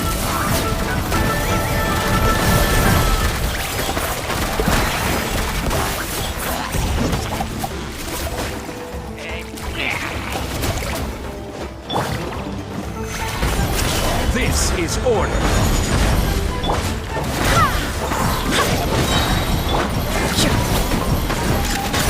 Target acquired. Oh, you're done, Canadians. You're so done. There are too many of them. They just keep coming.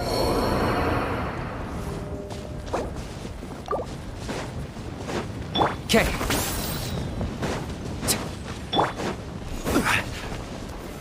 Stabilize. Strike a pose! Wind, hear me! Hunt them down. Ready. Order guide you.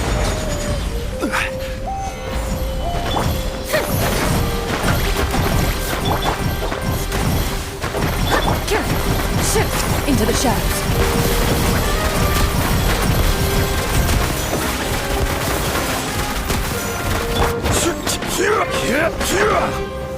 Gather!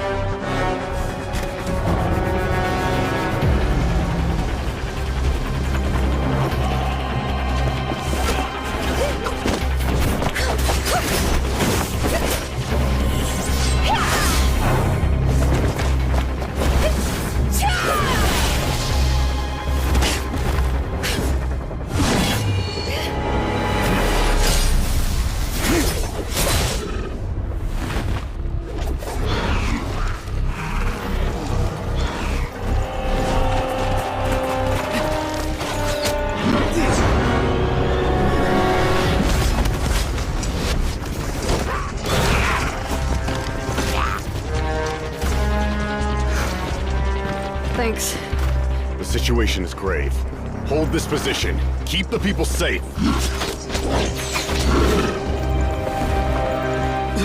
Chaos and emptiness. So that's the abyss. And it knows that now is its best chance. But the sacred flame! Archon's on the case.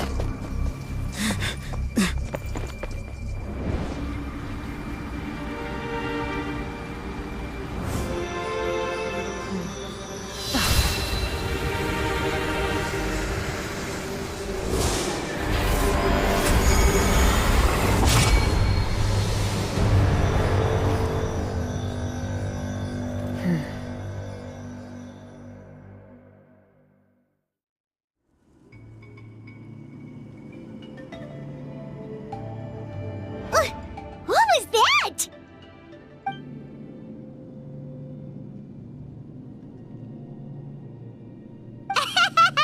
Laugh all you want, it's gonna eat you too!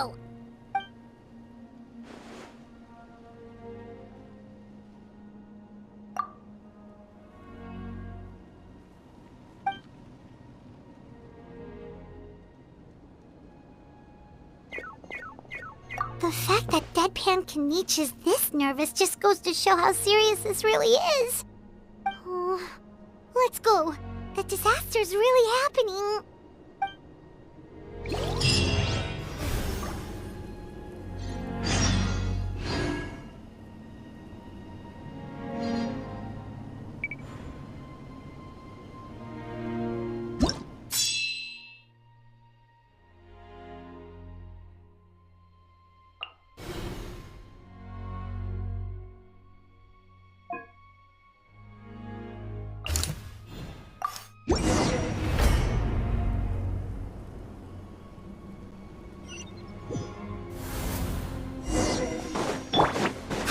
Whoa!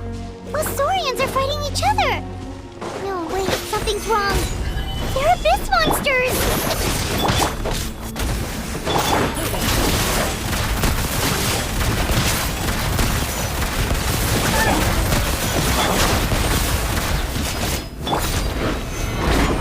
I will have order. Shower Mutare! Into the shadows.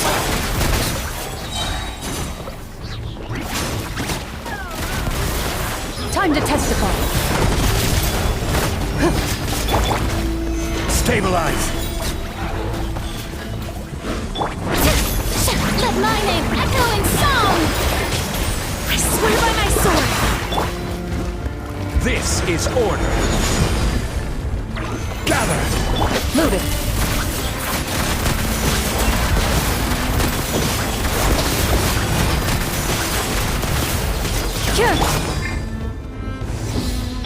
Yoo-hoo! Into the shadows.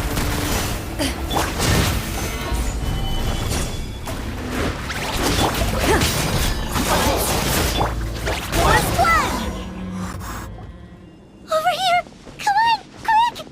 Hey, wake up! And you, wake up! They're all dead. Oh no! Were we too late? We were on our way to the stadium with our Saurians when that dark entity emerged in the sky. Seconds later, the abyss monsters appeared and changed into Saurian form. They fought till the end to protect us. And now... Right. You need to get to the stadium. Come on, we'll take you. I guess. Thank you. Oh, I'm so sorry. Truly I am. May the Wyab watch over your souls, now and forever. Huh? Yeah. Paimon knows, it's just... It hasn't fully sunk in yet. But anyway, right now, let's focus on getting them to the stadium. With any luck, there'll be an update waiting for us there. If not, we'll just have to play things by ear.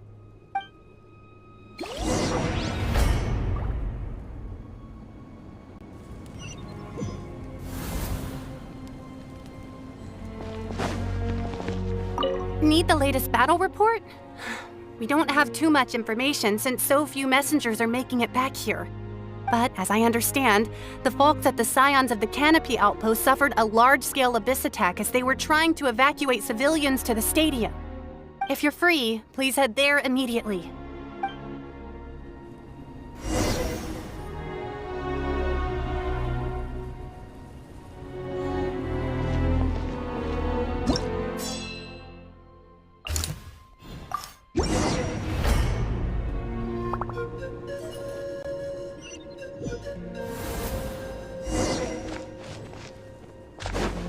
Look!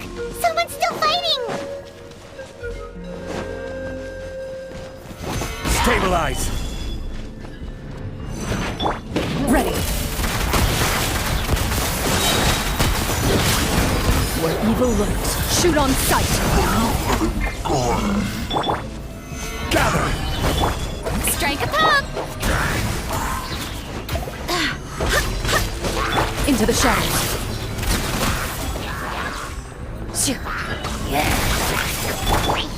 I will have order! Stabilize! Time to shine! Barbados, guide us. Ready. Hunt them down.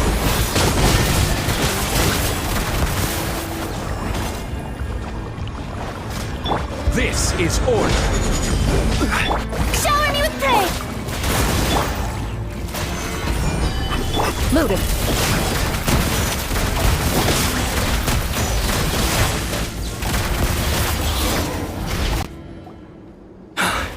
It's you. You came. After you left, some of them started evacuating the civilians, while the rest stayed behind to keep guard, but they're all dead. I'm the only survivor. We're done for now. The Abyss will attack again any minute. And then I'll be a dead man too. The last few civilians holed up indoors won't stand a chance. Hang in there. We'll think of something. There's gotta be a way out of this. Like what? None of the civilians have any combat experience. There are old people, children, wounded. They can't defend themselves. The monsters are gone for now, right? Get back inside! It's too dangerous out here! I know it's dangerous. That's why I came out. Same. Huh? What is this? Can you spare some equipment for us? I've never been in a battle before, but I'm young and I can hold a weapon. That's gotta count for something. And I used to fight in the pilgrimage when I was a younger man. Admittedly, I never made it very far. But if you hand me a spear, I think the old muscle memory will kick in. There are others willing to join us as well. I persuaded them to fight. We can't let the blood spilled by our warrior brethren be in vain. We can't watch on as our heroes lose heart. And we can't let them fight alone. We don't have much equipment left.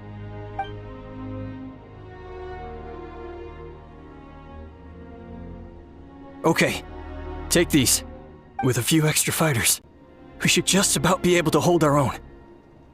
It'll be a slow advance, but that's better than being stuck here. Everyone who's fighting, be prepared to follow my orders to the letter. Yes, sir! Got it. Take our hot air balloon. You can use it to get to the stadium. No need. You'll have other people to save. We're taking up arms so that you can focus on more important things. You're the heroes, after all. Okay, well, try going that way. That's the route we came from, and there weren't too many monsters. Thank you, both. You've been a huge help. I am devastated by the deaths of my brothers in arms.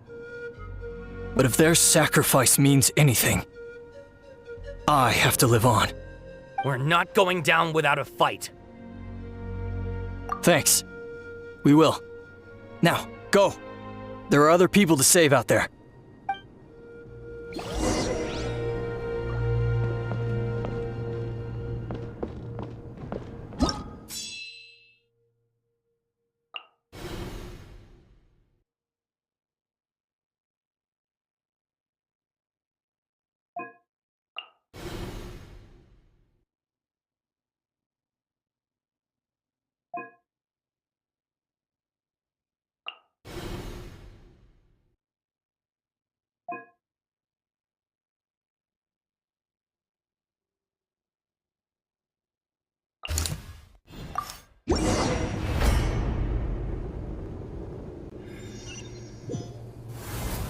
Doesn't look like we'll be able to find anyone here. The monsters are all that's left.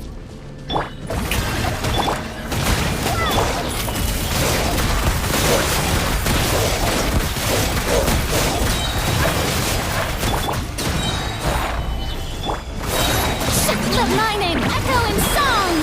Wait, hear me. Order guide you. Nope. Nobody here. The latest intel said the Children of Echoes need support too. Let's head over.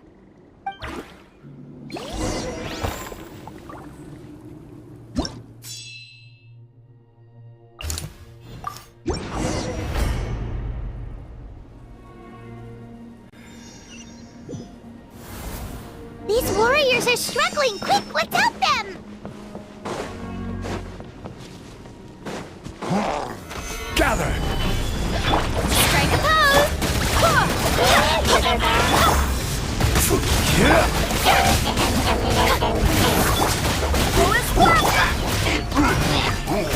Solidify! Do the looks. Shoot on sight.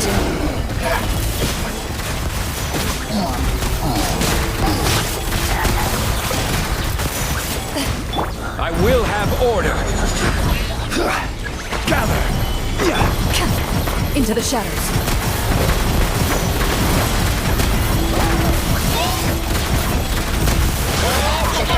Time to testify.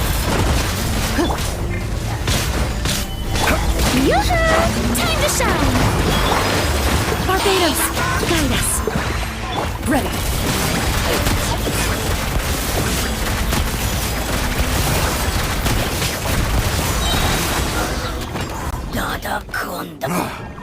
This is the second time you've had to come to our rescue.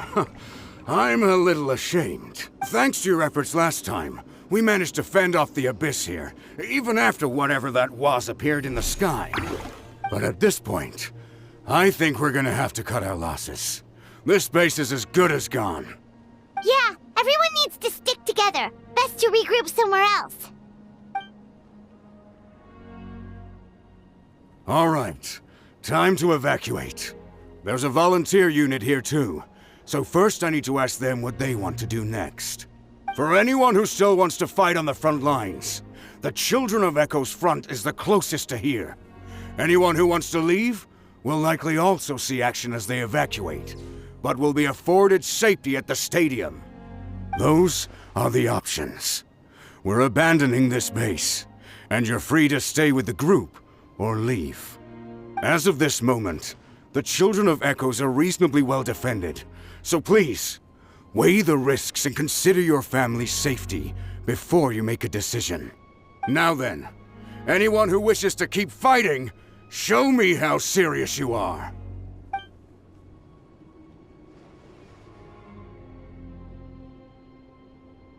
Did I not make myself clear? But if Natlan is destroyed, will there still be a home for us to return to? If anyone wants a future, it's on them to go out there and grab it. Period. No one wants to be that person who sat back and hoped for the best while other people were giving their blood for our nation. Very well. For Natlan. For Natlan. You heard them. This means we'll all be going to support the Children of Echo's garrison. Great! Well, you all seem in good spirits, so that's encouraging. But still, please be careful. Don't worry. It'll be just like another Night Warden war. We'll force the Abyss back if it's the last thing we do. Huh?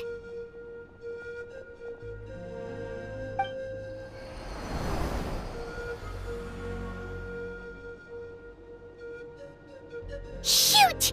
That creepy Abyss thing is raining down a dangerous-looking substance again! That's over towards people of the Springs territory. From what I've heard, their defenses have been substantially weakened by the Abyss invasion. Then let's head over and check on them!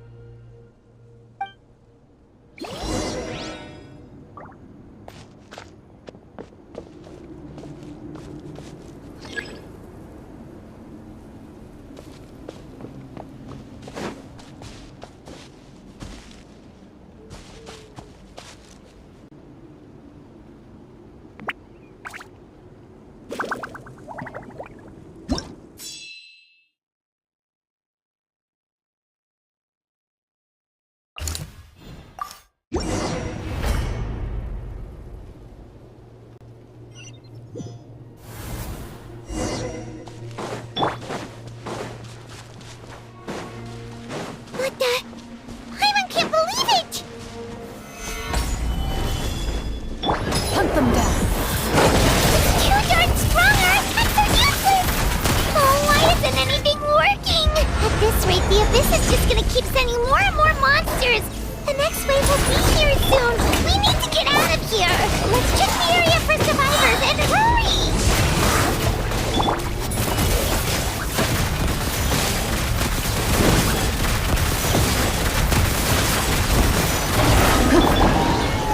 Stabilize! There's just one battle report left, and it gives a long list of places where the dangerous substance has been dropping. This is the first report we've had in ages, which means the messenger's job has become all but impossible. But there's nothing we can do about that. Our priority is to get to the next affected zone. Even if we don't find any survivors, maybe that strange substance over there won't be as rock solid as here. There's a chance at least.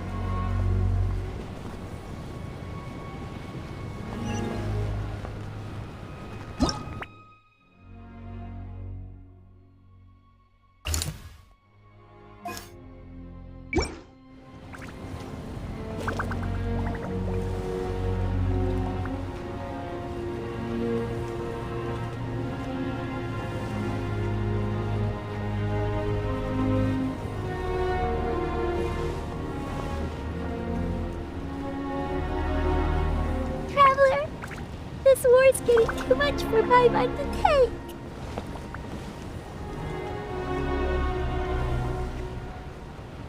Okay, let's do this!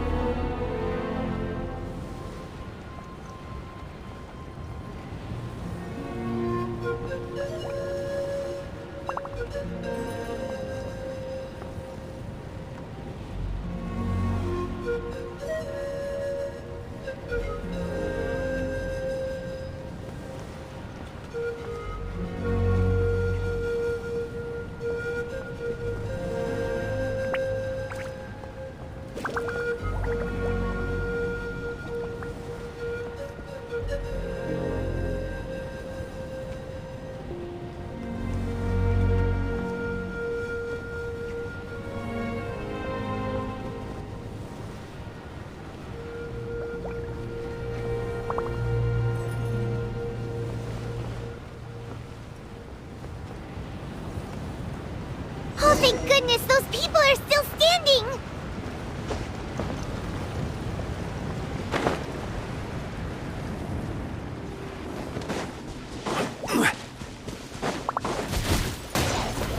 Solidify! Ready. What evil wills, shoot on sight.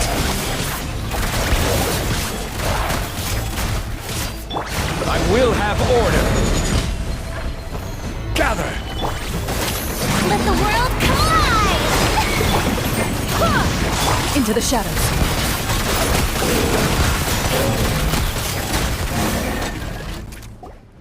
Move out! You've got to get out of here!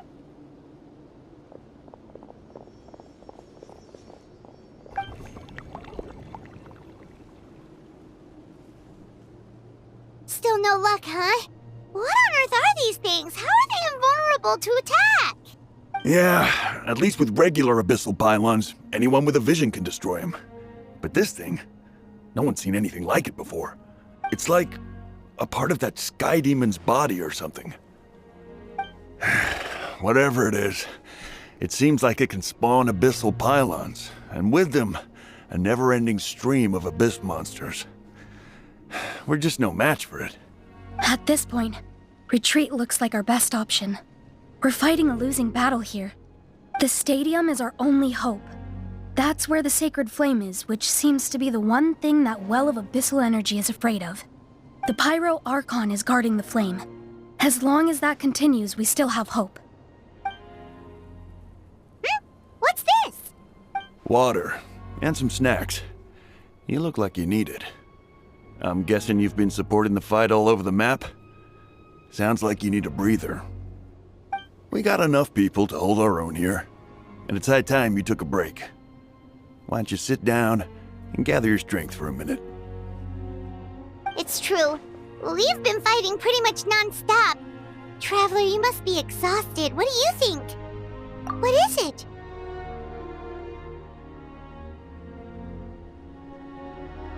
Oh, you're right. Well, then guess we'd better go warn them. It's your decision. If you want to set off right away, Paimon will come with you.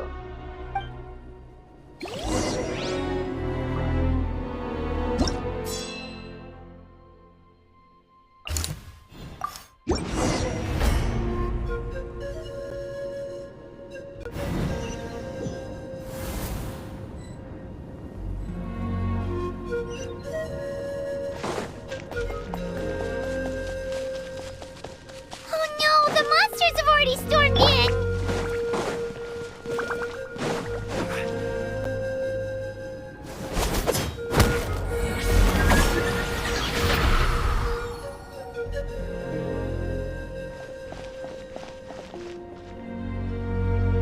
Oh, it's you guys. Things are bad here. Something fell out of the sky that's impervious to our attacks. It's a good thing you did, otherwise we might not have made it in time. Kachina, she and I can deal with the remaining monsters and abyssal pylons. You should go catch up with the rest of the group before your parents start worrying about you. Stay safe, Kachina. Come on, let's get this done.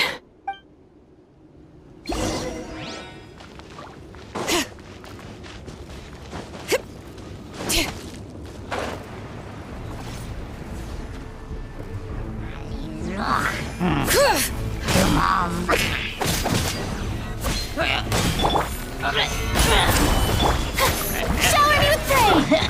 Go as one!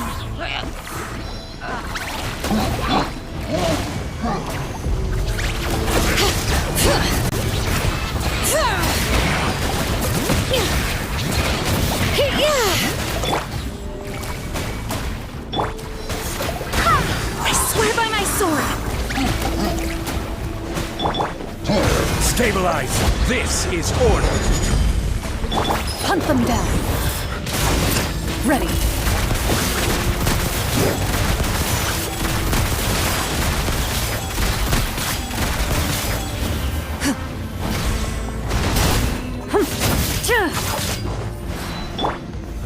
Solidify! Loaded.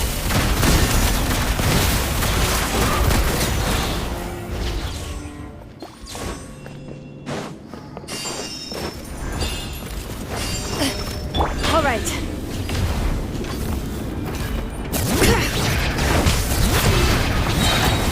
Let the mountain's veins boil!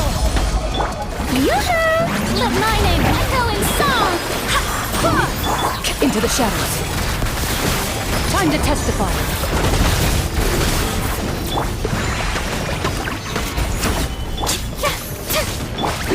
Go as one! Order guide you! All right.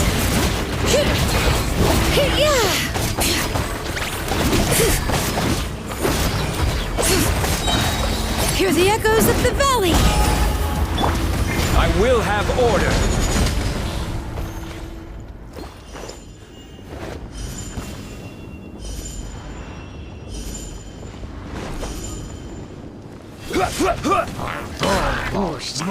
Stabilize! Strike a pose! Time to shine! Wait, hear me!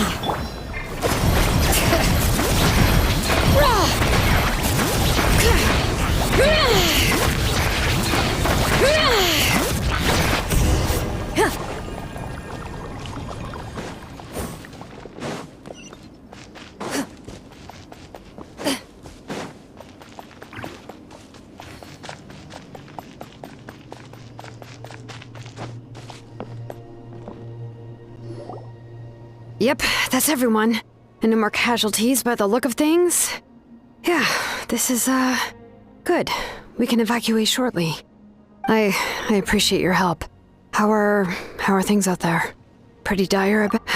Some of the things I've seen, I don't know if I'll ever be able to get them out of my mind. Are we in Natlan doomed to this fate? I've never witnessed a full-scale abyss invasion before. I mean, I'd heard stories about the sky being painted black, but I always thought that was an exaggeration. Mawika has witnessed this all before, so she knew better than anyone the terror and despair an abyss invasion would bring. Yeah, and despite that, she's still facing it head-on.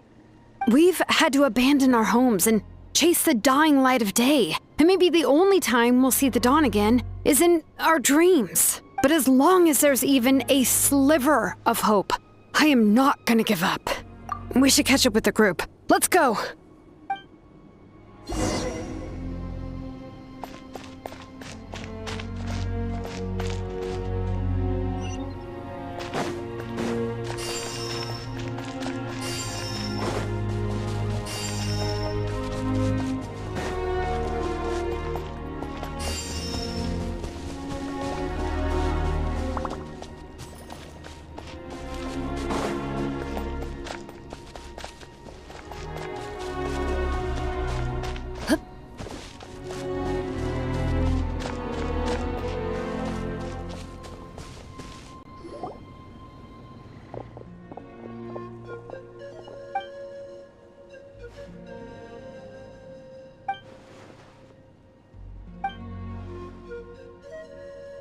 What?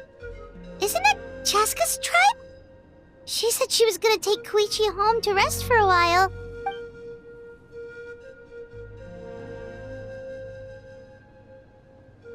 But how, right? Everyone's struggling just to defend themselves. There is no spare manpower. At this rate, it won't be long before even the stadium is indefensible. And with everyone congregating at the stadium, the Abyss forces will start converging there, too. Then there'll be a battle on a scale much larger than anything we've seen so far. On the bright side, at least my old injuries aren't playing up at the moment. Means I can actually join in with the fighting. The crux of the issue is that the heart of the Abyss itself has joined the invasion. That's a power we just can't match. I have every faith in the courage of our people. The Natlanese will never give in to despair. But still, the fact is, our lives are more fragile than our spirits.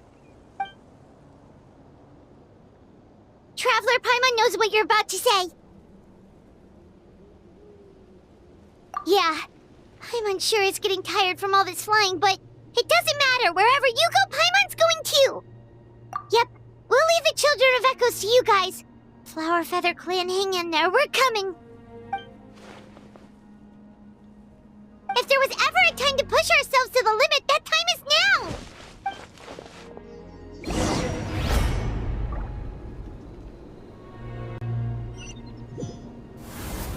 Wait! Over there! It's Cheska and Koichi! Traveler! Over here! Hurry!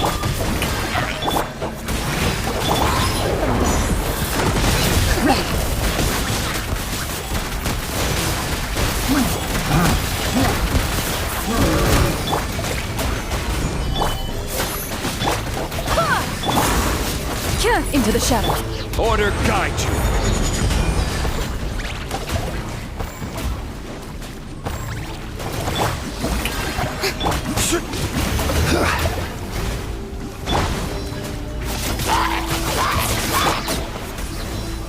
Barbados, guide us.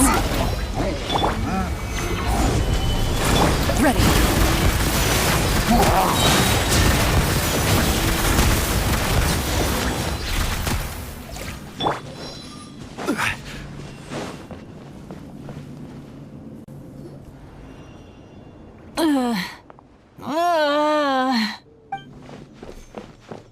What happened to her? She's covered in abyssal energy!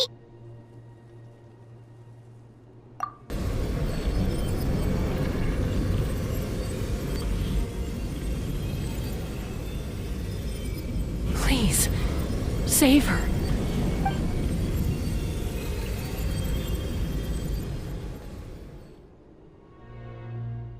How's that, Koichi? Any better now? Koichi! Koichi! Cheska, I used to think Mom and Dad were crazy for adopting you. I was the younger sibling, but I always felt like it was my job to help Mom and Dad take care of you. I thought I could set you free from the abyssal energy you struggled with. I guess I was pretty full of myself, huh? Thinking I could fix you when... well, we were always the same. Hush, Koichi. Put those thoughts right out of your mind. We'll be at the stadium in no time, okay? I'll carry you there. The abyssal contamination is gone now.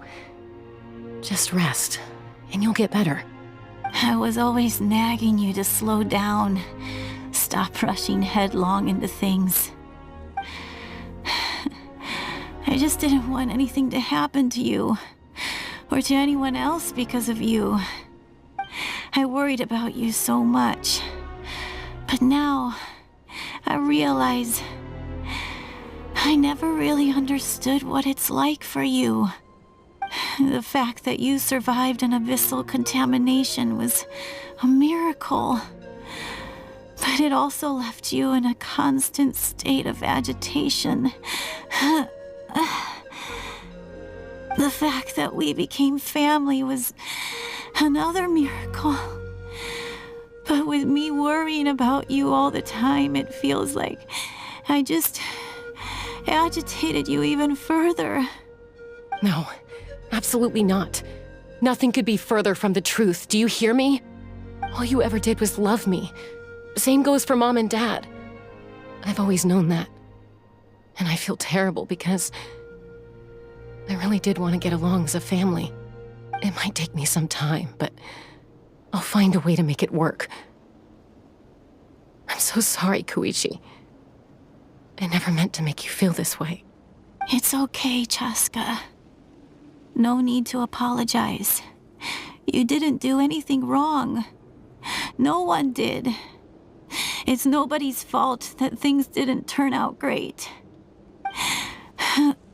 I get it now. So, no nagging from me this time.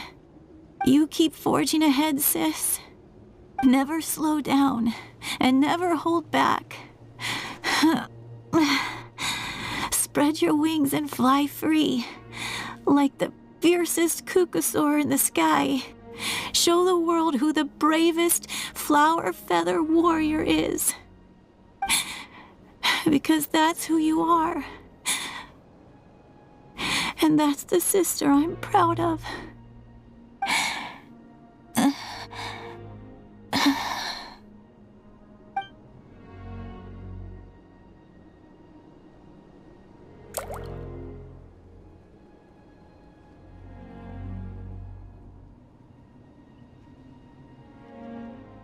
Koichi! Koichi!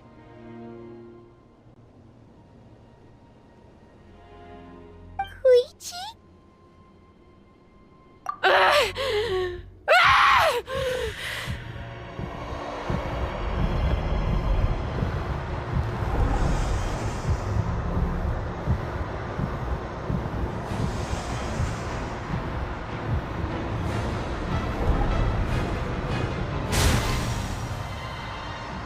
Chaska?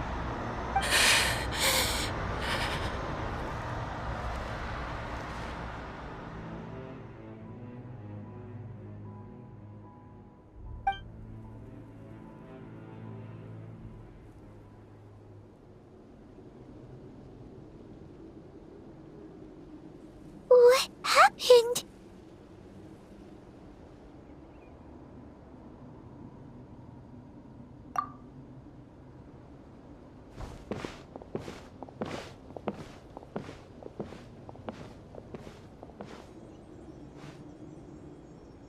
What was that just now?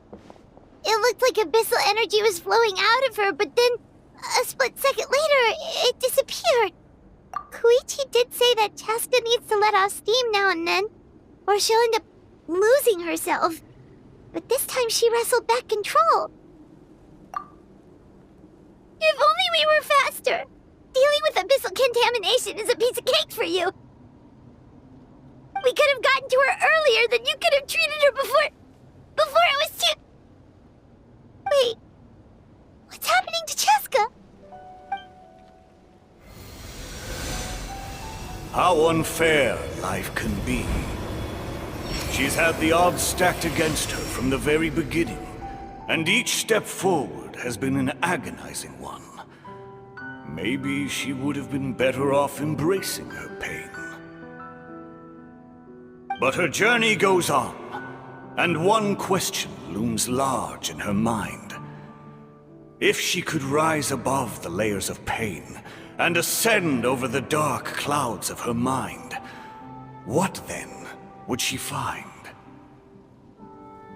Maybe the glorious light of the sun, or maybe a dark, empty void. There is only one way to find out. She needs to spread her wings and soar to new heights. That is the true meaning of life. My life's suffering shall be my epitaph. To remember the pain I endured, and finally transcended.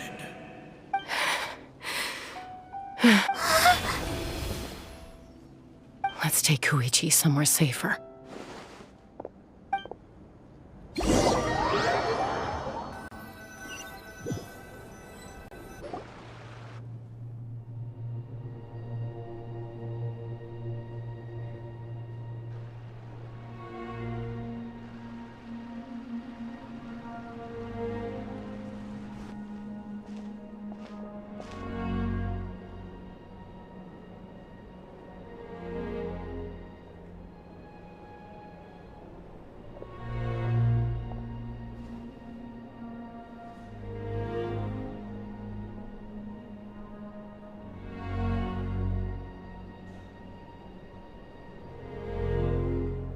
Please, take care of Koichi for me. I still have more important things to do. Of course. We are grateful for her service. Yes. She served selflessly. I'm sorry, Chaska.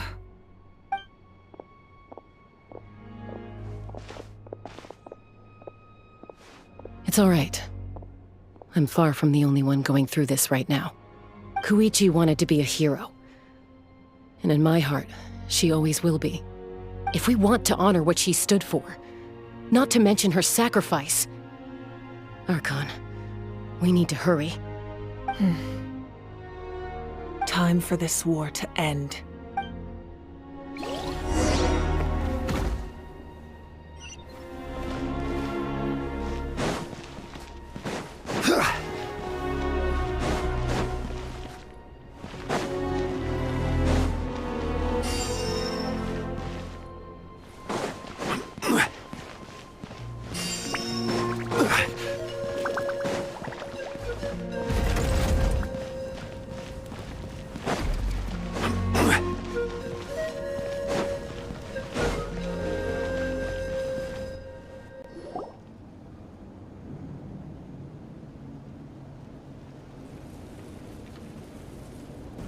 Everyone, are you ready? A bitter war lies ahead. Our victory begins in each of your minds. So ignite the spirit of victory for me. May no further lives be lost, and no one else may to suffer the loss of their loved ones. As long as blood still runs through your veins, even the tiniest spark of steel against stone can ignite a flame.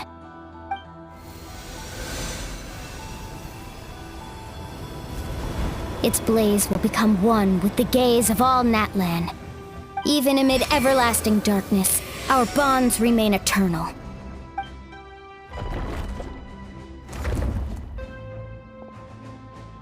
Stone engraved in echoing peaks. Converge, disperse, in ashes be reborn. For flames born anew, and the blazing dawn. A hero scaled the volcano to seize the sun. Anointed with flames, she shone with the light of 1,000 stars. Now, guide me in my first step. Having foretold his own death, the omniscient man holds a feast in celebration. Let us raise our cups in honor of his heroism and send him off with this final tribute. For at last, his wish is now fulfilled.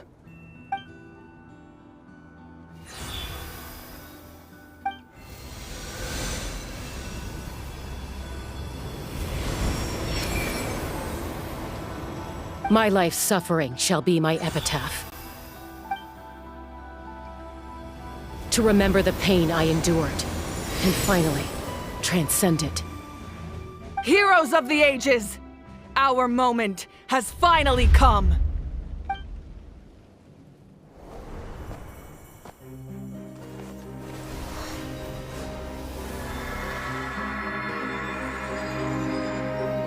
We unite as one!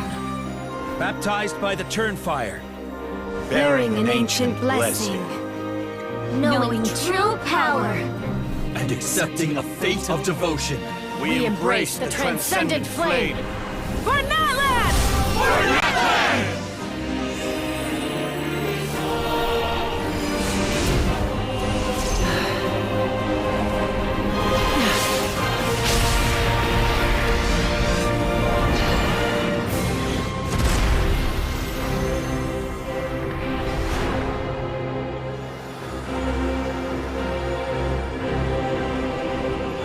In the name of the Pyro Archon Halloran, I declare the Night Wars underway!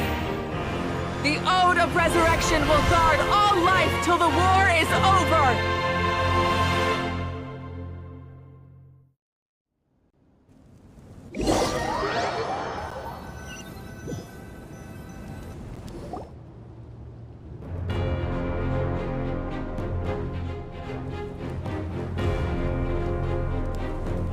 That is an outright scary level of power.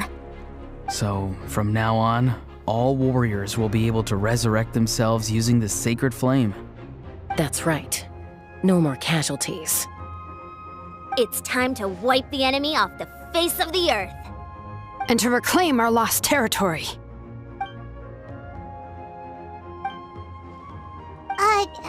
We'll come with you. Paimon, Traveler. I'm so grateful you got to us when you did. You gave Koichi the chance to say those words to me before the end. If I'd lost control out there in the wild, this counterattack might never have been possible. Probably best not to think about that. More importantly, how are you feeling now? Any better? Not really. But now's not the time to deal with it. In the spirit of VUCA, I have to rise above it. The conflict and suffering in me are there to test my character. My struggle will make me stronger, and make me the person Koichi believed I can be. Alright, let's go show the Abyss what human beings are made of. They'll be sorry they messed with Natlan after we're through with them.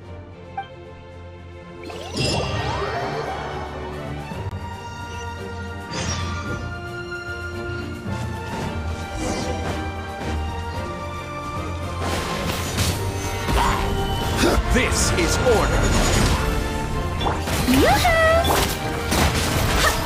Time to testify. For Natlan!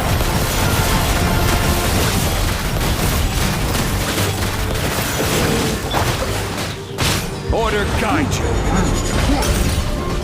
Stabilize. Let the world come alive! Whoa, what's that? Aerial support from Awika? Look how powerful she is now. It's borderline unfair. Shower me with praise. Wind, hear me. Go and splash! Loaded.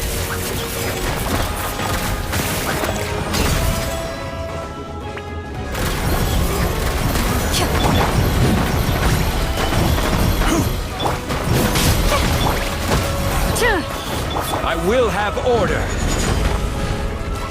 Use my power to destroy the Abyss tumors. Got it! Thanks for the backup! Into the shadows.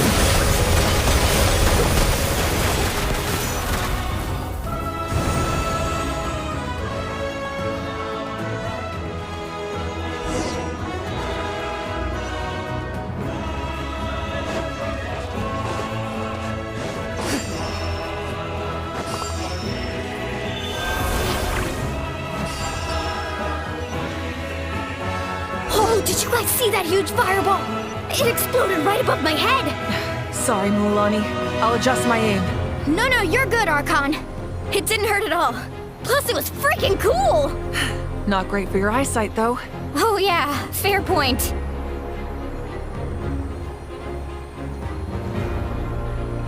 Ugh, Ahal's coming in way too hot.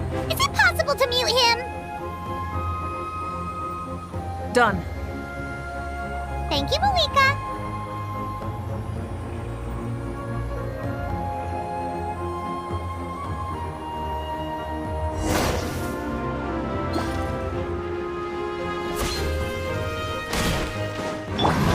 Backup has arrived. All right, give him hell. Vengeance for Koichi.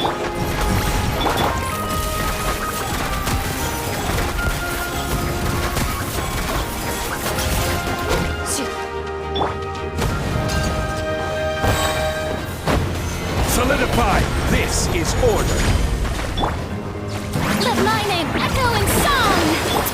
The enemy ranks are thinning. Time to double down. Use the Pyro Archon's power and show no mercy.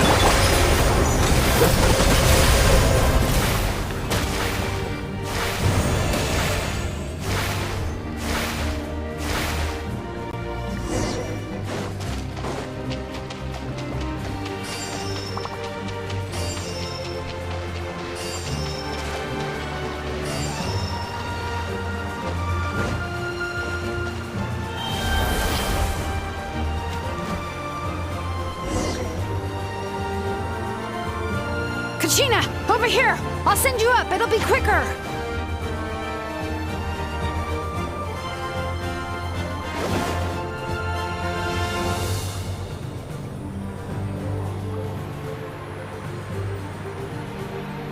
Everyone's safe.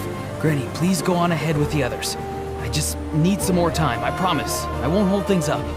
Oh, Roron! Leave the vegetables and aphids behind, you dimwit! It's too dangerous!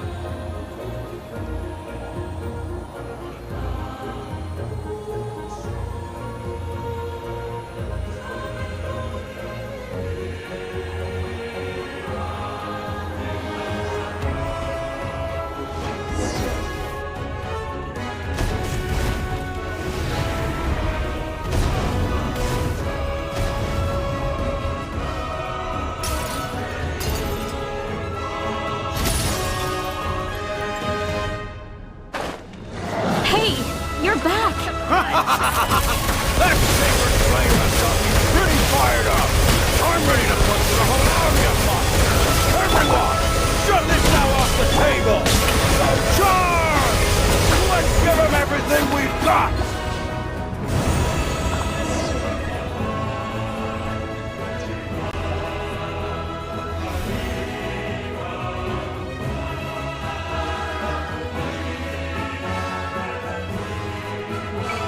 The Children of Echo's territory is secure. All monsters down. All good here at the People of the Springs, too. We crushed it! Masters of the Night Wind are also safe. Should I go support the Flower Feather clan? Things are still pretty rough over there. I'm already en route. No need. I just dealt with it. Already? But you were just at the stadium! Yeah, well, you have no idea how long I've been itching to bash some heads in. Oh! Fair enough. Ian-san, what should we do about the Collective of Plenty? Your home's a long ways away from the stadium. Oh, no need to worry. I just heard from Veresa. She says they're safe now. Yeah! Their only game plan was to outnumber us, and that ain't gonna work now that we have the Ode of Resurrection on our side!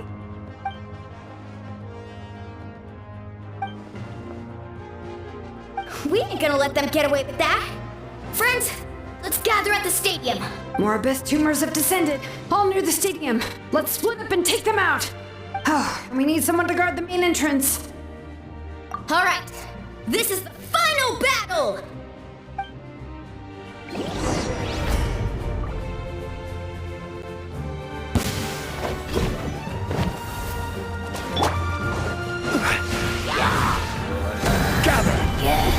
Ready.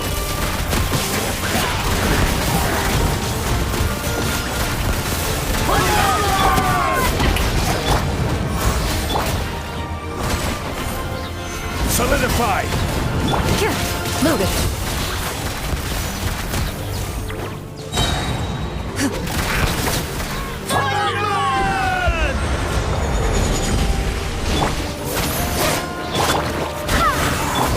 Evil works. Shoot on sight. Ready.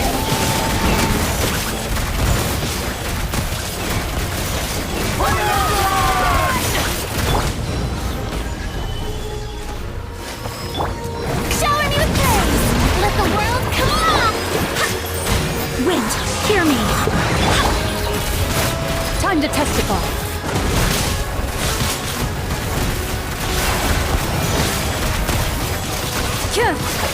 This is order.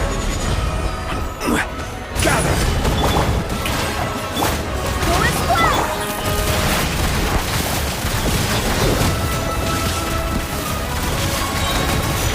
Hunt them down. Time to shine! Barbados, guide us. Solidify! Loaded.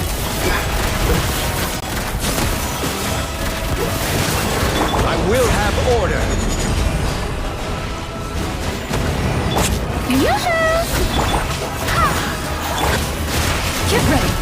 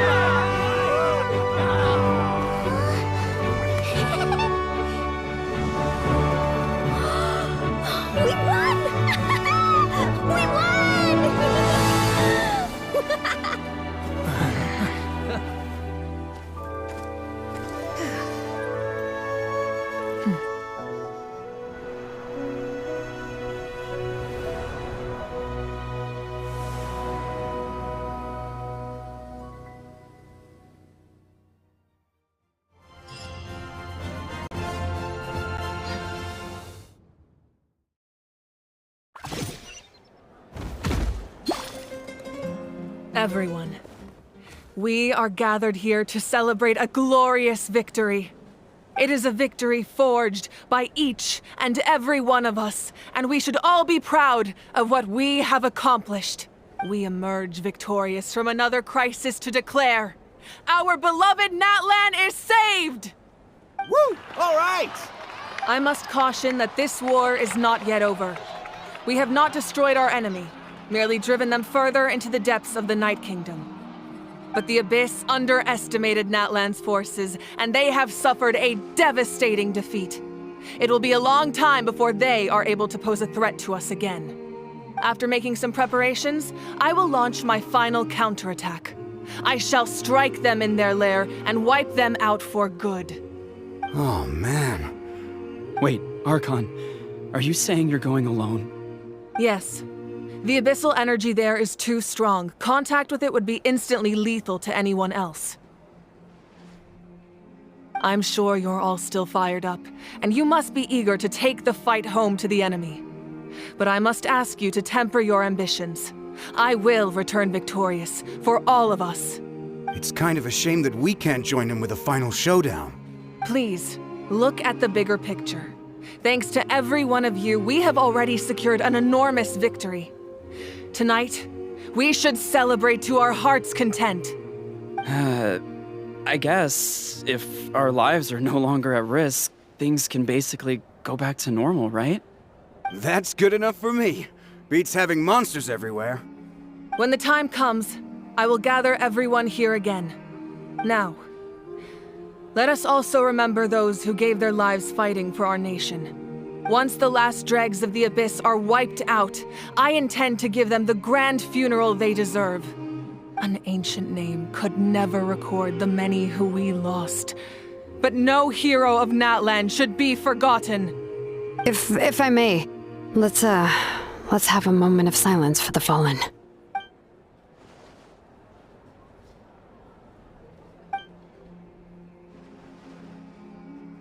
Lastly, there is one more person I must thank for his extraordinary support in our time of need, and that is the Captain. Speaking in a personal capacity, I should like to offer my sincere congratulations on your victory.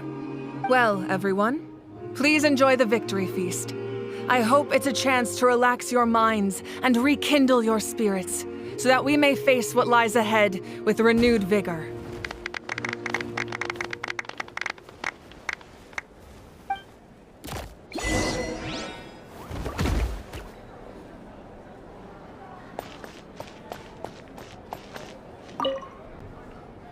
I must congratulate you on your efforts during this war.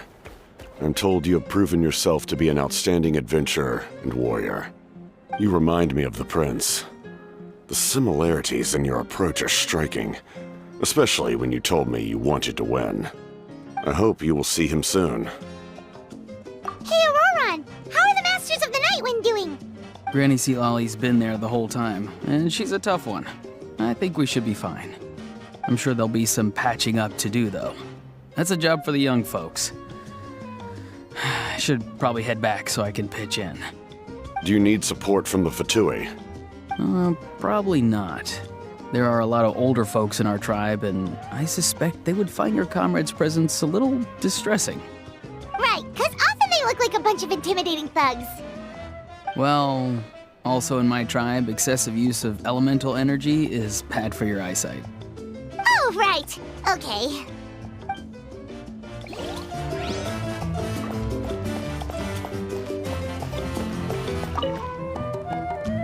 You did a great job, Kachina. Oh, you're much more confident now. Seems like winning the pilgrimage gave you a real boost. I spoke to your mom and dad. They were singing your praises. They said the world's your oyster now. How are things at the People of the Springs base? There are some casualties, but the overall mood is very positive.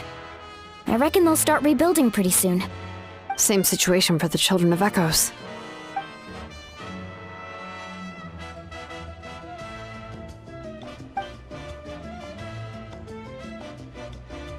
Oh, that's a great idea. Let's do it together. Let's hope that their sacrifice marks the beginning of a new age for Natlan. An age of unprecedented peace.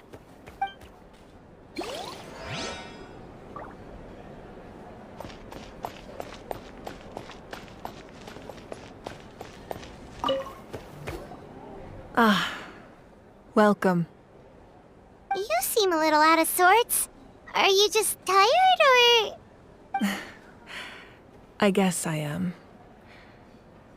You know, when I was up there in the sky, I could see all of Natlan stretching out below me. People everywhere, giving everything they had for a chance at victory. I just... If only I'd been quicker. Maybe they wouldn't have... And Koichi. Maybe she'd still... I'm sorry. Now is not the time for that. Fruit juice, right? Make it a large?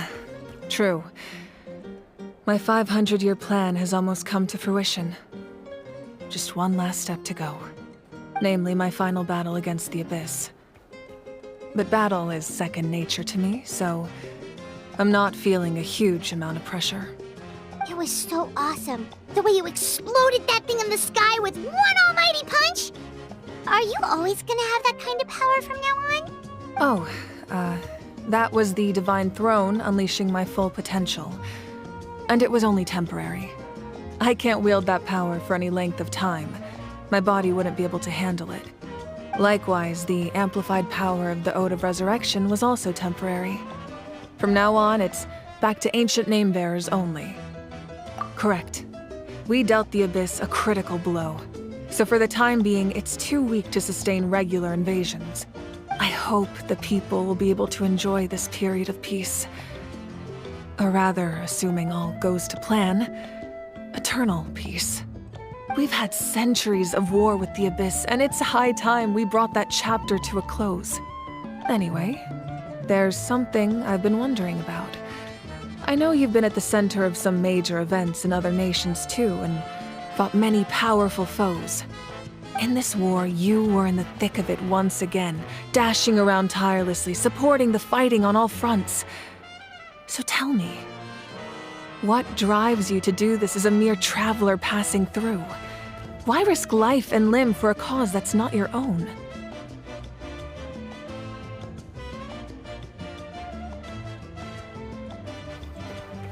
You know, it's that mindset that distinguishes the heroes in every story. They're the natural protagonists. What I'm really trying to say is, I would love for you, with your extraordinary talent and your sense of justice, to join me in this final step. You and I together, finally putting an end to the ever-looming threat of the Abyss. But I also don't want to take advantage of your good nature and readiness to help others. The final battle will be very dangerous, and you have the rest of your journey to consider. I'm sure you must be weary. Sleep well tonight. Let's talk again tomorrow in the speaker's chamber. I'll give you more details on the final battle, and then I hope to hear your verdict.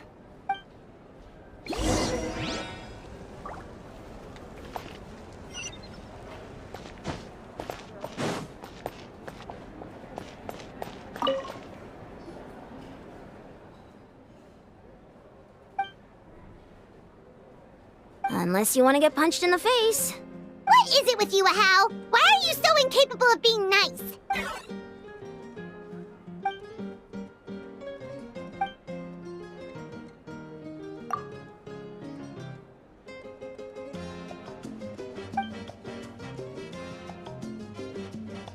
The Collective of Plenty was the furthest from the Abyss's entry point, so they didn't have as many monsters to deal with. From what I hear, they got off relatively unscathed. But it might have been a different story if Chaska hadn't gotten there when she did. That's good to hear. All's well that ends well.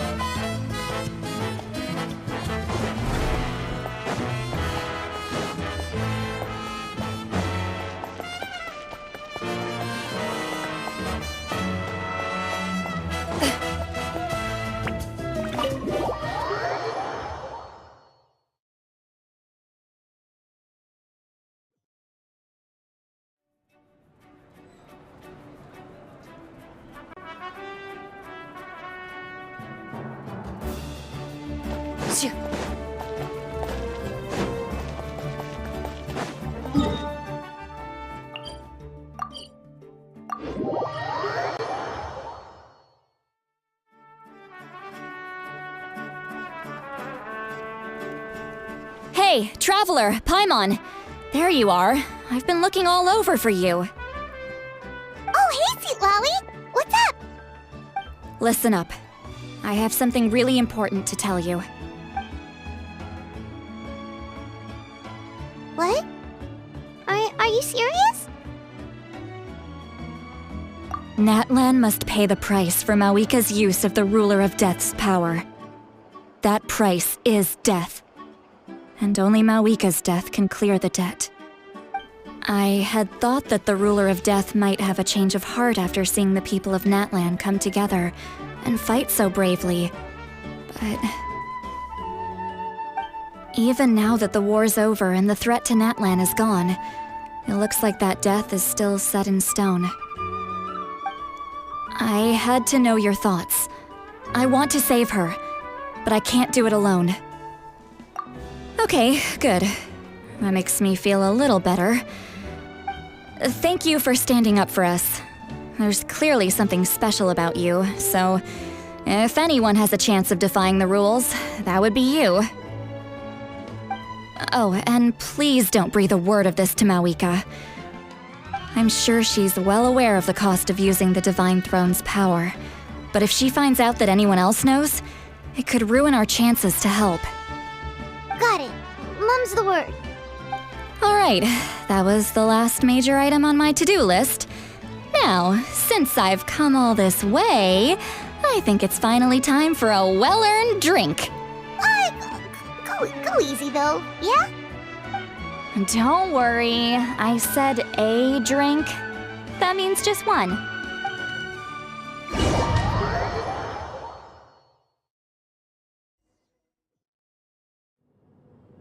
All right, you little munchkin, if you keep pestering me, I'm gonna have to get serious. I get 100 kids a day telling me they want to be the next Pyro Archon. Why should I train you? Nagging isn't gonna accomplish anything. No one can predict the future, and unless you have some exceptional jaw-dropping talent I'm unaware of. I can shoot those cornflakes in your kitchen from right here. Haha, don't be ridiculous. You couldn't make that shot from all the way over here? Wait, hold on, you could hurt someone with that. Well, I'll be. You made the shot. The science of the canopy raised him tough. That's some real skill you got there, little lady. Maybe you really will be Pyro Archon one day.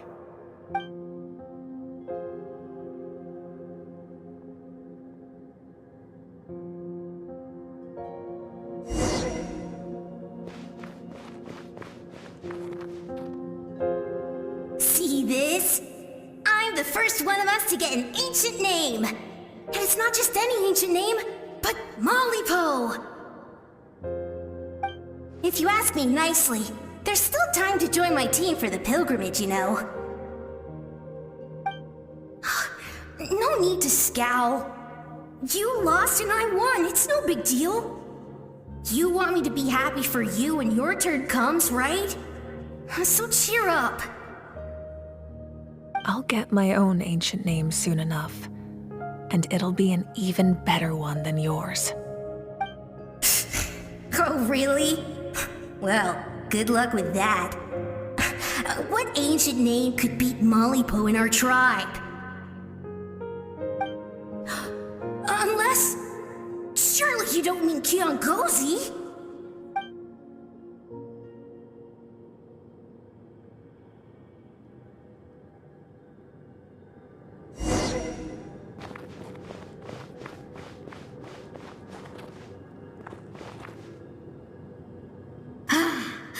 That was fantastic. I can't believe I beat you in a wrestling match for once.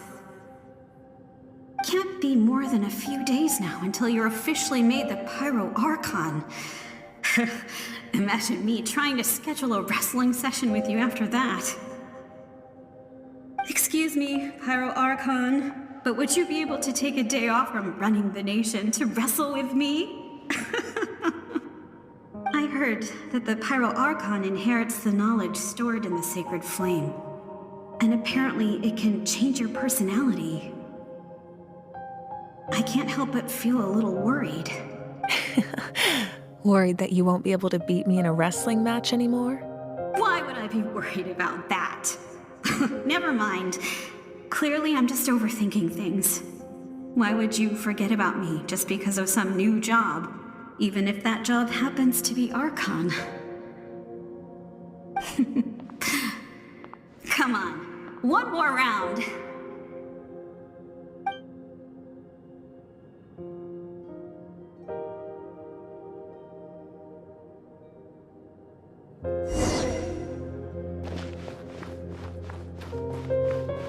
After the darkness will come the dawn.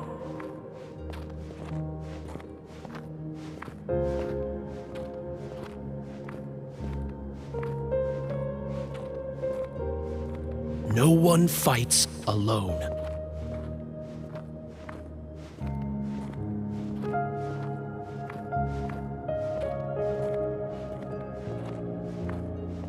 For Natlan!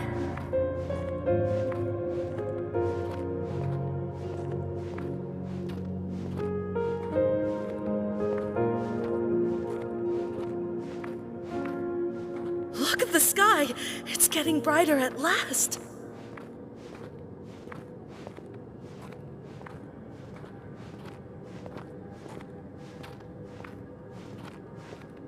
We walk the righteous path, and the Pyro Archon will guide us.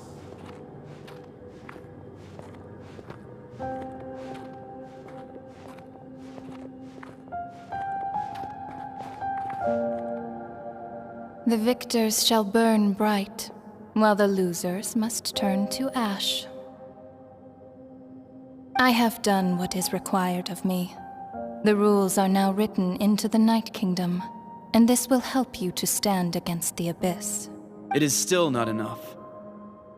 All this can do is give my people courage. It will not see us through a true catastrophe.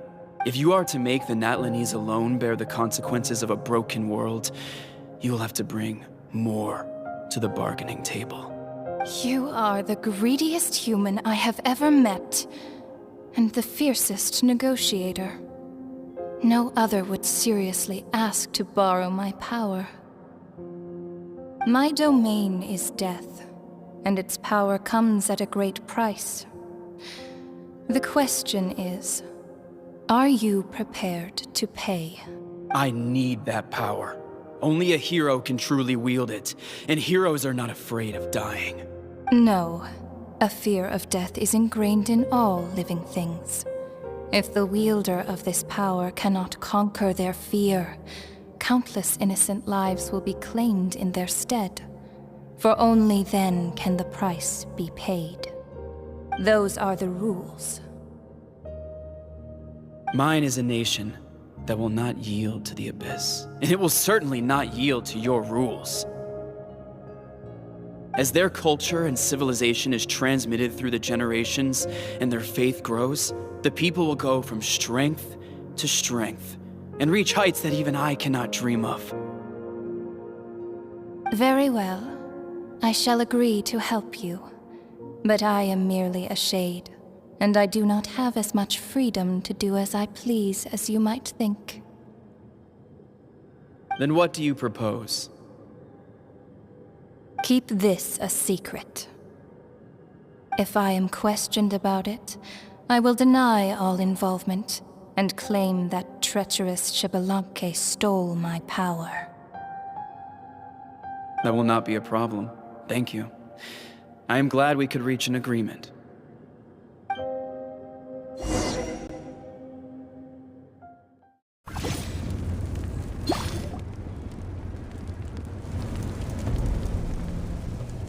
Come in. As you know, I've asked you to come here to discuss the task of wiping out the Abyss. Oh, but first, any progress on the ancient name? I'm surprised she was willing to help you, and by extension, me. I'm very grateful to her. Wait, hold on. Wasn't the whole point of the ancient names for winning that huge battle? Why would the Traveler still need one by this point? That's right. The Abyss has retreated to the depths of the Night Kingdom, a place that has long since been corrupted by abyssal energy. If we don't finish them off and restore the ley lines, the threat they pose to Natlan will remain. The battle we fought yesterday, we may one day have to fight again. This is the fate Natlan has always been resigned to. For thousands of years, we have struggled on the brink of a looming darkness and never known true peace. But this time, I want to break the cycle and free us from this fate for good. With the sacred flame, I can protect myself from the abyssal corruption, but beyond that, you are the only other person who can resist it. If your ancient name can't be forged, I will go alone. But if it can, I'd really love your help. Not completely. After all, the Night Kingdom is still plagued by abyssal corruption. But when I used the power of the Divine Throne, it dispelled a lot of that corruption. Plus, your ancient name is a special case, so the Lord of the Night will take special care of you. In short, the Ode of Resurrection still has a number of limitations, but I can promise that it will work reliably on you. Whoa. Are we forgetting something here? What about Paimon? What's her place in all this? What? You mean we'll be separated? The Abyss is extremely devious. If you two go there together, you can bet they'll make Paimon their primary target just to put us in an impossible position. Paimon wasn't that worried, but now she's petrified. What will you do without me?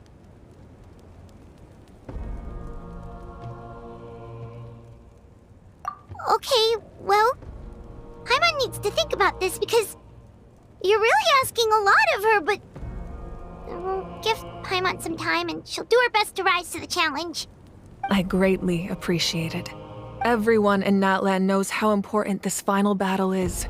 You will be remembered and revered long into the future, until the end of time. If you have any other questions, please ask away.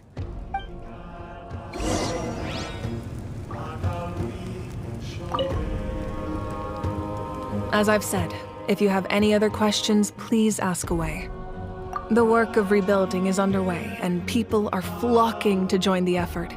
With everyone rallying together, I'm sure it won't be long before there's no trace left of the damage done by this war. The healing process, on the other hand, that's a bigger obstacle to overcome. Many are grieving, and there's simply no replacing the ones we lost. As the sun rises once more and we rediscover the ability to believe in the future, we must never forget their sacrifice. As I've said, if you have any other questions, please ask away.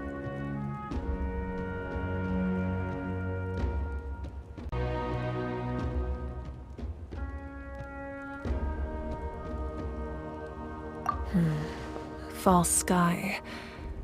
I have heard this expression before, but I think this was the first proof of its existence. I think there's a lot of investigating to be done to understand what the fragments behind the sky are and why they were hidden in the first place. However, from what the Adventurers Guild tells me, neither the split sky phenomenon nor the fragments have ever been observed in any other nation. My guess is that the Heavenly Principles wants them kept a secret. I just hope they don't cause me any trouble over it. Oh, you should be fine. We did something much crazier back in Fontaine and we're still here. Well, that's good to know. Anyway, the line I'm going with for the masses is astronomical anomaly. And I don't expect much of a backlash. Meanwhile, we can look into it at our own pace. As I've said, if you have any other questions, please ask away. That wasn't their souls we saw, but a snapshot of them in time. All the work of the ancient name engravers 500 years ago, who made some special modifications to their names. Their souls returned to the Night Kingdom long ago, and will have been reborn in Natlan since, albeit in a different form. For all we know, they may have already lived many new lives by now. And so, even though we will never meet again, they will always be by our side in one way or another. I think that gives another layer of meaning to the phrase "no one fights alone." As I've said, if you have any other questions, please ask away. We have a temporary alliance, but I can tell that saving Natlan is not his only goal. Yeah, Paimon still doesn't get why saving Natlan would be so important to him in the first place. Unless he's just a good guy who wants to avoid another Conria. But somehow Paimon doubts it's that simple. I wouldn't worry too much. Based on all the interactions we've had with him and knowing more about his background, I have a lot of respect for him. I don't think he has any ill intentions. Now, we should focus on the final battle. As I've said, if you have any other questions, please ask away.